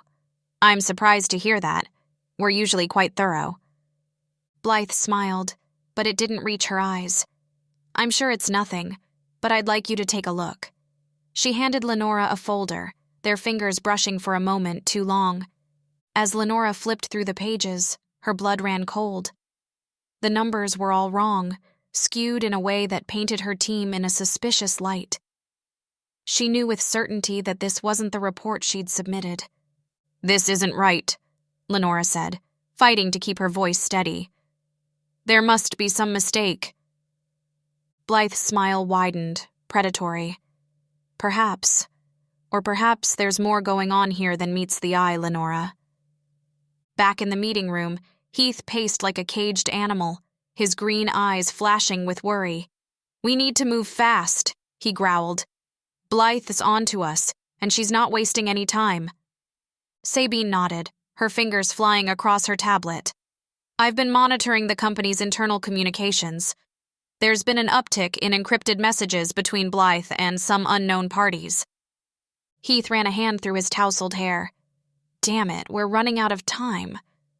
Lenora burst back into the room, her face pale. "We have a problem," she said, her voice barely above a whisper. "Blythe's altered our reports. She's trying to discredit us." The gravity of the situation settled over them like a heavy fog. Lenora's mind raced, grasping for solutions. "We need to counteract this, and fast. If we don't, it's not just our jobs at stake. It's our entire community." Heath nodded grimly. "We could try to hack into the system, replace the false data with the real reports." Sabine shook her head. "Too risky. We'd leave a digital trail." Lenora paced, her heels silent on the plush carpet. What if we turn this around on her? Use her own tactics against her?" Heath's eyes lit up with understanding. Misinformation. We feed her false leads, keep her chasing shadows while we gather real evidence. It's dangerous, Sabine cautioned, but it might be our only option. Lenora took a deep breath, feeling the weight of their situation pressing down on her. We have to try. For all of us. She met Heath's gaze, drawing strength from the fierce determination she saw there. Let's get to work. The tension in the room was palpable as Lenora, Heath, and Sabine huddled around the conference table, their voices low and urgent. Suddenly, the door swung open with a bang, revealing Blythe Marlowe's imposing figure silhouetted in the doorway. Well, well, Blythe drawled, her lips curving into a predatory smile. Quite the little conspiracy we have here, don't we? Lenora felt her muscles tense, her wolf instincts screaming danger. She forced her voice to remain steady. Blythe, this is a private meeting. You weren't invited. Blythe sauntered into the room, her eyes gleaming with malice. Oh, I think I've earned my place at this table. After all, I've been watching you three very closely. Heath's jaw clenched, his green eyes flashing with barely contained anger. What are you implying, Blythe? Implying? Blythe laughed, a cold, brittle sound that sent shivers down Lenora's spine. I'm not implying anything. I'm stating facts. You three are hiding something, and I intend to find out what it is. Sabine stepped forward, her quiet voice carrying an undercurrent of steel. You're making baseless accusations, Blythe. We're simply working on our project. Oh, please, Blythe scoffed. Heath, do you really think Lenora has your best interests at heart? And Lenora, can you trust a man with such a troubled past? Lenora's heart raced, her mind whirling. How much did Blythe know? She glanced at Heath, saw the flicker of doubt in his eyes, and felt a stab of panic. We trust each other implicitly, she said firmly, willing it to be true. Blythe's smile widened. Do you? Then why don't you tell them about the little chat we had yesterday, Lenora? About how you might be willing to cooperate? The words hung in the air like a poisonous cloud. Lenora felt Heath and Sabine's eyes on her, questioning, uncertain. She opened her mouth to deny it, to explain, but the words wouldn't come. In that moment of hesitation, Blythe struck. Oh, and by the way, she said, tossing a file onto the table. I think you'll find some very interesting information missing from your research. Pity about that data breach, isn't it? Lenora's blood ran cold as she flipped open the file. Pages of crucial evidence were gone, leaving gaping holes in their case against the government conspiracy. She looked up, meeting Blythe's triumphant gaze. How did you... she began, but Blythe cut her off. Let's just say I have friends in high places, Blythe purred. Now, are you ready to have a real conversation about your future with this company? As Blythe swept out of the room, Lenora felt the weight of Heath and Sabine's stares. The trust they had built seemed to crumble around her, leaving her feeling exposed and vulnerable. She took a shaky breath, knowing their next moves would determine not just their careers, but the fate of their entire shifter community. Lenora's fingers curled into fists, her nails biting into her palms as she fought to control the wolf within. She inhaled deeply, the scent of her allies grounding her. With a determined set to her jaw, she turned to face Heath and Sabine. We're not beaten yet, she said, her voice low and fierce. Blythe may have compromised our evidence, but she hasn't broken our resolve. Heath nodded, his dark eyes glinting with barely contained fury. We've come too far to give up now, he growled, running a hand through his tousled hair. Sabine's lithe form seemed to vibrate with energy as she paced the room. But how do we proceed? She whispered, her fingers tapping a restless rhythm against her thigh. Blythe's got us cornered. Lenora felt a surge of pride and affection for her companions. Despite the setback, they stood united, their loyalty unwavering. She tucked a stray lock of hair behind her ear, mind racing. "We need to think like the predators we are," Lenora said, her voice taking on a hint of a growl. "Blythe may have stolen our evidence, but she's left a trail. We follow it. We find her weakness." Heath's lips curled into a predatory smile. "And when we find it?" "We strike," Lenora replied, her eyes flashing with determination. Their strategizing was interrupted by the harsh buzz of Sabine's phone. The Lynx shifter's face paled as she read the message. "It's worse than we thought," Sabine said, her voice trembling. "Blythe's targeting the local shifters. She's exposed their location to hunters." Lenora felt as if she'd been doused in ice water. "How many?" "At least a dozen families," Sabine replied, her gray eyes wide with fear. "They're sitting ducks." Heath slammed his fist on the table, the wood splintering under the force of his anger. "We can't let this happen," he snarled, his body trembling with the effort of maintaining his human form. Lenora's mind raced, the weight of their community's safety pressing down on her. She could feel her wolf clawing at the surface, demanding action. "We won't," she said, her voice filled with a dangerous calm. "Sabine, alert whoever you know. Tell them to initiate emergency protocols. Heath, we're going to pay a visit to our contacts in local law enforcement. It's time to call in some favors." As they moved to action, Lenora felt a fierce protectiveness surge through her. Blythe had crossed a line, and now the gloves were off. They would stop her, no matter the cost. "Remember," Lenora said, locking eyes with her companions. "We're stronger together. Blythe can't break what we've built." With renewed determination, they stepped out into the night. The fate of their fellow shifters hung in the balance, and failure was not an option. Lenora paced the length of the cramped office, her heels clicking against the worn linoleum. The fluorescent lights cast harsh shadows across her face, accentuating the tension in her jaw. She turned to face Heath, who leaned against the wall, arms crossed over his broad chest. "We need to approach this strategically," Lenora said, her voice low and controlled. "If we go in guns blazing, we risk exposing ourselves and the entire community."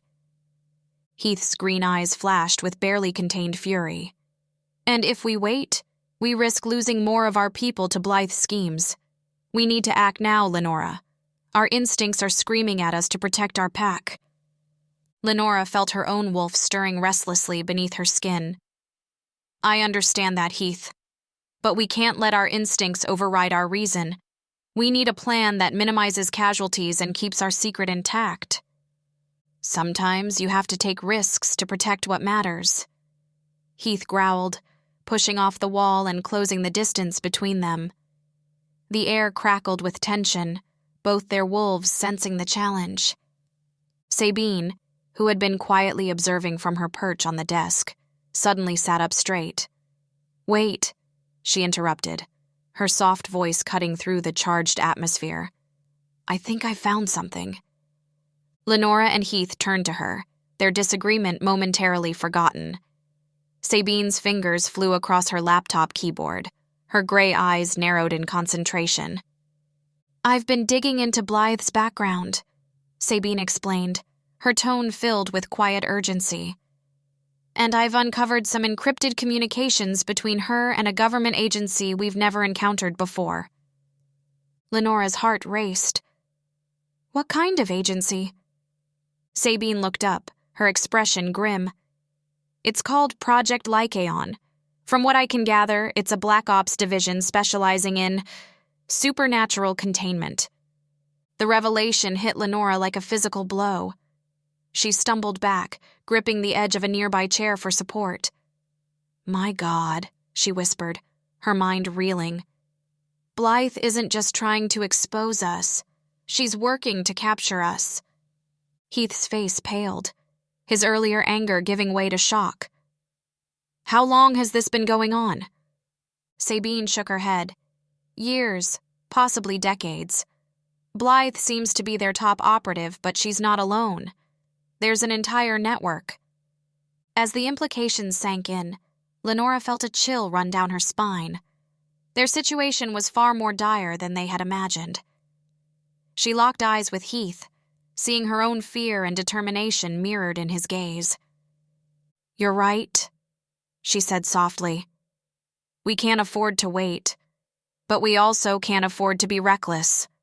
We need to find a middle ground."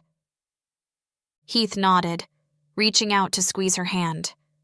The touch sent a jolt of electricity through her, reminding her of the unspoken bond they shared. Lenora's heart raced as she paced the small conference room, her high heels clicking against the polished floor. The air crackled with tension, thick with the scent of determination and a hint of fear. She caught Heath's eye, noting the fierce gleam that matched her own resolve. "We need to confront Blythe head-on," Lenora declared, her voice steady despite the turmoil within. "No more hiding, no more tiptoeing around the truth." Heath nodded, his jaw set. "Agreed. But we need to be smart about this. Blythe's cunning, and she has resources we can only guess at." Sabine, who had been silently observing, spoke up. "I have an idea," she said, her soft voice carrying a steely undertone. "We use her own tactics against her, set a trap she can't resist." As Sabine outlined her plan, Lenora felt a surge of admiration for the Lynx shifter's strategic mind. They worked together, refining the details, each contributing their unique strengths. Hours later, they stood outside Blythe's office, hearts pounding in unison. Lenora smoothed her tailored blazer, a gesture of nervousness she couldn't quite suppress. "Ready?" Heath asked, his hand brushing against hers. Lenora nodded, drawing strength from his touch. "Let's end this." They entered the office, Blythe's surprise quickly masked by a practiced smile. "To what do I owe this unexpected visit?" she asked, her voice honey-sweet but eyes sharp as flint. Lenora stepped forward, her stance radiating confidence she didn't entirely feel. "We know, Blythe, about your connections, your true agenda. It's over." Blythe's smile faltered, then twisted into something feral. "Oh, my dear," she purred, rising from her chair with predatory grace. "I'm afraid you have no idea what you're dealing with." The air in the room seemed to thicken, charged with the barely contained power of 4 shifters on the brink of confrontation. Lenora's wolf stirred within her, sensing the impending clash. "We know exactly what we're dealing with," Heath growled, his eyes flashing with barely contained rage.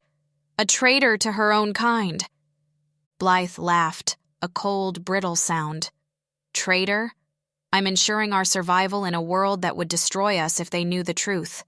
Sometimes, sacrifices must be made for the greater good." Lenora felt a chill run down her spine at Blythe's words, realizing the depth of her twisted logic. She glanced at Sabine, who gave an almost imperceptible nod. It was time to spring their trap. As Lenora opened her mouth to respond, a deafening alarm suddenly blared through the building. The piercing sound assaulted their heightened senses, causing them all to wince. Blythe's eyes widened in genuine surprise. "What the—" The office door burst open, revealing a breathless August Redding. His usually composed demeanor was shattered, panic etched across his face. "We've been compromised," he gasped. "They're here." Lenora's heart raced, her mind reeling. "Who's here?" she demanded, even as her wolf's instincts screamed danger. August's gaze darted between them all, landing finally on Blythe. "The extraction team. They're not ours." Blythe's face drained of color. "That's not possible. I didn't authorize—" A distant explosion rocked the building, cutting her off. The acrid smell of smoke began to seep into the room. Heath grabbed Lenora's arm, his touch electric even in the chaos. "We need to get out of here, now." Sabine was already at the window, her lynx-sharp eyes scanning the scene below. "There are armed men entering the building. This isn't a simple extraction." Lenora's mind raced, years of careful planning and secrecy crumbling around her. She locked eyes with Blythe, seeing her own fear reflected back. "What have you done?" Blythe shook her head, her carefully constructed facade cracking. "This wasn't me. I swear, I didn't—" Another explosion, closer this time, cut her off. The lights flickered ominously. "We don't have time for this," Heath growled, his body coiled with tension. "We need to move." As they rushed towards the door, August blocked their path, his expression grim. "Wait, there's something you need to know." He took a deep breath, his next words freezing Lenora in her tracks. "It's not just an extraction team. They're here to eliminate all shifters in the building. No exceptions." The weight of his words hung in the air, heavy with implications. Lenora's world tilted on its axis as she realized the true scale of the danger they faced. This wasn't just about their small group anymore. Every shifter in Ravenhurst was now a target. As the sounds of chaos grew closer, Lenora met Heath's gaze, seeing her own determination reflected there. They had started this to protect their secret, but now they were fighting for the survival of their entire kind. Chapter 14. August Redding stood at the window of his sterile office, his hawk-sharp eyes fixed on the distant skyline. The city sprawled before him, oblivious to the bloodshed that had unfolded at Ravenhurst mere hours ago. His fingers traced the cool glass, a stark contrast to the warmth of the blood he'd seen spilled. "Necessary sacrifices," he murmured, the words hollow in his mouth. How many times had he repeated that mantra? How many lives had been deemed expendable in the name of national security? He turned from the window, his reflection catching his eye. The impeccably pressed suit, the carefully styled hair, all part of the facade he'd cultivated over years of service.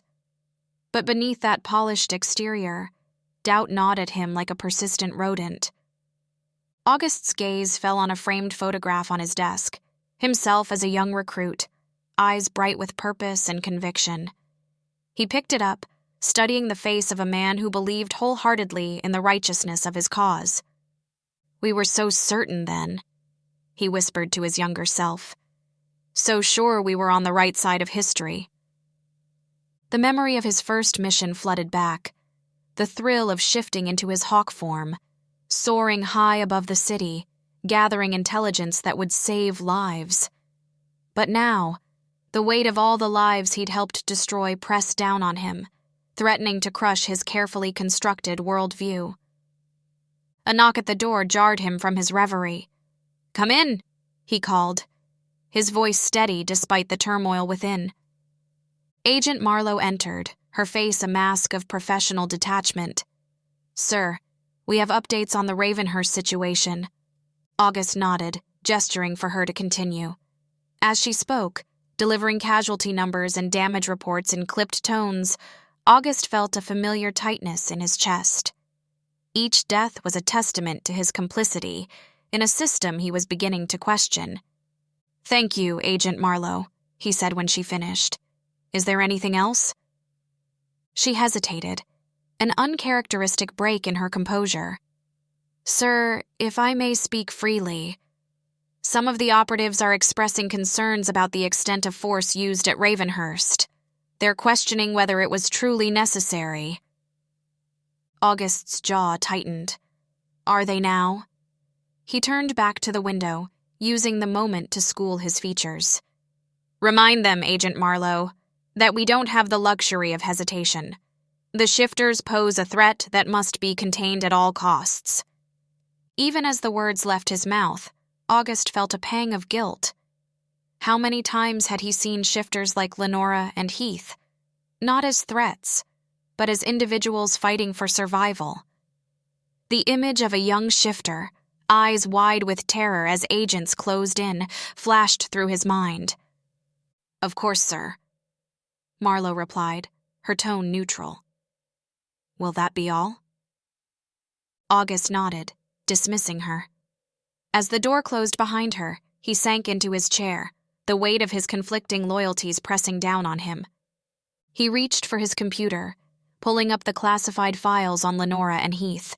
Their faces stared back at him from the screen, determined, defiant, and undeniably human. August's finger hovered over the keyboard, a war raging within him. Delete the files and betray everything he'd ever known? Or continue down this path of destruction, forever haunted by the lives he'd ruined?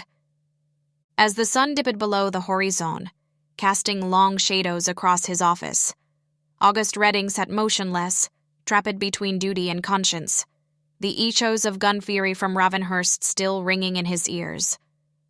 Lenora's heart pounded as she and Heath darted through the dimly lit streets of downtown, the acrid smell of exhaust fumes and wet asphalt filling her nostrils.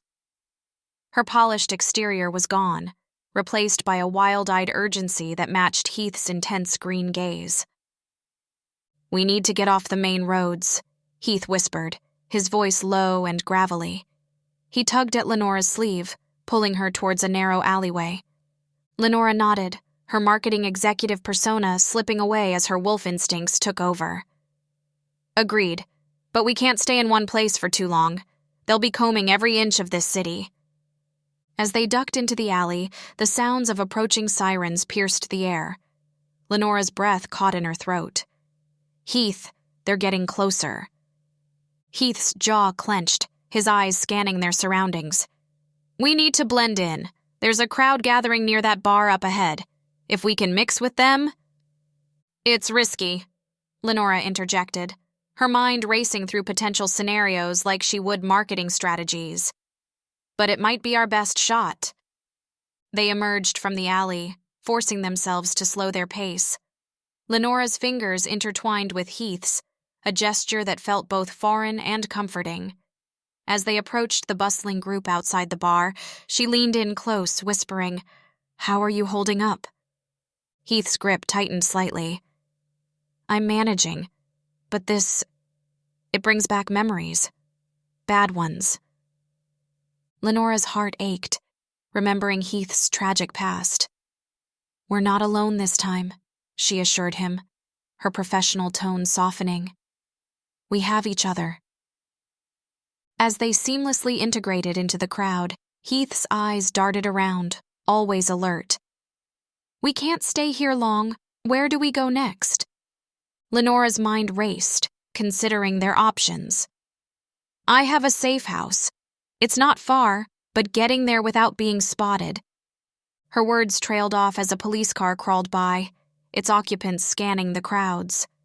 Lenora's wolf senses prickled, every instinct screaming at her to run. But she forced herself to stay still, to laugh at a non-existent joke, to play the part of just another face in the crowd. As the car passed, Heath let out a breath he'd been holding. "That was too close," he murmured. Lenora nodded, her heart still racing. "We need to move, now." With practiced ease, they slipped away from the crowd, their movements fluid and purposeful. As they navigated the labyrinth of city streets, Lenora couldn't help but wonder how long they could keep this up. How long before their luck ran out? But as she glanced at Heath, saw the determination in his eyes that matched her own, she felt a flicker of hope. They were survivors, both of them, and together, they just might have a chance. August Redding's office felt suffocating, the walls closing in as he absorbed the news. His fingers tightened around the phone, knuckles turning white. "Escaped?" he repeated, voice strained. "How?" The voice on the other end crackled with static and excuses. August's jaw clenched, his free hand running through his meticulously styled hair. "Find them," he ordered, ending the call abruptly. Sinking into his chair, August stared at the cityscape beyond his window.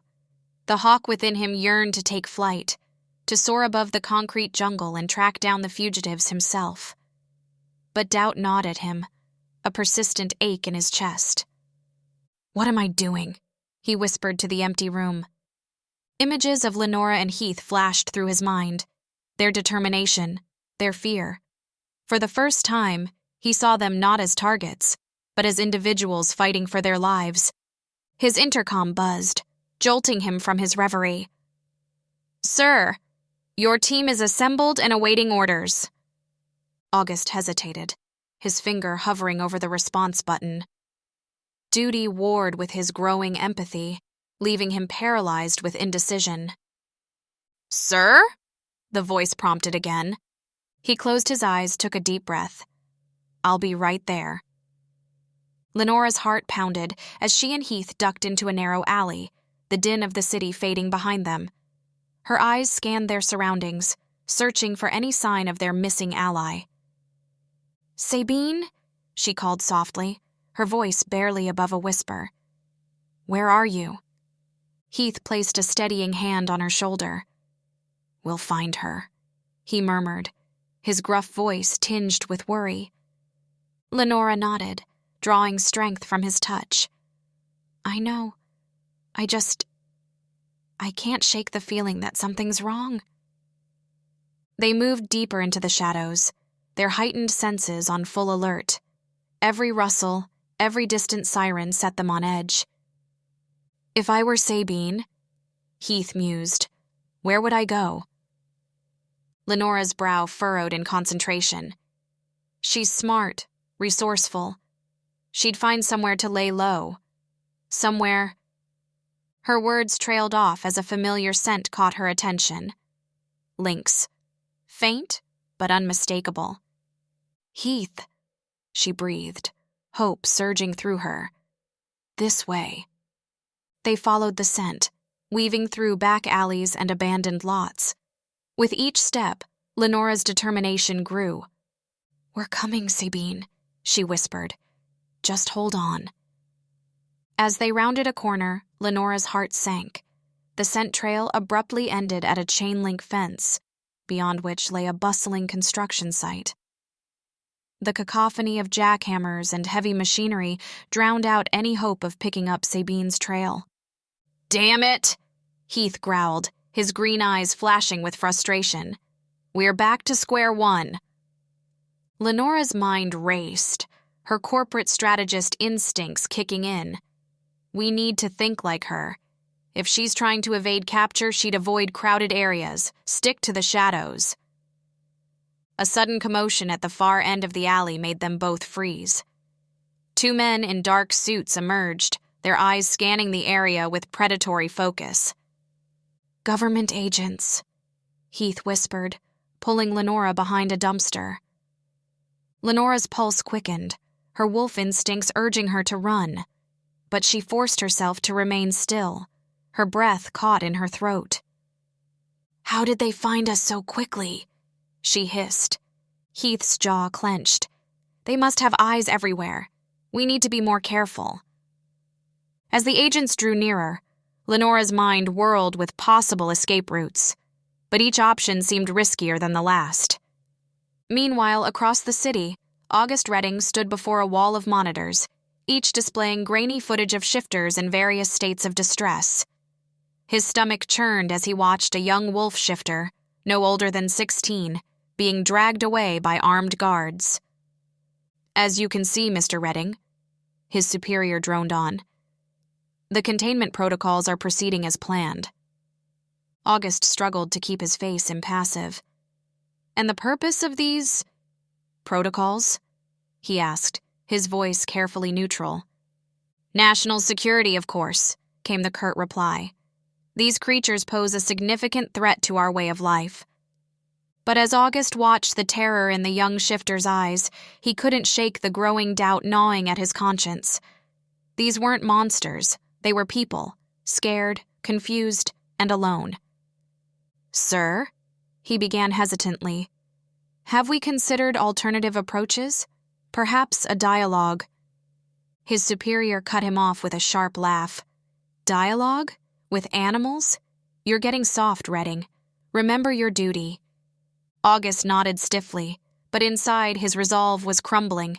The faces of Lenora and Heath flashed in his mind, their humanity undeniable. He'd sworn to protect his country, but at what cost? As he turned to leave, August made a silent vow.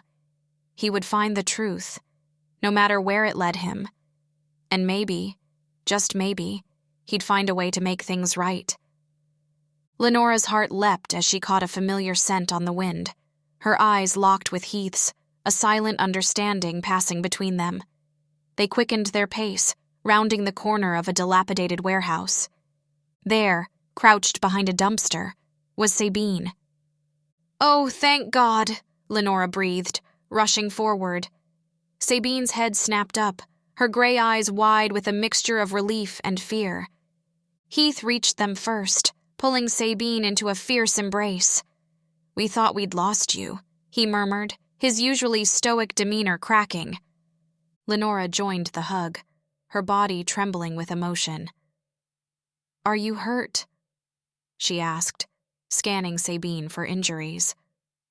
Sabine shook her head, a small smile playing on her lips. "Just a few scratches. Nothing this lynx can't handle." Their moment of joy was short-lived. A distant siren pierced the air, causing all three to stiffen. "They're getting closer," Heath growled, his green eyes flashing with determination. Lenora's mind raced. "We need a plan. Fast. Any ideas?"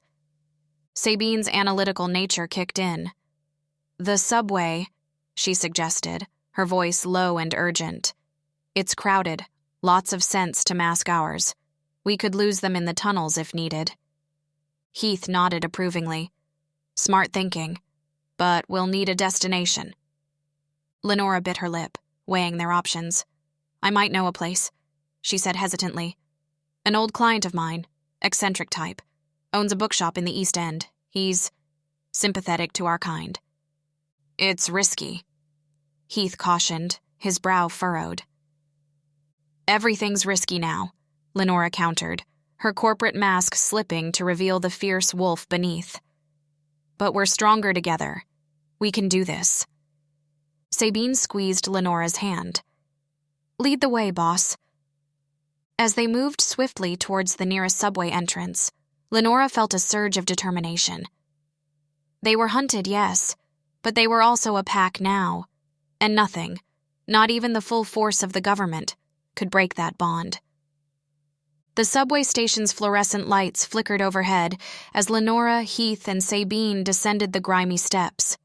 The acrid scent of urine and stale air assaulted their heightened senses, but they pressed on, their hearts pounding in unison.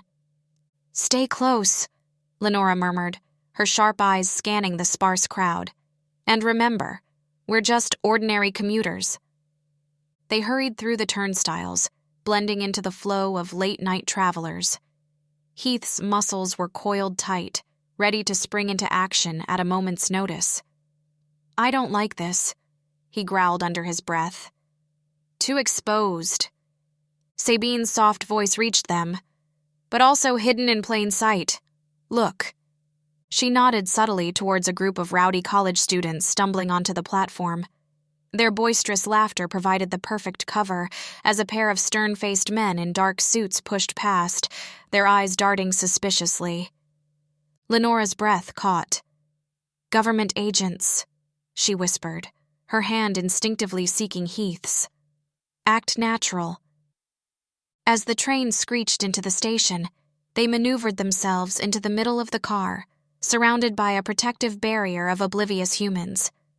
The doors hissed shut, and Lenora allowed herself a small sigh of relief. "We're not out of the woods yet," Heath cautioned, his green eyes alert. "They'll have people at every stop." Lenora nodded, her mind racing. "We'll need to use our abilities discreetly. Sabine, you're hearing—" "Already on it," the Lynx shifter replied, her gray eyes distant as she focused on the conversations around them. "Nothing suspicious so far." As the train lurched forward, Lenora's thoughts drifted to August. Where was he in all this? The memory of his piercing gaze lingered, a mixture of duty and something deeper, more conflicted. She couldn't shake the feeling that he was key to their survival. "Lenora?" Heath's concerned voice broke through her reverie. "What's our next move?" She squared her shoulders, pushing aside her doubts. We ride this out as long as we can. If we're compromised, we use the tunnels. Our night vision gives us an advantage they won't expect." Sabine nodded approvingly. "Smart. And if we make it to the bookshop?" "Then we regroup, gather resources, and figure out our next step," Lenora replied, her voice low but firm. "This isn't just about us anymore. We need to expose the truth about the government's shifter hunt." Heath's eyes gleamed with a mixture of pride and worry. "That's a dangerous game, Lenora." She met his gaze, feeling the strength of their connection. "I know. But it's the only way to ensure our freedom, and the freedom of all shifters." As the train hurtled through the dark tunnels, Lenora felt the weight of their mission settle on her shoulders. They were no longer just running, they were fighting back. And somewhere out there, August Redding was making a choice that could change everything. The subway car lurched, throwing Lenora off balance. She grabbed the cold metal pole, her heightened senses overwhelmed by the cacophony of screeching wheels and chattering passengers. The acrid smell of fear, their own, mingled with the stale underground air. "We're being watched," Sabine whispered, her gray eyes darting to a man in a dark suit at the far end of the car. Lenora's heart raced, but she kept her voice steady. "How can you be sure?" "Lynx instinct," Sabine replied, a hint of a smile playing on her lips despite the tension. "He hasn't looked at his phone once, and his shoes are too polished for a casual commuter." Heath leaned in, his warmth both comforting and electrifying. "2 stops until our exit. We need a diversion." Lenora's mind raced, weighing their options. The wolf within her yearned to run, to fight, but she knew they had to be smarter than that. "I have an idea," she murmured, "but it's risky." As she outlined her plan in hushed tones, Lenora couldn't shake the image of August's conflicted expression from her mind. The train began to slow, and Lenora took a deep breath. "Remember," she said, locking eyes with Heath and Sabine, "no matter what happens, we stick together. Our strength is in our pack." As the doors hissed open, Lenora stepped forward, her heart pounding. Whatever came next, she knew their lives would never be the same. The game had changed, and now they were the hunters as much as the hunted. Chapter 15. The scent of pine and damp earth filled Lenora's nostrils as she stepped into the forest clearing. Dappled sunlight filtered through the canopy, casting shifting shadows on the moss-covered ground. The snap of a twig beneath her foot echoed in the stillness, momentarily silencing the gentle chorus of birdsong. Lenora's gaze swept over her companions. Heath's lean frame leaning against an ancient oak, Sabine's watchful eyes scanning their surroundings, and Ginny's vibrant hair catching the golden light. A surge of protectiveness welled up inside her, mingling with the constant undercurrent of caution that had become her constant companion. "Thank you all for coming," Lenora began, her voice low but clear. "We need to discuss our next steps in countering Blythe's efforts." Heath straightened, his green eyes locking with hers. "What's our current assessment of the situation?" Lenora took a deep breath, organizing her thoughts. The weight of their mission pressed down on her shoulders, a familiar burden she'd grown accustomed to carrying. "From what we've gathered so far, Blythe has been using her position at Ravenhurst Industries to manipulate shifter employees and gather sensitive information." Ginny's brow furrowed, her usual playful demeanor replaced by a serious expression. "Do we know the extent of her reach within the company?" "Not yet," Lenora admitted, a flicker of frustration crossing her features. "But we've confirmed that she's been targeting individuals in key positions, particularly those with access to classified research data." Sabine spoke up, her voice barely above a whisper. "And we're certain this goes beyond simple corporate espionage?" Lenora nodded, her jaw tightening. "The pattern of her actions suggests a larger conspiracy. She's not just after company secrets, She's systematically identifying and isolating shifters within Ravenhurst. A heavy silence fell over the group as the implication sank in. Lenora's mind raced, calculating risks and potential outcomes. They were treading on dangerous ground, and one misstep could expose them all. Heath's gravelly voice broke the tension. "What's our endgame here, Lenora? How far are we willing to go to expose this conspiracy?" The question hung in the air, laden with unspoken fears and doubts. Lenora met Heath's gaze, drawing strength from the quiet understanding that passed between them. She thought of all the shifters trapped in Blythe's web, of the lives that hung in the balance. "As far as we need to," Lenora replied, her voice steady despite the turmoil in her heart. "We have to expose Blythe's actions and dismantle this conspiracy before more of our kind are put at risk." Ginny's eyes blazed with determination. "Count me in. Whatever it takes." Sabine nodded her agreement, her analytical mind already working on potential strategies. As Lenora looked at her allies, her pack, in all but name, she felt a glimmer of hope beneath the weight of their daunting task. Together, they stood a chance of unraveling the web of deceit that threatened their kind. "All right," Lenora said, squaring her shoulders. "Let's break down what we know and formulate a plan. We need to be smart, cautious, and above all, united.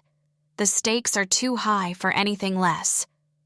Heath's piercing green eyes narrowed as he leaned forward, his voice dropping to a low, intense whisper. "We need to get into Blythe's office. That's where the real evidence will be." The forest seemed to hold its breath, the rustling leaves falling silent as the gravity of Heath's suggestion sank in. Lenora felt a shiver of anticipation, mixed with fear, run down her spine. "It's risky," she murmured, more to herself than the others. Her mind raced, weighing the dangers against the potential rewards. "But you're right. If there's anything incriminating, it'll be there." Heath nodded, a grim smile tugging at the corners of his mouth. "I can do it. I'm used to moving unseen, and I know the layout of the building." Lenora studied him, noting the tension in his shoulders, the way his fingers twitched slightly, telltale signs of the turmoil beneath his calm exterior. She longed to reach out, to offer comfort, but now wasn't the time. "It's not just about getting in," Sabine interjected, her soft voice carrying a note of caution. "We need to know what to look for, and when." All eyes turned to the link shifter. Sabine's gray eyes gleamed with intelligence as she continued. "I can monitor Blythe's interactions with other employees, watch her patterns, her body language. It might give us clues about what she's hiding and when she's most vulnerable." Lenora felt a surge of pride in her allies. "That's brilliant, Sabine. Your keen eye could be the key to cracking this wide open." As the group continued to discuss the finer points of their plan, Lenora's thoughts drifted to the enormity of what they were undertaking. They were plotting to infiltrate one of the most secure facilities in the area, risking not just exposure of their shifter nature, but potentially their lives. "We're really doing this, aren't we?" she mused aloud, her voice barely above a whisper. Heath's hand found hers, giving it a gentle squeeze. The warmth of his touch sent a jolt through her, grounding her in the moment. "We are," he confirmed, his green eyes locking with hers. Together. In that moment, surrounded by the whispers of the forest and the quiet determination of her makeshift pack, Lenora felt a flicker of hope ignite in her chest. They were embarking on a dangerous path, but they weren't walking it alone. Ginny cleared her throat, drawing Lenora's attention. The redhead's eyes sparkled with a mix of excitement and determination as she leaned forward, her voice lowered conspiratorially. "I might have something that could give us an edge," Ginny said, a playful smirk tugging at her lips. "I've got connections in the shifter community, trusted allies who might have valuable insights or resources we could use." Lenora's eyebrows arched with interest. "What kind of connections?" Ginny's fingers drummed against her thigh, a rhythmic pattern that betrayed her nervous energy. There's a network of shifters who've been keeping tabs on suspicious activities in the area. They might have information about Ravenhurst that we don't. The possibilities raced through Lenora's mind. Additional allies could be a game changer, but it also meant more variables to consider, more potential for things to go wrong. "Are you certain they can be trusted?" Lenora asked, her voice tinged with caution. Ginny nodded emphatically. "With my life. These aren't just acquaintances, Lenora. They're family." Lenora weighed the risks and benefits, her gaze sweeping over the faces of her companions. Heath's expression was neutral, but she could sense his readiness to support whatever decision she made. After a moment of contemplation, Lenora nodded. "All right, Ginny. Reach out to your contacts, but be discreet. We can't risk word of our plans getting back to Blythe."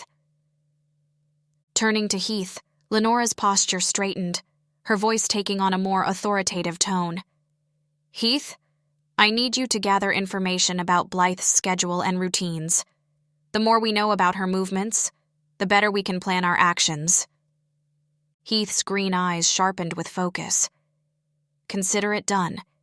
Any particular areas you want me to concentrate on?" Lenora considered for a moment, her mind racing through potential scenarios. "Focus on her arrival and departure times, any regular meetings or appointments.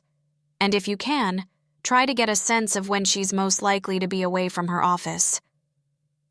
As Heath nodded his understanding, Lenora felt a mix of emotions wash over her.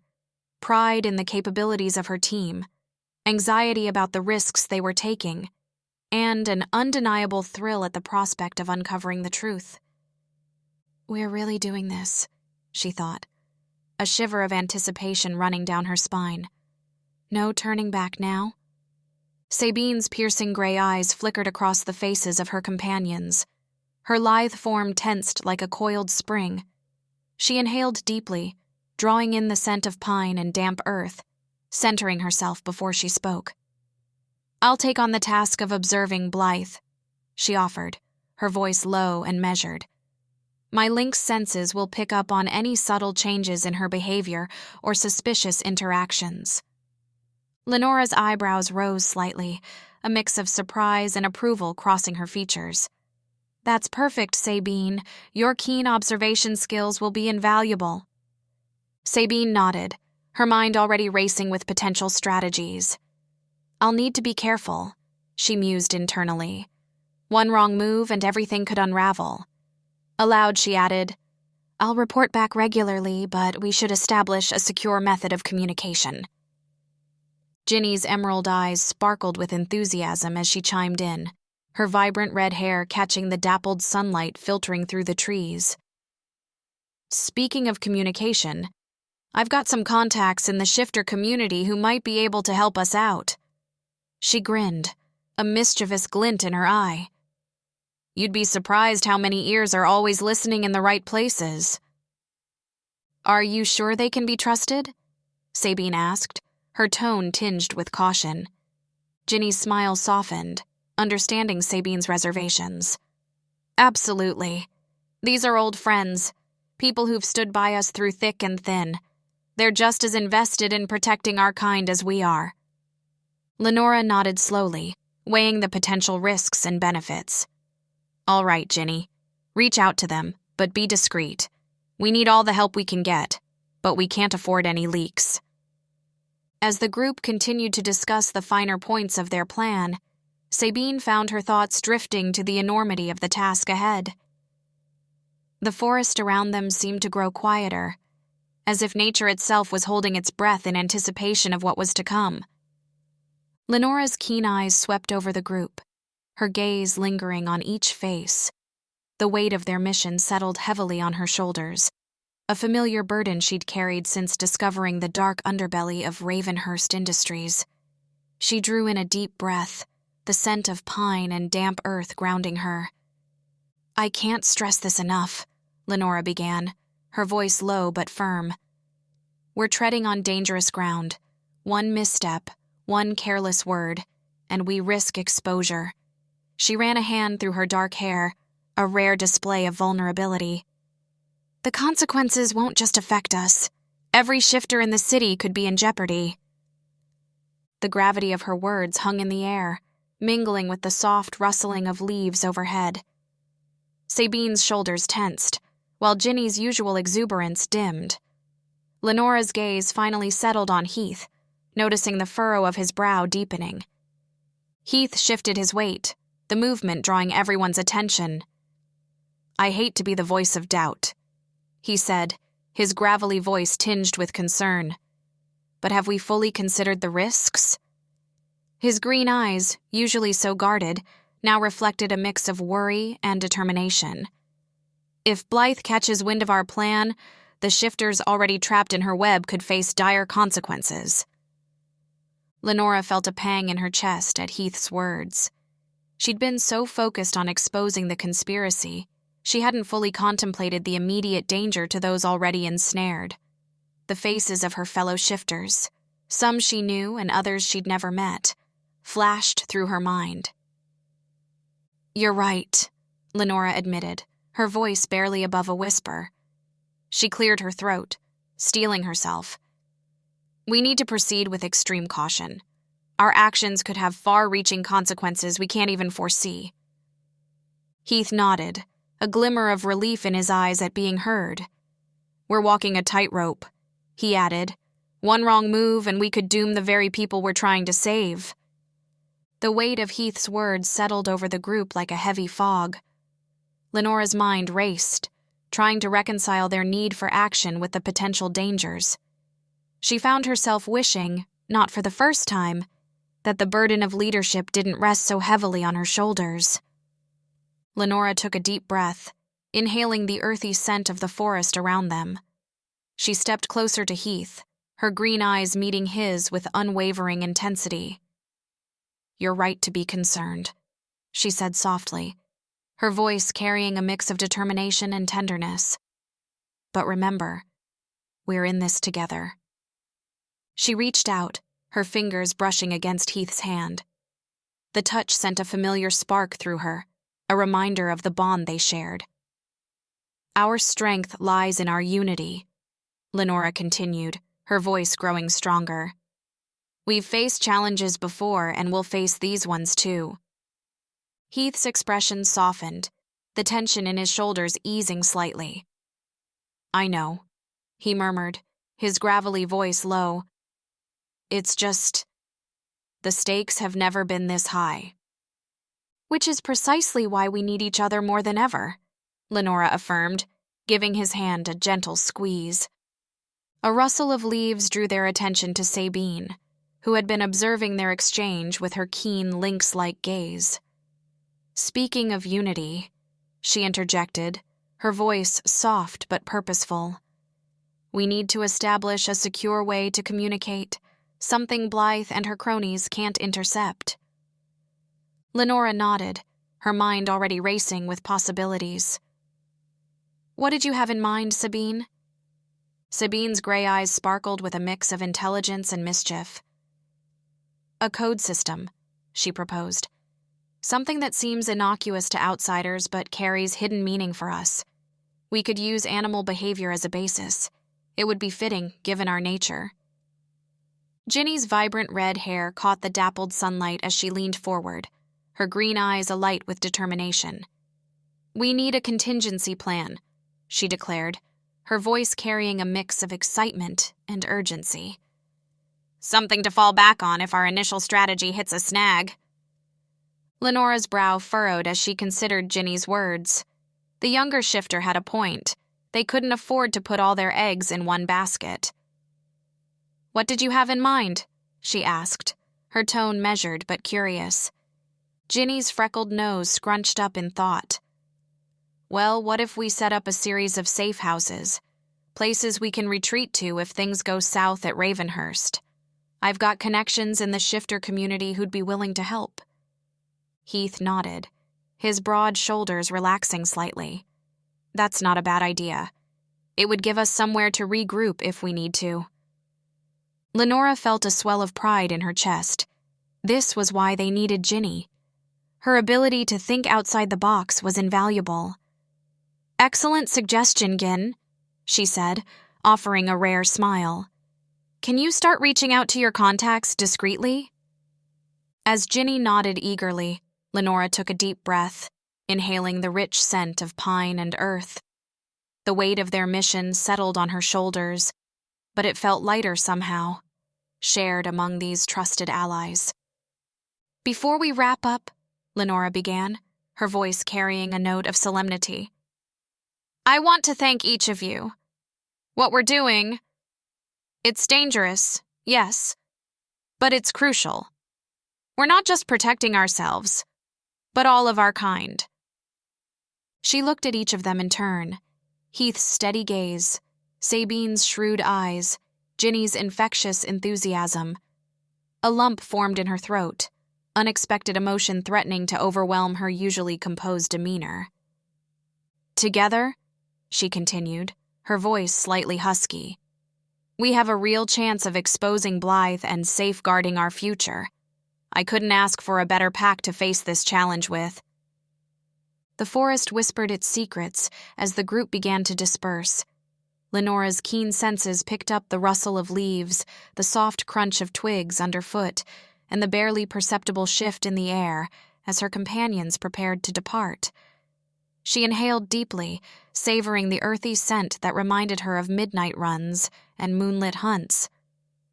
"Remember," Lenora said, her voice low and intense, "we're only as strong as our weakest link. Stay vigilant. Stay safe." Heath caught her eye, a silent understanding passing between them.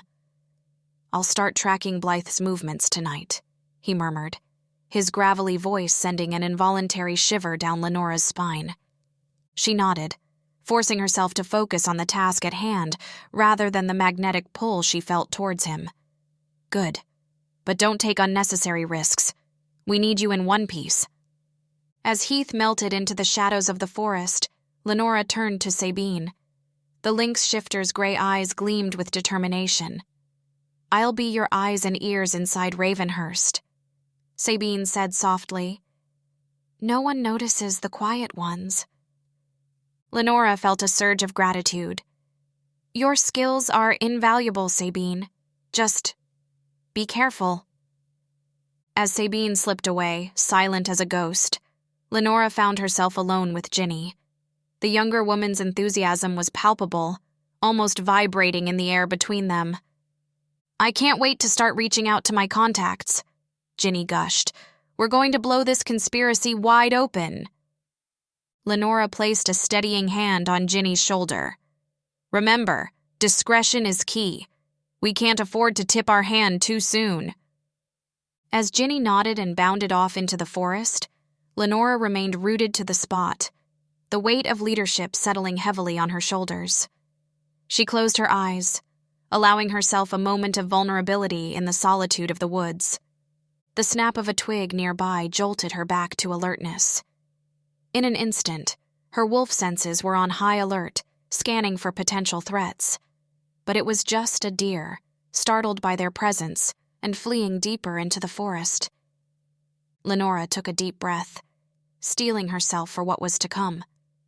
With one last look at the clearing where they had plotted their resistance, she turned and strode purposefully towards the edge of the forest, ready to play her part in their dangerous game of deception and discovery. Chapter 16. Heath's emerald eyes locked onto Lenora's, their intensity stealing her breath. His gaze never wavered as he absorbed her words, the muscles in his jaw working as he processed the weight of her proposal. Lenora's heart raced, her wolf senses heightening her awareness of every minute shift in Heath's expression. "Lenora," he began, his voice low and gravelly, "your vision. It's incredible. The strength it must take to even dream of such a sanctuary." He trailed off, shaking his head in wonder. Lenora felt a surge of warmth at his words, her cheeks flushing slightly under his admiring gaze. "But you're not just dreaming," Heath continued, leaning forward. "You're planning, strategizing. It's who you are, that brilliant mind always at work. Lenora smiled, touched by his perception. It's more than just a plan, Heath. It's a necessity. For all of us.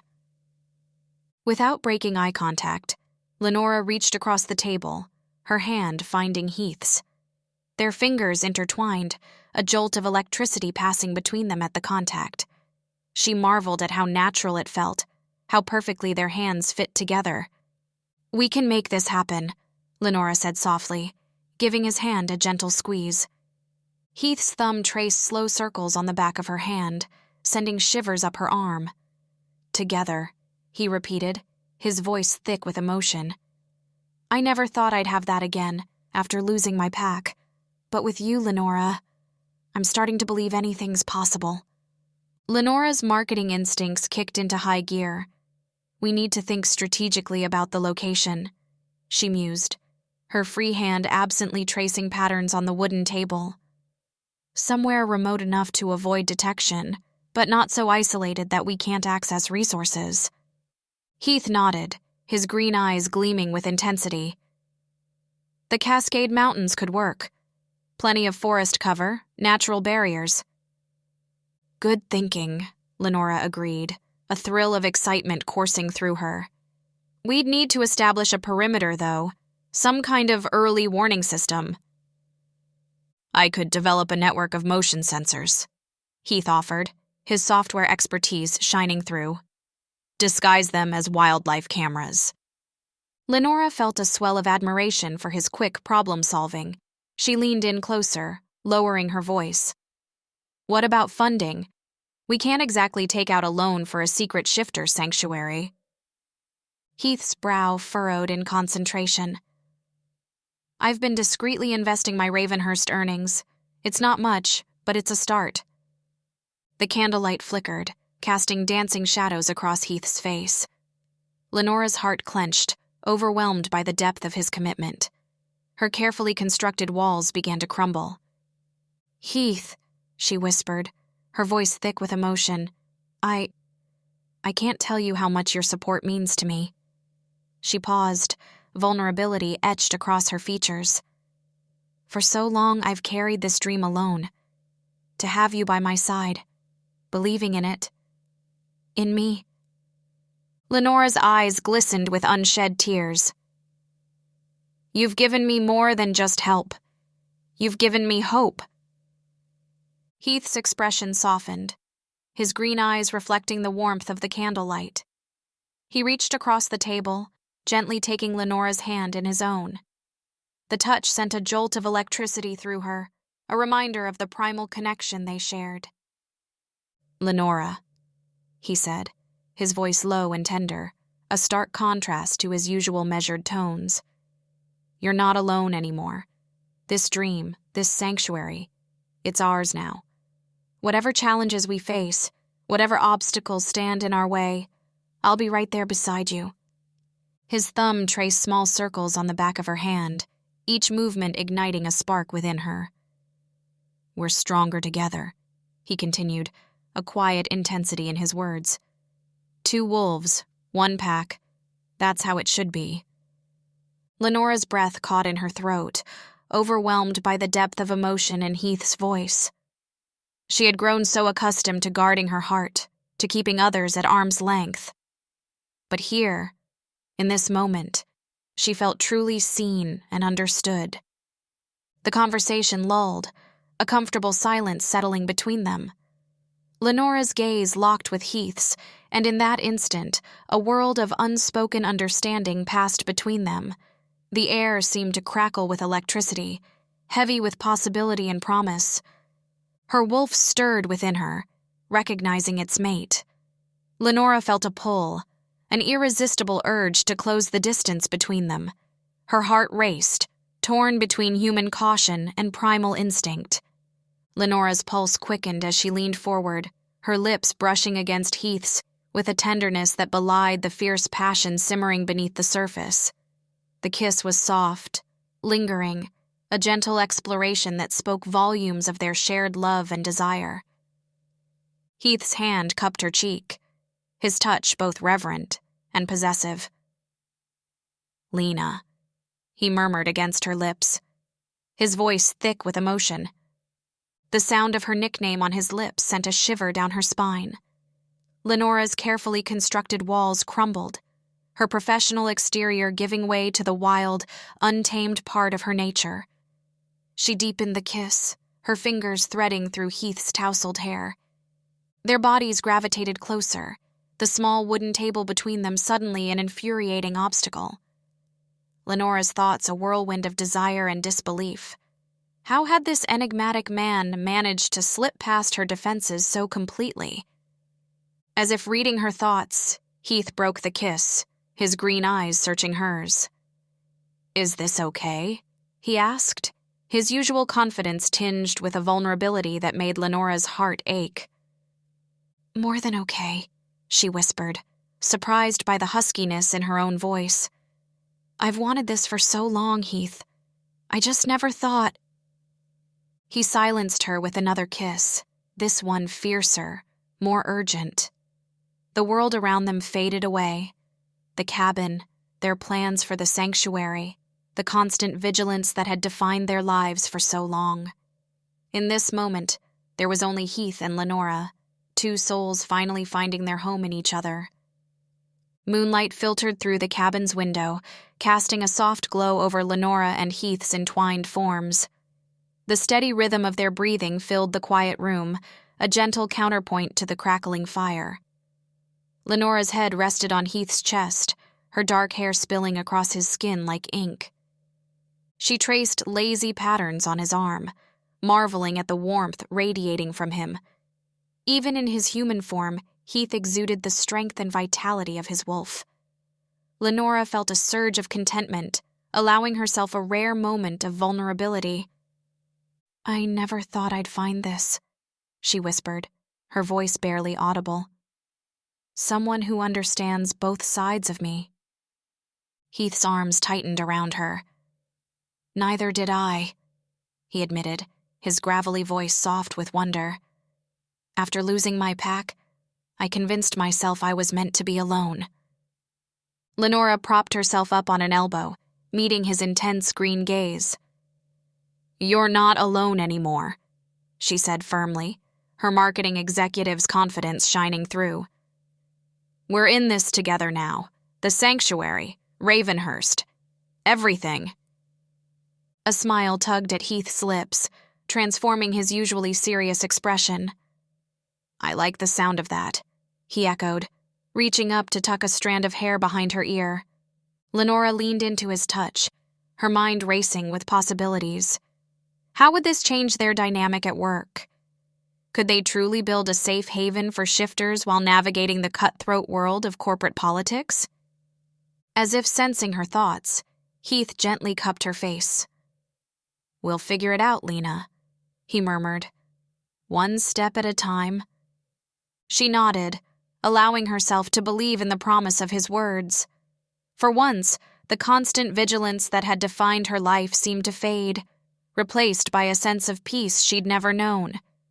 "I love you, Heath," Lenora whispered, the words feeling both foreign and completely right on her tongue. His eyes softened, a vulnerability there that made her heart swell. "And I love you, Lenora Cavendish," he replied, his voice filled with a quiet reverence. "With everything I am, wolf and man." Lenora's breath caught in her throat, the weight of Heath's words settling deep within her. She nestled closer, reveling in the warmth of his skin against hers, the steady thrum of his heartbeat a soothing rhythm. Heath's arm tightened around her, his voice a low rumble. Lenora pressed a gentle kiss to his shoulder. "Tell me about your pack," she encouraged, sensing his need to share. For a moment, Heath was silent, and Lenora wondered if she'd overstepped. But then he began to speak, his words painting vivid pictures of a close-knit family, of moonlit runs and shared laughter. As she listened, Lenora felt a sense of belonging wash over her. Here, in this cabin, tangled in Heath's arms, she'd found more than just a lover. She'd found a home. "We'll build that again," she said firmly when he finished, her marketing mind already spinning plans. A new pack, a sanctuary where we can all be free. Heath's lips curved into a smile. Always the visionary, he murmured, brushing a kiss against her forehead. It won't be easy, you know. Lenora's eyes sparkled with determination. The best things never are, she countered, but we're stronger together. And I'm not giving this up without a fight. Chapter 17. The floorboards creaked beneath Lenora's feet as she paced the length of the cabin, her polished heels a stark contrast to the weathered wood. Moonlight filtered through the dusty windows, casting long shadows across the faces of her allies gathered around the rickety table. The air hung heavy with anticipation and the faint scent of pine. Lenora's sharp gaze swept over the room, assessing each member of her makeshift pack. Her voice, low and commanding, cut through the silence. We have one shot at this. Our success hinges on perfect coordination and absolute stealth. Heath's green eyes met hers, a silent understanding passing between them. The connection between them hummed like an electric current, but Lenora pushed the feeling aside, focusing on the task at hand. Sabine, Lenora continued, turning to the Lynx shifter. Your technical expertise is crucial. You'll be responsible for disabling the facility's security systems. Sabine nodded, her gray eyes glinting with determination. I've studied the blueprints. I can bypass their firewalls and shut down the surveillance in under 5 minutes. 5 minutes, Lenora thought. That's all the time we have to get in position. She suppressed a shiver of apprehension, her wolf instincts bristling at the proximity of danger.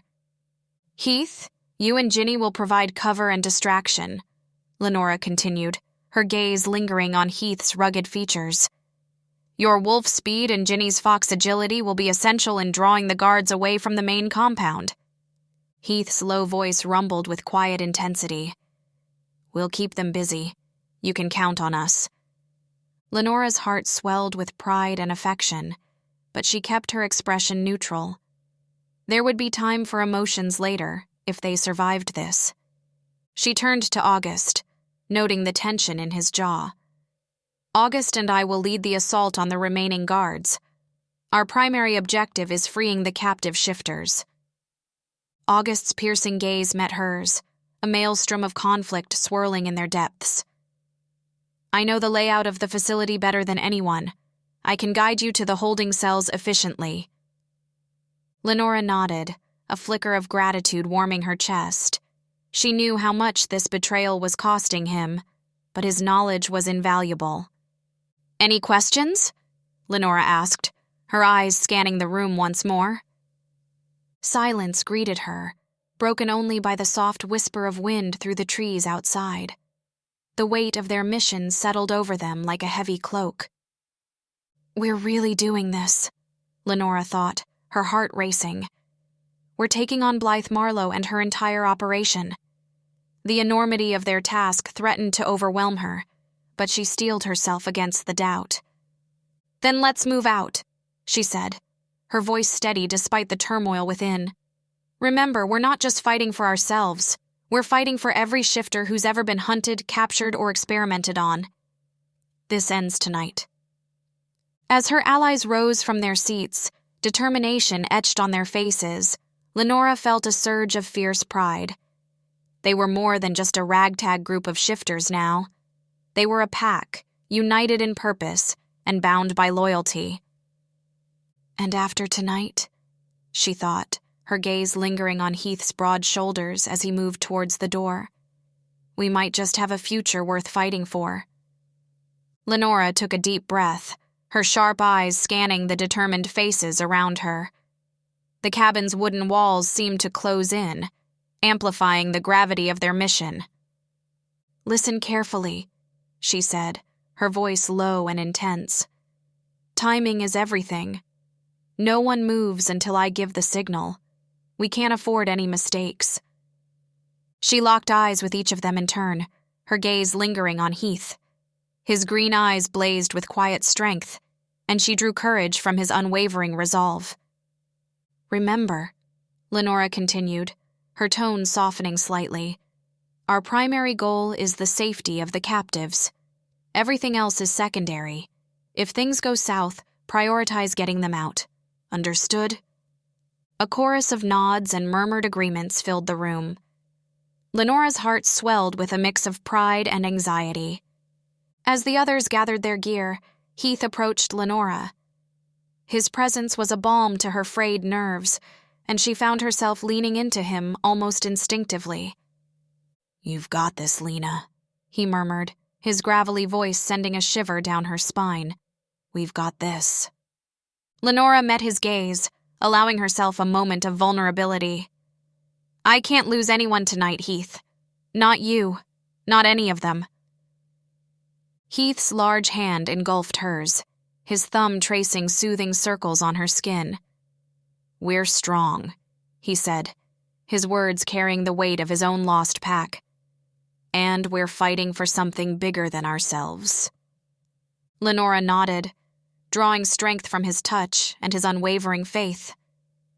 This is what it means to have a partner, she realized. Someone to share the burden, to face the darkness together. "Ready?" she asked, her voice barely above a whisper. Heath's lips quirked in a small, fierce smile. "Always." The forest enveloped them in a cloak of shadows as Lenora led the group through the dense undergrowth. Her senses were on high alert, every rustle of leaves and snap of twigs amplified in the stillness of the night.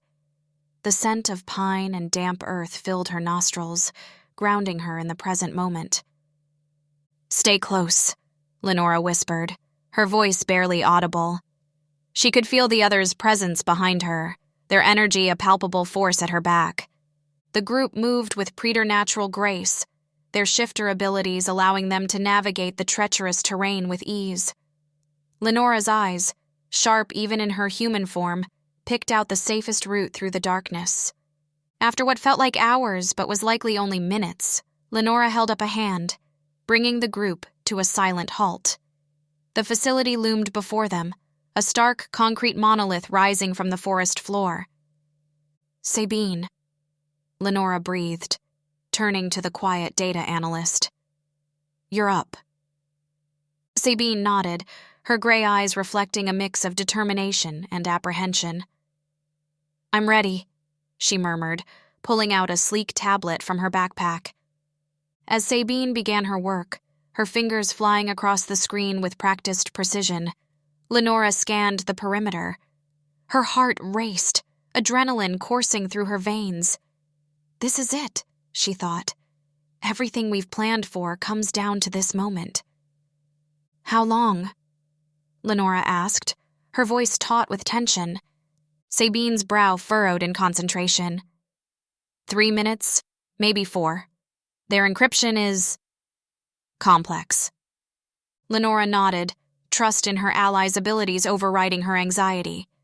She turned to the others, her gaze locking with Heath's for a brief, charged moment. "Remember," she said softly, "we wait for my signal. No matter what happens, we stick to the plan." The seconds ticked by, each one feeling like an eternity. Lenora's enhanced hearing picked up the faint hum of electricity, the distant murmur of voices within the facility. She clenched her fists, willing herself to remain still, to trust in Sabine's expertise.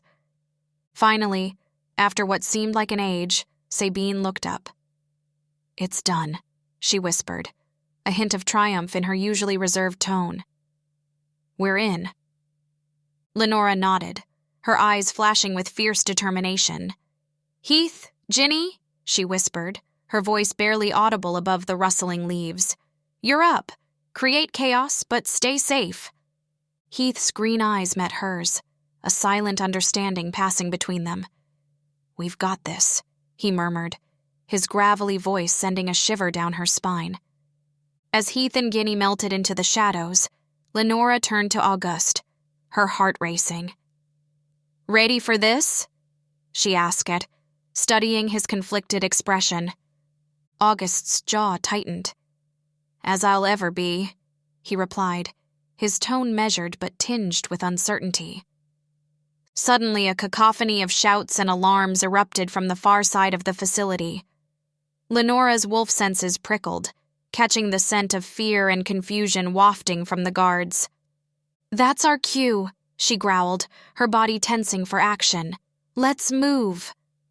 Lenora and August burst from their cover, racing towards the main entrance. 2 guards, distracted by the commotion, barely had time to register their approach before Lenora was upon them. She moved with preternatural speed, her fist connecting with the first guard's jaw in a bone-crunching impact. "I hope you're okay, Heath," she thought fleetingly as she ducked under the second guard's wild swing. "Focus, Lenora. Trust in the plan." August grappled with another guard, his movements fluid and precise. "Behind you!" he shouted, his eyes widening in alarm. Lenora spun, narrowly avoiding a taser aimed at her back. She snarled, her wolf nature surging to the surface. "August, the door," she yelled, dropping into a fighting stance as more guards poured out of the facility. "Working on it," August grunted, slamming his opponent into the wall before racing to the control panel. Lenora's heart pounded as she faced the oncoming guards. "We have to get inside," she thought desperately. "The captives are counting on us." "Lenora!" August called. "It's open! Let's go!" With a final, devastating roundhouse kick, Lenora cleared her path and sprinted towards the open door. As she crossed the threshold, the acrid scent of fear and despair hit her like a physical force. "We're coming," she promised silently to the captives. "Hold on just a little longer." The facility's alarm blared, its shrill wail piercing through the chaos. Lenora's eyes darted around the dimly lit corridor, her senses on high alert. Suddenly the lights flickered and died, plunging them into darkness. "Sabine did it," Lenora whispered, a surge of hope rising in her chest. She turned to August, barely able to make out his silhouette. "We need to find the holding cells, now." As if in response to her words, a cacophony of howls, roars, and screeches erupted from deep within the facility. The captives were free. "This way," August said, his voice tight with tension. He led them down a winding corridor, the sounds of battle growing louder with each step. Rounding a corner, they came face to face with a scene of controlled chaos. Shifters of all forms were engaged in combat with the remaining guards, their unique abilities on full display. A massive bear shifter swatted away attackers like flies, while a lithe cheetah darted between guards, leaving them dazed and confused. Lenora's heart swelled with pride and determination. "Let's end this," she growled, her eyes flashing with feral intensity. As she dove into the fray, Lenora caught sight of Heath across the room. He moved with deadly grace, his lean form a blur as he took down guard after guard. Their eyes met for a brief moment, and Lenora felt a jolt of electricity course through her. "We're so close," she thought, ducking under a wild swing and retaliating with a swift uppercut. "Just a little more, and we'll be free." "Lenora!" Sabine's voice cut through the din. "The main security hub is down the hall. We need to destroy it to ensure they can't lock us in." Lenora nodded, her mind racing. "Heath," she called out, "cover Sabine. August and I will handle things here." As Heath and Sabine disappeared down the corridor, Lenora turned her attention back to the battle at hand. The tide was turning in their favor, the guards overwhelmed by the combined might of the shifters. "We're actually doing it," Lenora marveled, a fierce grin spreading across her face. "We're taking back our freedom." With renewed vigor, she threw herself into the fight, her movements a deadly dance of precision and power. One by one, the remaining guards fell, until finally, an eerie silence settled over the facility. Lenora stood in the center of the room, her chest heaving as she surveyed the scene. Shifters of all kinds surrounded her, their eyes filled with a mix of disbelief and hope. "Is it "Is it over?" a timid voice asked from the crowd. Lenora's expression softened as she addressed the group. "The facility is secure," she announced, her voice carrying a note of triumph. "You're free." As cheers erupted around her, Lenora felt a hand on her shoulder. She turned to find Heath beside her, his green eyes shining with pride and something deeper. "We did it," he murmured, pulling her close. Lenora leaned into his embrace, allowing herself a moment of vulnerability. "We did," she whispered back, her heart full. "But our journey's only just beginning." August stood at the threshold of the facility's main control room, his lean frame taut with tension. His piercing eyes darted between the freed shifters and the unconscious guards, his mind racing with conflicting thoughts. The weight of his decision pressed upon him, but as he watched Lenora and Heath embrace, a flicker of resolve ignited within him. "This way," August called out, his voice cutting through the celebratory murmurs. "I know the safest route out." Lenora's head snapped up, her sharp features etched with surprise. "August?" she questioned, studying him intently. He met her gaze, a hint of vulnerability breaking through his usually stoic demeanor. "I can't stand by and let this continue. What Blythe is doing, it's wrong. I'm with you now." Heath's eyes narrowed, his posture tensing slightly. "How can we trust you?" August's jaw clenched, but he spoke with measured calm.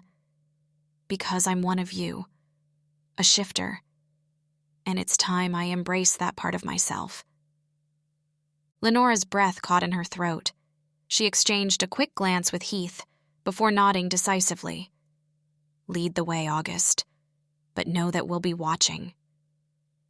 As August guided them through a labyrinth of corridors, Lenora's mind raced.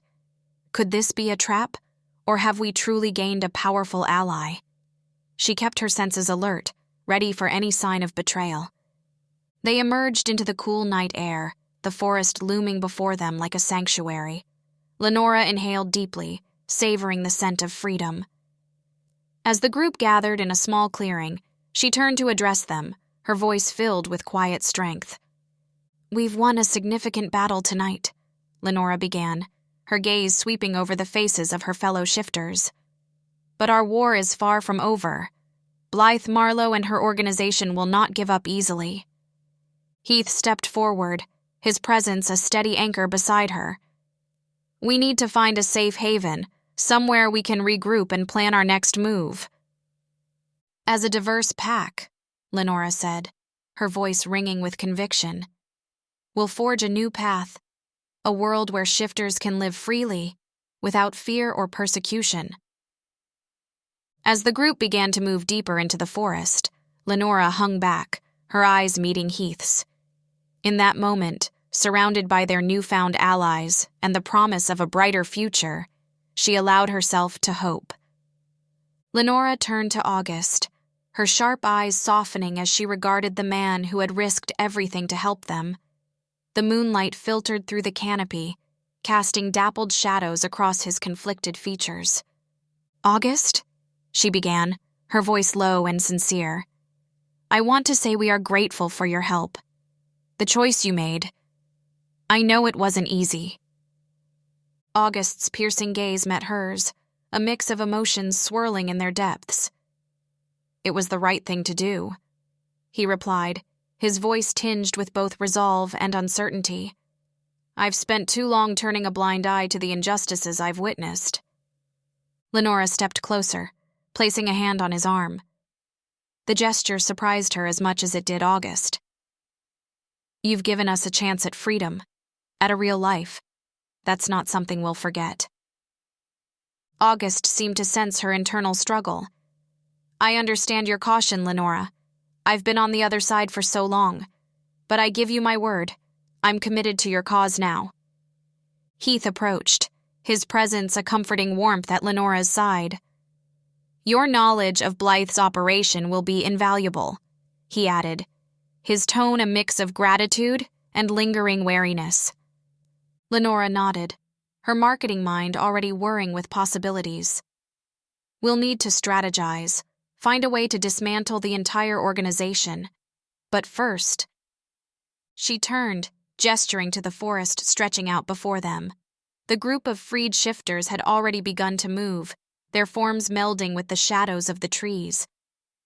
We need to get as far from here as possible, Lenora stated, her voice gaining the crisp, authoritative edge she often used in board meetings. August, any suggestions for a safe route? As August began outlining potential paths, Lenora thought to herself, we're no longer prey. We're the hunters now, and Blythe Marlowe's days are numbered. With a shared nod of understanding, Lenora, Heath, August, and their allies melted into the forest, leaving behind the smoldering ruins of their captivity. The dense canopy of leaves above them filtered the moonlight, casting dappled shadows across the forest floor. Lenora's keen senses were on high alert as she led the group deeper into the wilderness, her wolf instincts guiding her every step. The scent of pine and damp earth filled her nostrils, a stark contrast to the sterile confines of her corporate office. Heath walked beside her, his presence a silent comfort. She could feel the tension in his body, mirroring her own mix of exhaustion and exhilaration. Do you think we've put enough distance between us and the facility? Lenora asked, her voice barely above a whisper. Heath's green eyes scanned the surrounding forest before meeting hers. For now, he replied, his gravelly tone tinged with caution. But we can't afford to let our guard down. As they walked, Lenora's mind whirred with ideas. We could use encrypted messaging systems, safe houses spread across the country. It would be like an underground railroad for our kind. What are you thinking? Heath asked, sensing the intensity of her thoughts. Lenora took a deep breath, feeling the weight of responsibility on her shoulders. I'm thinking that we have an opportunity here, Heath, to build something bigger than just a sanctuary. We could create a movement. Chapter 18. The howl of victory still echoed in Lenora's ears as she stood beside Heath, her chest heaving with exertion. The moonlight filtered through the trees, casting dappled shadows across the forest clearing where they had just triumphed over the rogue pack that threatened to expose them. Her heightened senses picked up the fading sense of fear and aggression, mingled with the earthy aroma of pine and damp soil. Lenora's gaze swept over the scene, cataloging every detail with the same meticulous precision she applied to her marketing strategies at Ravenhurst Industries. Her mind raced, already formulating plans to ensure their success remained hidden from prying human eyes. We did it, she breathed, her voice barely above a whisper. The words felt inadequate to express the magnitude of their achievement. Heath nodded, his green eyes gleaming with a mixture of satisfaction and wariness. For now, he replied, his gravelly tone carrying the weight of past losses. But we can't let our guard down. Lenora turned to face him fully, struck by the quiet intensity radiating from his lean frame. In that moment, she saw beyond the guarded exterior he presented to the world, glimpsing the depth of emotion he usually kept hidden. Her heart swelled with a surge of affection and understanding. Without conscious thought, Lenora reached out, her fingers seeking Heath's. As their hands intertwined, a jolt of electricity seemed to pass between them, igniting a warmth that spread through her entire being. We're stronger as a team, Lenora said, her tone firm despite the vulnerability she felt in opening herself up to this connection. This victory proves it. Heath's fingers tightened around hers, and a small smile tugged at the corners of his mouth. You're right, he admitted, his voice softening. I've been alone for so long I almost forgot what it feels like to be part of something greater. Lenora's mind flashed to her own carefully constructed walls, the defenses she had built to protect her secret identity as a wolf shifter. With Heath, those barriers seemed to crumble, leaving her both exhilarated and terrified. I know the feeling, she murmured, allowing herself a moment of vulnerability. Lenora tugged gently on Heath's hand, leading him deeper into the forest. The moonlight filtered through the canopy, casting dappled shadows on the forest floor. With each step, the soft crunch of leaves beneath their feet mingled with the whisper of the night breeze, creating a symphony of tranquility. I know a place, Lenora whispered, her voice barely audible above the rustle of leaves. Her sharp eyes, accustomed to navigating both boardrooms and moonlit forests, scanned their surroundings with practiced ease. Heath followed silently, his movements fluid and graceful. Lead the way, he murmured, his gravelly voice sending a shiver down Lenora's spine. As they walked, Lenora's mind raced. The carefully compartmentalized worlds of her life, the polished marketing executive and the wild, free wolf, were colliding in ways she had never imagined. She glanced at Heath, wondering if he felt the same tumult of emotions. Finally, they reached a small clearing, bathed in silvery moonlight. Lenora turned to face Heath, her heart pounding so loudly she was sure he could hear it. The forest seemed to hold its breath, waiting. Heath, she began, her usual confidence wavering. I've never... She trailed off, unsure how to express the maelstrom of feelings inside her. Heath's green eyes locked onto hers, intense and understanding. I know, he said softly. Neither have I. Not like this. Lenora leaned in, drawn by an irresistible force. Her lips met Heath's, soft and tentative at first, then with growing passion. The kiss was electric, a perfect fusion of their human and wolf natures. It spoke of shared secrets, hard-won trust, and a connection that transcended words. As they kissed, Lenora felt as if pieces of herself that had long been scattered were finally coming together. For once, she didn't have to hide or pretend. With Heath, she could simply be. As they broke apart, Lenora's eyes fluttered open to meet Heath's intense gaze. A knowing smile played across her lips, mirroring the one on his face. In that moment, no words were needed. Their shared look conveyed volumes about the journey they had undertaken together, the trials they had faced, and the bond they had forged. The weight of their shared experiences hung in the air between them, a tangible reminder of how far they'd come. Lenora glanced around the moonlit clearing, suddenly aware of how exposed they were. We should find somewhere to rest, she suggested. They moved in tandem, their footsteps nearly silent on the forest floor. After a few moments, they came upon a fallen log, its bark silvered with age. Without a word, they sat down, their bodies close but not quite touching. Lenora inhaled deeply, savoring the rich scent of pine and earth that permeated the air. It mingled with the faint metallic aroma of their recent victory, creating a heady mix that made her feel more alive than ever.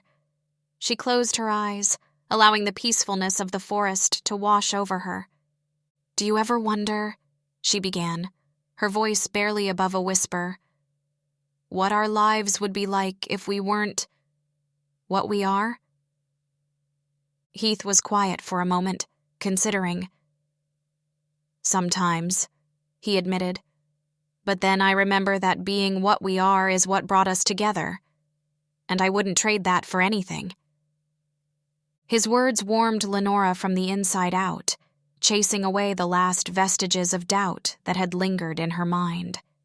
She leaned back slightly, her shoulder just brushing against Heath's, and allowed herself to truly relax for the first time in what felt like ages. Heath reached out, his fingers gentle as he brushed a stray strand of hair away from Lenora's face. His touch sent a shiver down her spine, igniting a warmth that spread through her entire body. She leaned into his hand, relishing the tenderness of the moment. I never thought I'd find this, Heath murmured, his green eyes filled with an intensity that took Lenora's breath away. After losing my pack, I was certain I'd spend the rest of my days alone. Lenora's heart ached at the pain in his voice. Tell me about them. she said softly, intertwining her fingers with his. As Heath began to speak, his words painting vivid pictures of a close-knit family bound by love and loyalty, Lenora found herself transported. She could almost see the pack running through moonlit forests, hear their joyous howls echoing through the night. "And what about you?" Heath asked, his thumb tracing circles on the back of her hand.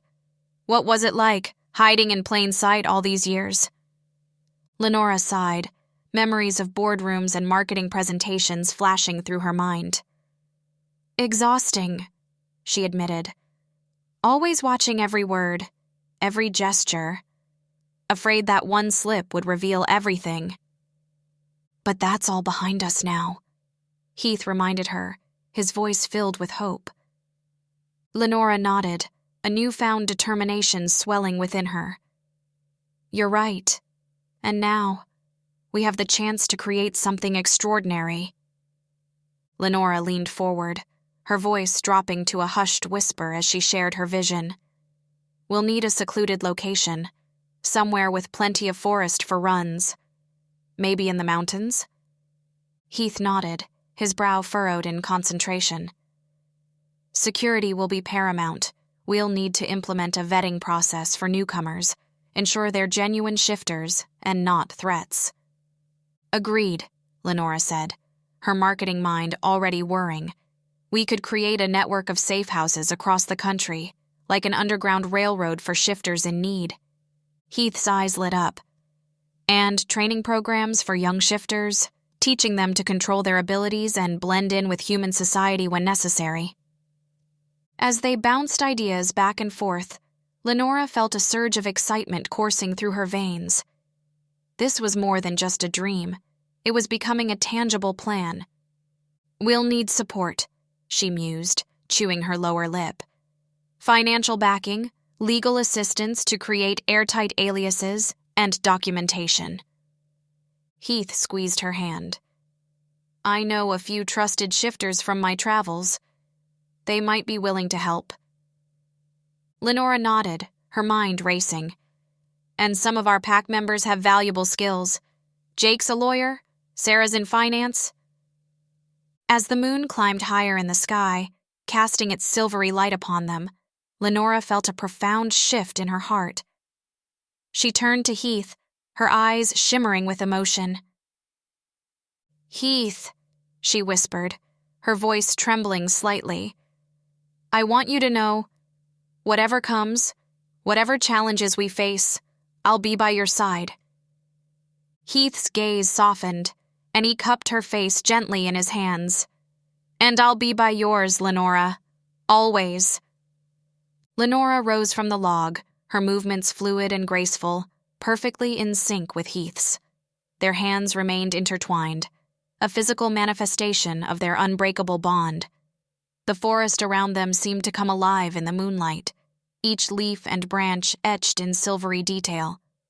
A gentle breeze rustled through the trees, carrying with it the earthy scent of pine and damp soil. Lenora closed her eyes, inhaling deeply. Her heightened senses picked up every nuance of their surroundings. The soft padding of a rabbit's feet in the underbrush, the flutter of an owl's wings overhead. "Listen," Heath murmured, his voice low and reverent. In the distance, a lone wolf's howl pierced the night, haunting and beautiful. Lenora felt a shiver run down her spine, her inner wolf responding to the call. "It's like a sign," she whispered, turning to face Heath. His green eyes seemed to glow in the moonlight, reflecting a depth of emotion that took her breath away. "A reminder of who we are, where we come from." Heath nodded, a small smile playing at the corners of his mouth.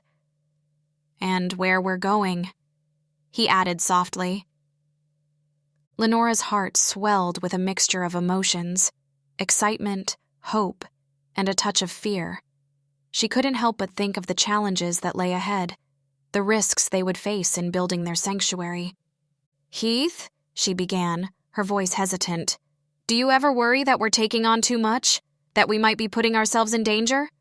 His grip on her hand tightened reassuringly. "Every day," he admitted. But then I look at you, at what we've already accomplished together, and I know we can face anything. Lenora felt a warmth spreading through her chest, chasing away the tendrils of doubt. You're right, she said, squaring her shoulders. We've come too far to turn back now, and we're not alone anymore. No, Heath agreed, his eyes scanning the moonlit forest. We have our pack, our family. They give us strength. As they stood there, bathed in moonlight and surrounded by the whispers of the forest, Lenora felt a sense of peace settle over her. Chapter 19. The dense canopy of ancient pines loomed overhead, filtering the waning sunlight into dappled shadows on the forest floor. Lenora Cavendish moved with fluid grace, her heightened senses alert to every rustle and scent carried on the cool mountain breeze. Behind her, the pack followed in a loose formation, their human forms blending seamlessly with the wilderness. Heath's steady presence at her side was a comfort as they navigated the treacherous terrain. His green eyes scanned the horizon, ever vigilant. Lenora felt a familiar tug in her chest, a mixture of gratitude and something deeper she wasn't quite ready to name. "What do you think?" she murmured, her voice barely above a whisper. This ridge could provide a decent vantage point. Heath nodded, his brow furrowed in concentration. Good sightlines defensible, but we need to ensure access to water. Lenora's mind raced, weighing options with the precision honed from years in the corporate world. Here, in the wild, those skills were being put to a very different use. We could send a scouting party to... A low growl from behind cut her off. In an instant, both Lenora and Heath had shifted, their sleek wolf forms crouched protectively in front of their pack. Lenora's hackles rose as she took in the sight before them. A group of creatures emerged from the shadows. Not wolves, but something other. Their forms seemed to shimmer and shift, caught between human and beast. The scent of magic hung heavy in the air. Shapeshifters, Lenora thought, her heart racing. But not like us. Heath's thoughts brushed against her mind, a mixture of caution and determination. We outnumber them but barely. This could get ugly. Lenora took a steadying breath, forcing her racing thoughts to calm. She had navigated countless high-stakes negotiations in boardrooms. This was just another kind of deal to broker. Slowly, deliberately, she shifted back to her human form, hands raised in a gesture of peace. We mean you no harm, she called out, her voice clear and steady. We seek only a place to call our own. The leader of the other group, a tall, lithe figure with eyes like molten gold, stepped forward. This territory is claimed, they hissed, voice layered with inhuman harmonics. Leave now, or face the consequences. Lenora felt Heath shift beside her, his human presence a solid anchor. She sensed the tension rippling through their pack, the barely contained urge to fight or flee. But she held her ground, years of corporate negotiations lending steel to her spine. Perhaps we can come to an arrangement, Lenora proposed, her mind already formulating strategies. Your knowledge of this land is invaluable. We bring our own strengths. Together, we could create something truly remarkable. The leader's eyes narrowed, but Lenora detected a flicker of interest. She pressed on, her words weaving a vision of cooperation and mutual benefit. As she spoke, she felt Heath's silent support, his quiet strength bolstering her own. The standoff stretched on, a delicate balance of power and possibility. Lenora's heart thundered in her chest, but outwardly, she remained the picture of calm assurance. Everything hinged on this moment, the safety of her pack, the dream of their sanctuary, the future they had risked everything to build. As the sun dipped below the horizon, Lenora held her breath, waiting for the creature's response. The fate of their pack hung in the balance, and she silently prayed that her words had been enough to turn the tide in their favor. Lenora surveyed the clearing, her keen eyes assessing the natural resources and potential challenges. The negotiations had been successful, but now the real work began. She turned to Heath, her voice low and determined.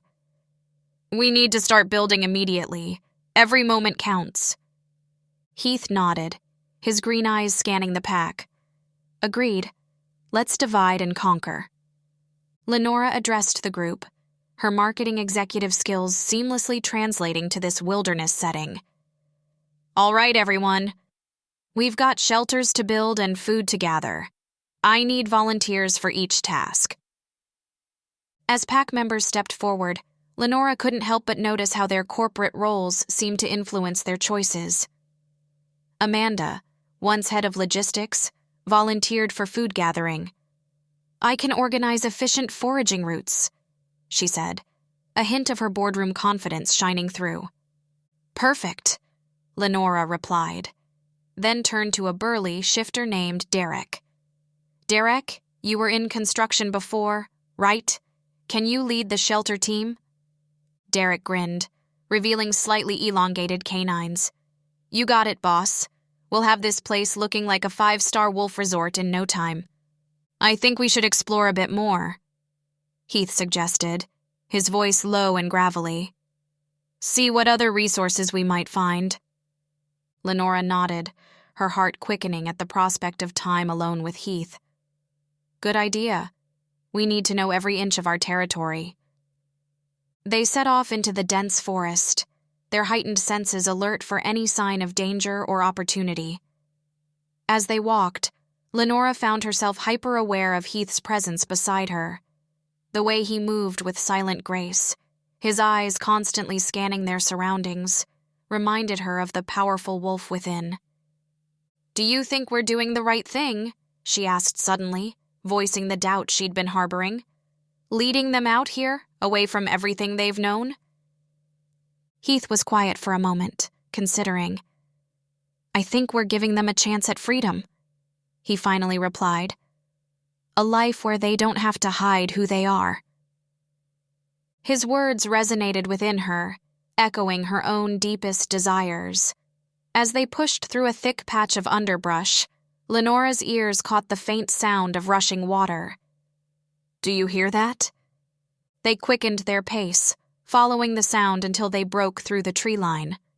Before them lay a hidden glen, a crystal-clear spring bubbling up from the earth and cascading down a series of small falls. Lenora's breath caught in her throat. "It's perfect," she whispered, her mind already racing with possibilities.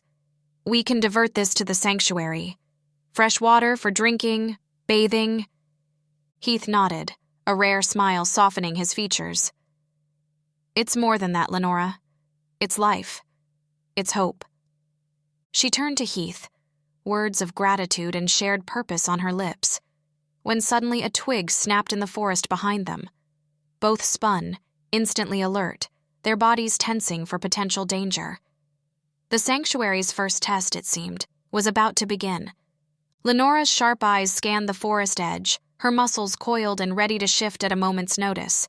The scent that wafted towards her on the breeze, however, wasn't one of threat, but of desperation and exhaustion. She exchanged a quick glance with Heath, seeing her own realization mirrored in his green eyes. "We know you're there," Lenora called out, her voice firm but not unkind. "You can come out. We won't harm you." There was a rustling in the underbrush, and then 5 figures emerged hesitantly into the clearing. They were a ragtag group, their clothes tattered and dirty, their faces gaunt with hunger. But Lenora could see the unmistakable glint of a shifter's eyes in each of them. "Who are you?" Heath asked, his gravelly voice tinged with caution. The tallest of the group, a woman with fiery red hair, stepped forward. "I'm Mara. We're from the Silverbrook Pack, or what's left of it." Her voice cracked on the last words. Lenora felt a pang of sympathy. "What happened?" Mara's eyes filled with tears. "Hunters. They found our territory. We're all that's left. The marketing executive in Lenora wanted to analyze the situation, to weigh the pros and cons of taking in these strangers. But the alpha in her, the part that understood loss and the need for safety, made the decision in an instant.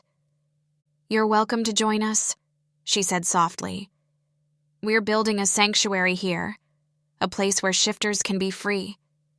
Heath shot her a questioning look. "Lenora, are you sure?" She nodded, her decision firm. "We can't turn them away, Heath. This is why we're here." As the group's faces lit up with hope, Lenora felt a warm sense of purpose wash over her. This was more than just survival. It was about creating a community, a home for all those who had lost theirs. Later that evening, as the sun dipped below the horizon, Lenora stood before the largest bonfire they'd built yet. The flames danced high into the night sky, casting flickering shadows across the faces of their expanded pack. The air was filled with the scent of roasting meat and the sound of laughter, a sound that, until recently, had been all too rare. "I'd like to say a few words," Lenora began, her voice carrying across the gathering. The chatter died down as all eyes turned to her. "When Heath and I first dreamed of this sanctuary, we hoped to create a safe haven for shifters. But looking around tonight, I see that we've created so much more. We've created a family." She paused, her gaze sweeping over the faces before her, faces that now included Mara and her group, already looking more at ease than they had just hours ago. "Each of you has brought something unique to our pack," Lenora continued. "Your strength, your skills, your resilience. Together, we've built something beautiful here, something that will last." As she spoke, Lenora felt Heath's presence at her side, solid and reassuring. She turned to him, a smile playing on her lips. "None of this would have been possible without all of you, and especially without you, Heath.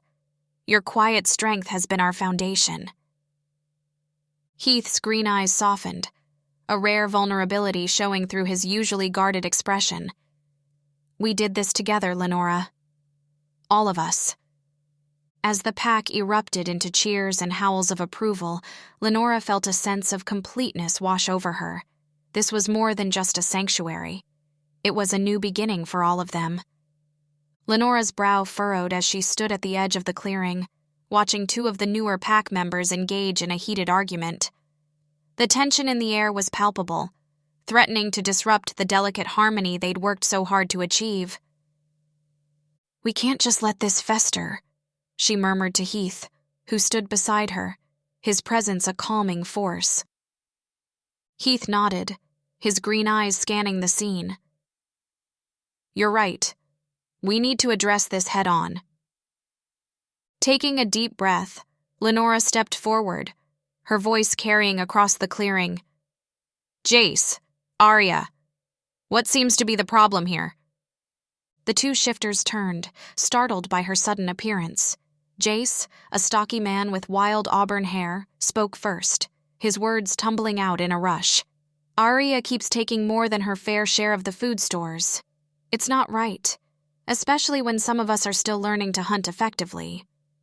Arya, a lithe woman with piercing blue eyes, bristled.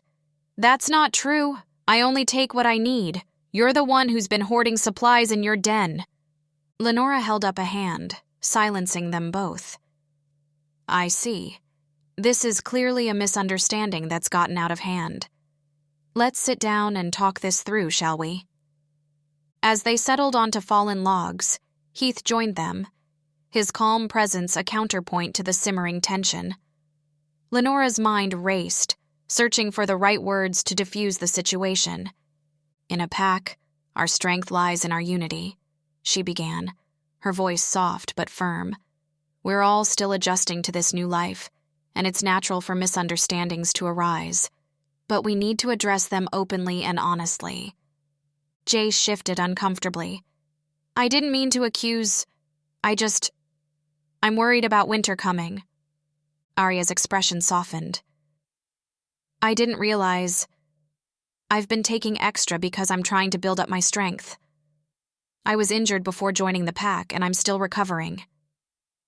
Lenora nodded, a small smile playing on her lips.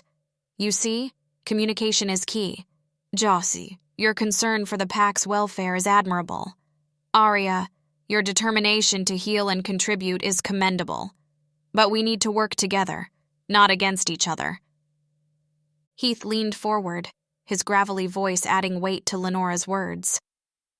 We're planning a hunting expedition tomorrow. It'll be a chance for everyone to learn and contribute. Jace, would you be willing to share some of your hunting expertise? And Arya, perhaps you could help organize our food stores more efficiently. Both shifters nodded, the tension visibly draining from their postures. As they walked away, heads bent in conversation, Lenora felt a surge of pride. That went well, she said, turning to Heath. He smiled, a rare sight that never failed to make her heart skip. You have a way with words, Lenora. It's one of the things that make you such a great leader. Lenora felt a flush creep up her neck. We make a good team, she replied, her voice softening. I couldn't do this without you, Heath. As the sun began to set, casting long shadows across the sanctuary, Lenora's thoughts turned to the challenges ahead. Tomorrow's hunt would be crucial, not just for food, but for building the pack's confidence and unity. We should get some rest, Heath said, as if reading her mind. Tomorrow will be a long day. As dawn broke over the sanctuary, Lenora stood before the assembled pack, her polished exterior belying the anticipation coursing through her veins.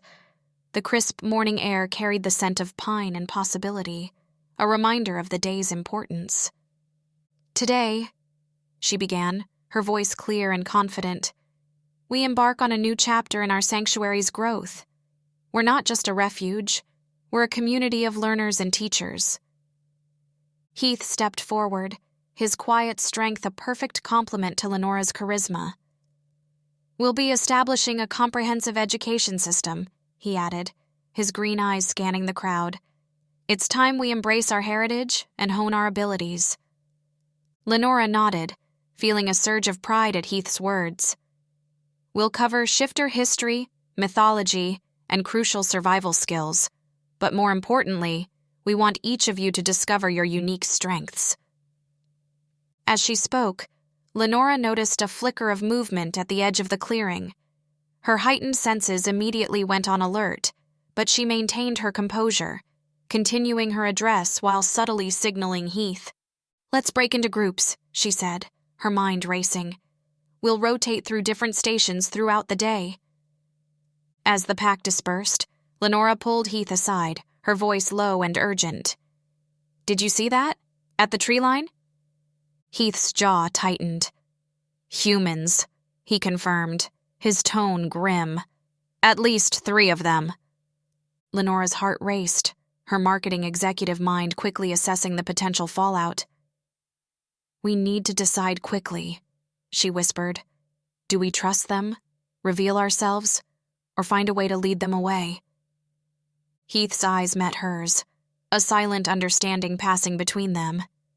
It's risky either way, he murmured. But if we redirect them, we might arouse more suspicion. Lenora nodded, her mind made up. We'll approach them, she decided, but carefully. We need to gauge their intentions before revealing anything. As they moved towards the tree line, Lenora couldn't help but wonder if this encounter would be the sanctuary's greatest challenge yet. The future of their pack hung in the balance, and every step forward felt like walking on a knife's edge. The sky darkened ominously as Lenora and Heath approached the group of humans, their footsteps muffled by the forest floor. A distant rumble of thunder echoed through the trees, sending a shiver down Lenora's spine. We need to make this quick, Heath muttered, his green eyes scanning the horizon. That storm's rolling in fast. Before Lenora could respond, a gust of wind whipped through the clearing, carrying with it the scent of rain and electricity. The trees swayed violently, their branches creaking in protest. "Everyone, take cover!" Lenora shouted, her marketing executive voice cutting through the rising wind. She turned to the startled humans, her mind racing. "You too! It's not safe out here!" As the pack scrambled to secure their shelters, Lenora's thoughts churned. How could they protect their secret while ensuring everyone's safety? Heath grabbed her arm, his touch grounding her. "We don't have time to worry about secrecy now," he said, reading her thoughts. "Lives are at stake." Lenora nodded, her determination solidifying. "You're right. Let's get everyone to the main lodge." As they herded the humans and pack members alike into the sturdiest structure, the sky opened up. Rain lashed against the windows, and lightning illuminated the panicked faces around them. "What can we do?" a young pack member asked, his voice trembling. Lenora straightened her shoulders, channeling the confidence she often relied on in board meetings. "We work together," she declared. "Heath, take a group to reinforce the other structures. I'll organize teams to secure our supplies." As the storm raged outside, Lenora found herself working alongside humans and shifters, their differences momentarily forgotten in the face of nature's fury. She caught Heath's eye across the room, saw the pride and love shining there, and felt a surge of hope.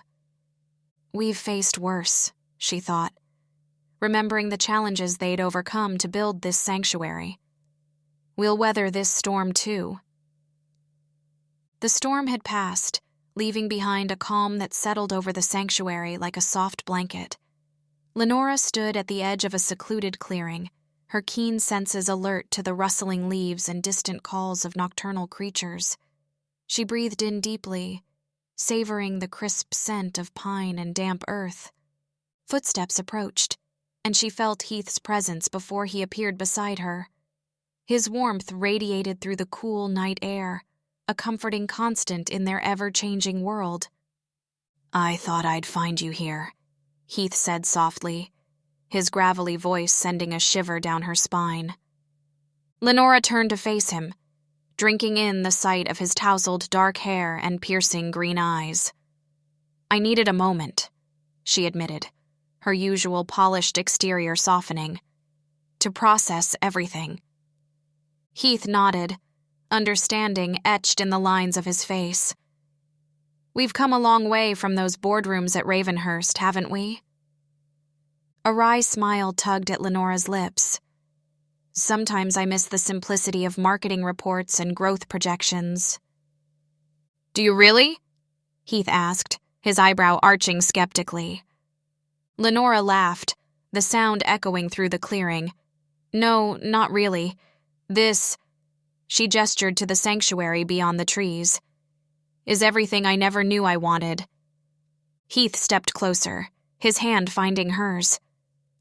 "Lena," he began, his voice thick with emotion.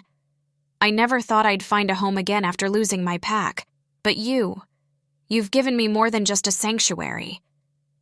Lenora's heart raced, her carefully constructed walls crumbling in the face of Heath's vulnerability. "Heath, He pressed a finger to her lips, silencing her. "Let me finish. You've shown me that it's okay to trust again, to love. I want you to know that no matter what challenges we face, I'm by your side. Always." Tears pricked at Lenora's eyes, and she blinked them away. "I've spent so long guarding my secret, keeping everyone at arm's length," she whispered. "But with you, I can just be me. Lenora and the wolf. No separation." Their lips met in a kiss that spoke volumes, reaffirming the bond that had grown between them. As they parted, a howl rose in the distance, reminding them of their responsibilities. "We should head back," Lenora said, her marketing executive efficiency kicking in. "The pack will be gathering soon." Heath nodded, a mischievous glint in his eye. "Race you?" Without warning, they both shifted, fur sprouting and bones rearranging in a fluid motion.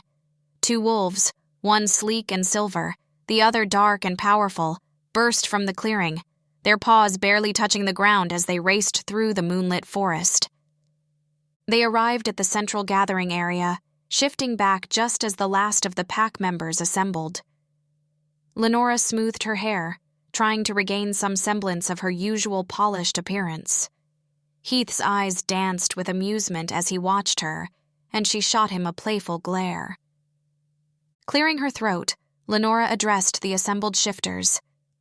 "Tonight, we gather not just as a pack, but as a family," she began, her voice carrying the authority she'd honed in countless presentations. "We've faced storms, both literal and figurative, and emerged stronger." Heath stepped forward, his presence a steadying force beside her. "This sanctuary is more than just a place," he added. "It's a testament to our resilience, our unity, and our commitment to protecting our kind." Lenora nodded, feeling a swell of pride as she looked at the faces around her. "We vow to nurture this haven, to keep it safe for generations to come. May it always be a place where we can embrace our true selves without fear." As if on cue, the pack began to shift. Fur sprouted, eyes gleamed, and suddenly the clearing was filled with wolves of all sizes and colors. Lenora and Heath exchanged a glance before joining their pack in their wolf forms. A howl rose from the throat of an elder wolf, deep and resonant. One by one, others joined in, their voices blending in a haunting melody that echoed through the wilderness. Lenora threw her head back, adding her own voice to the chorus. Beside her, Heath's powerful howl harmonized perfectly with hers. In that moment, with the moon hanging low in the sky and the voices of her pack rising around her, Lenora felt a sense of belonging she'd never known before. This was home. The first light of dawn painted the sky in hues of lavender and gold, casting a soft glow over the sanctuary. Lenora stood atop a rocky outcrop, her keen eyes scanning the landscape below.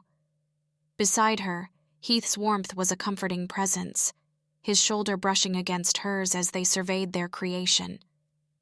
"It's more beautiful than I ever imagined," Lenora murmured, her voice filled with quiet awe. The polished exterior of the marketing executive had melted away, replaced by the raw authenticity of the wolf shifter who had found her true home. Heath's hand found hers, his fingers intertwining with her own. "We've come a long way from hiding in the shadows at Ravenhurst," he said, his tone carrying a hint of his usual gravel.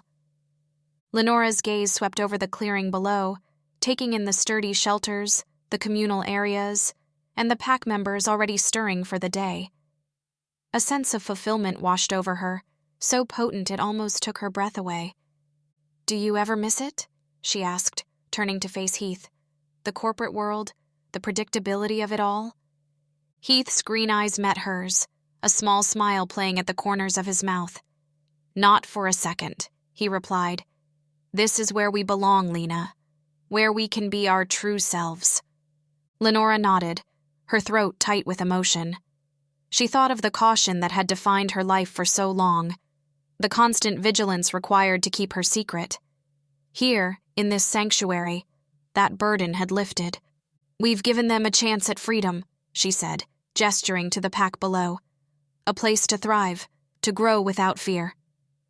Heath's arm slipped around her waist, pulling her close. "And we'll face whatever comes next together," he added, his voice low and determined. "Just like we always have." Lenora leaned into him, drawing strength from his presence. The marketing strategies and corporate jargon that had once consumed her thoughts seemed distant now, replaced by the primal call of the wild and the bonds of pack and family. "Together," she echoed, her voice filled with conviction. "Whatever challenges lie ahead, we'll meet them head on." As the sun climbed higher, bathing the sanctuary in golden light, Lenora felt a surge of determination. They had built this haven from nothing, forged unbreakable bonds, and created a future full of possibility. With Heath by her side and their pack at their backs, she knew they could face anything. The end. This is an exclusive production of the Romance Fiction Club. We hope you had a good time listening. Please like and subscribe so that we can continue creating free content for you to enjoy. Check out our library for more exciting romance stories. Thank you and have a wonderful day. See you soon. Bye-bye.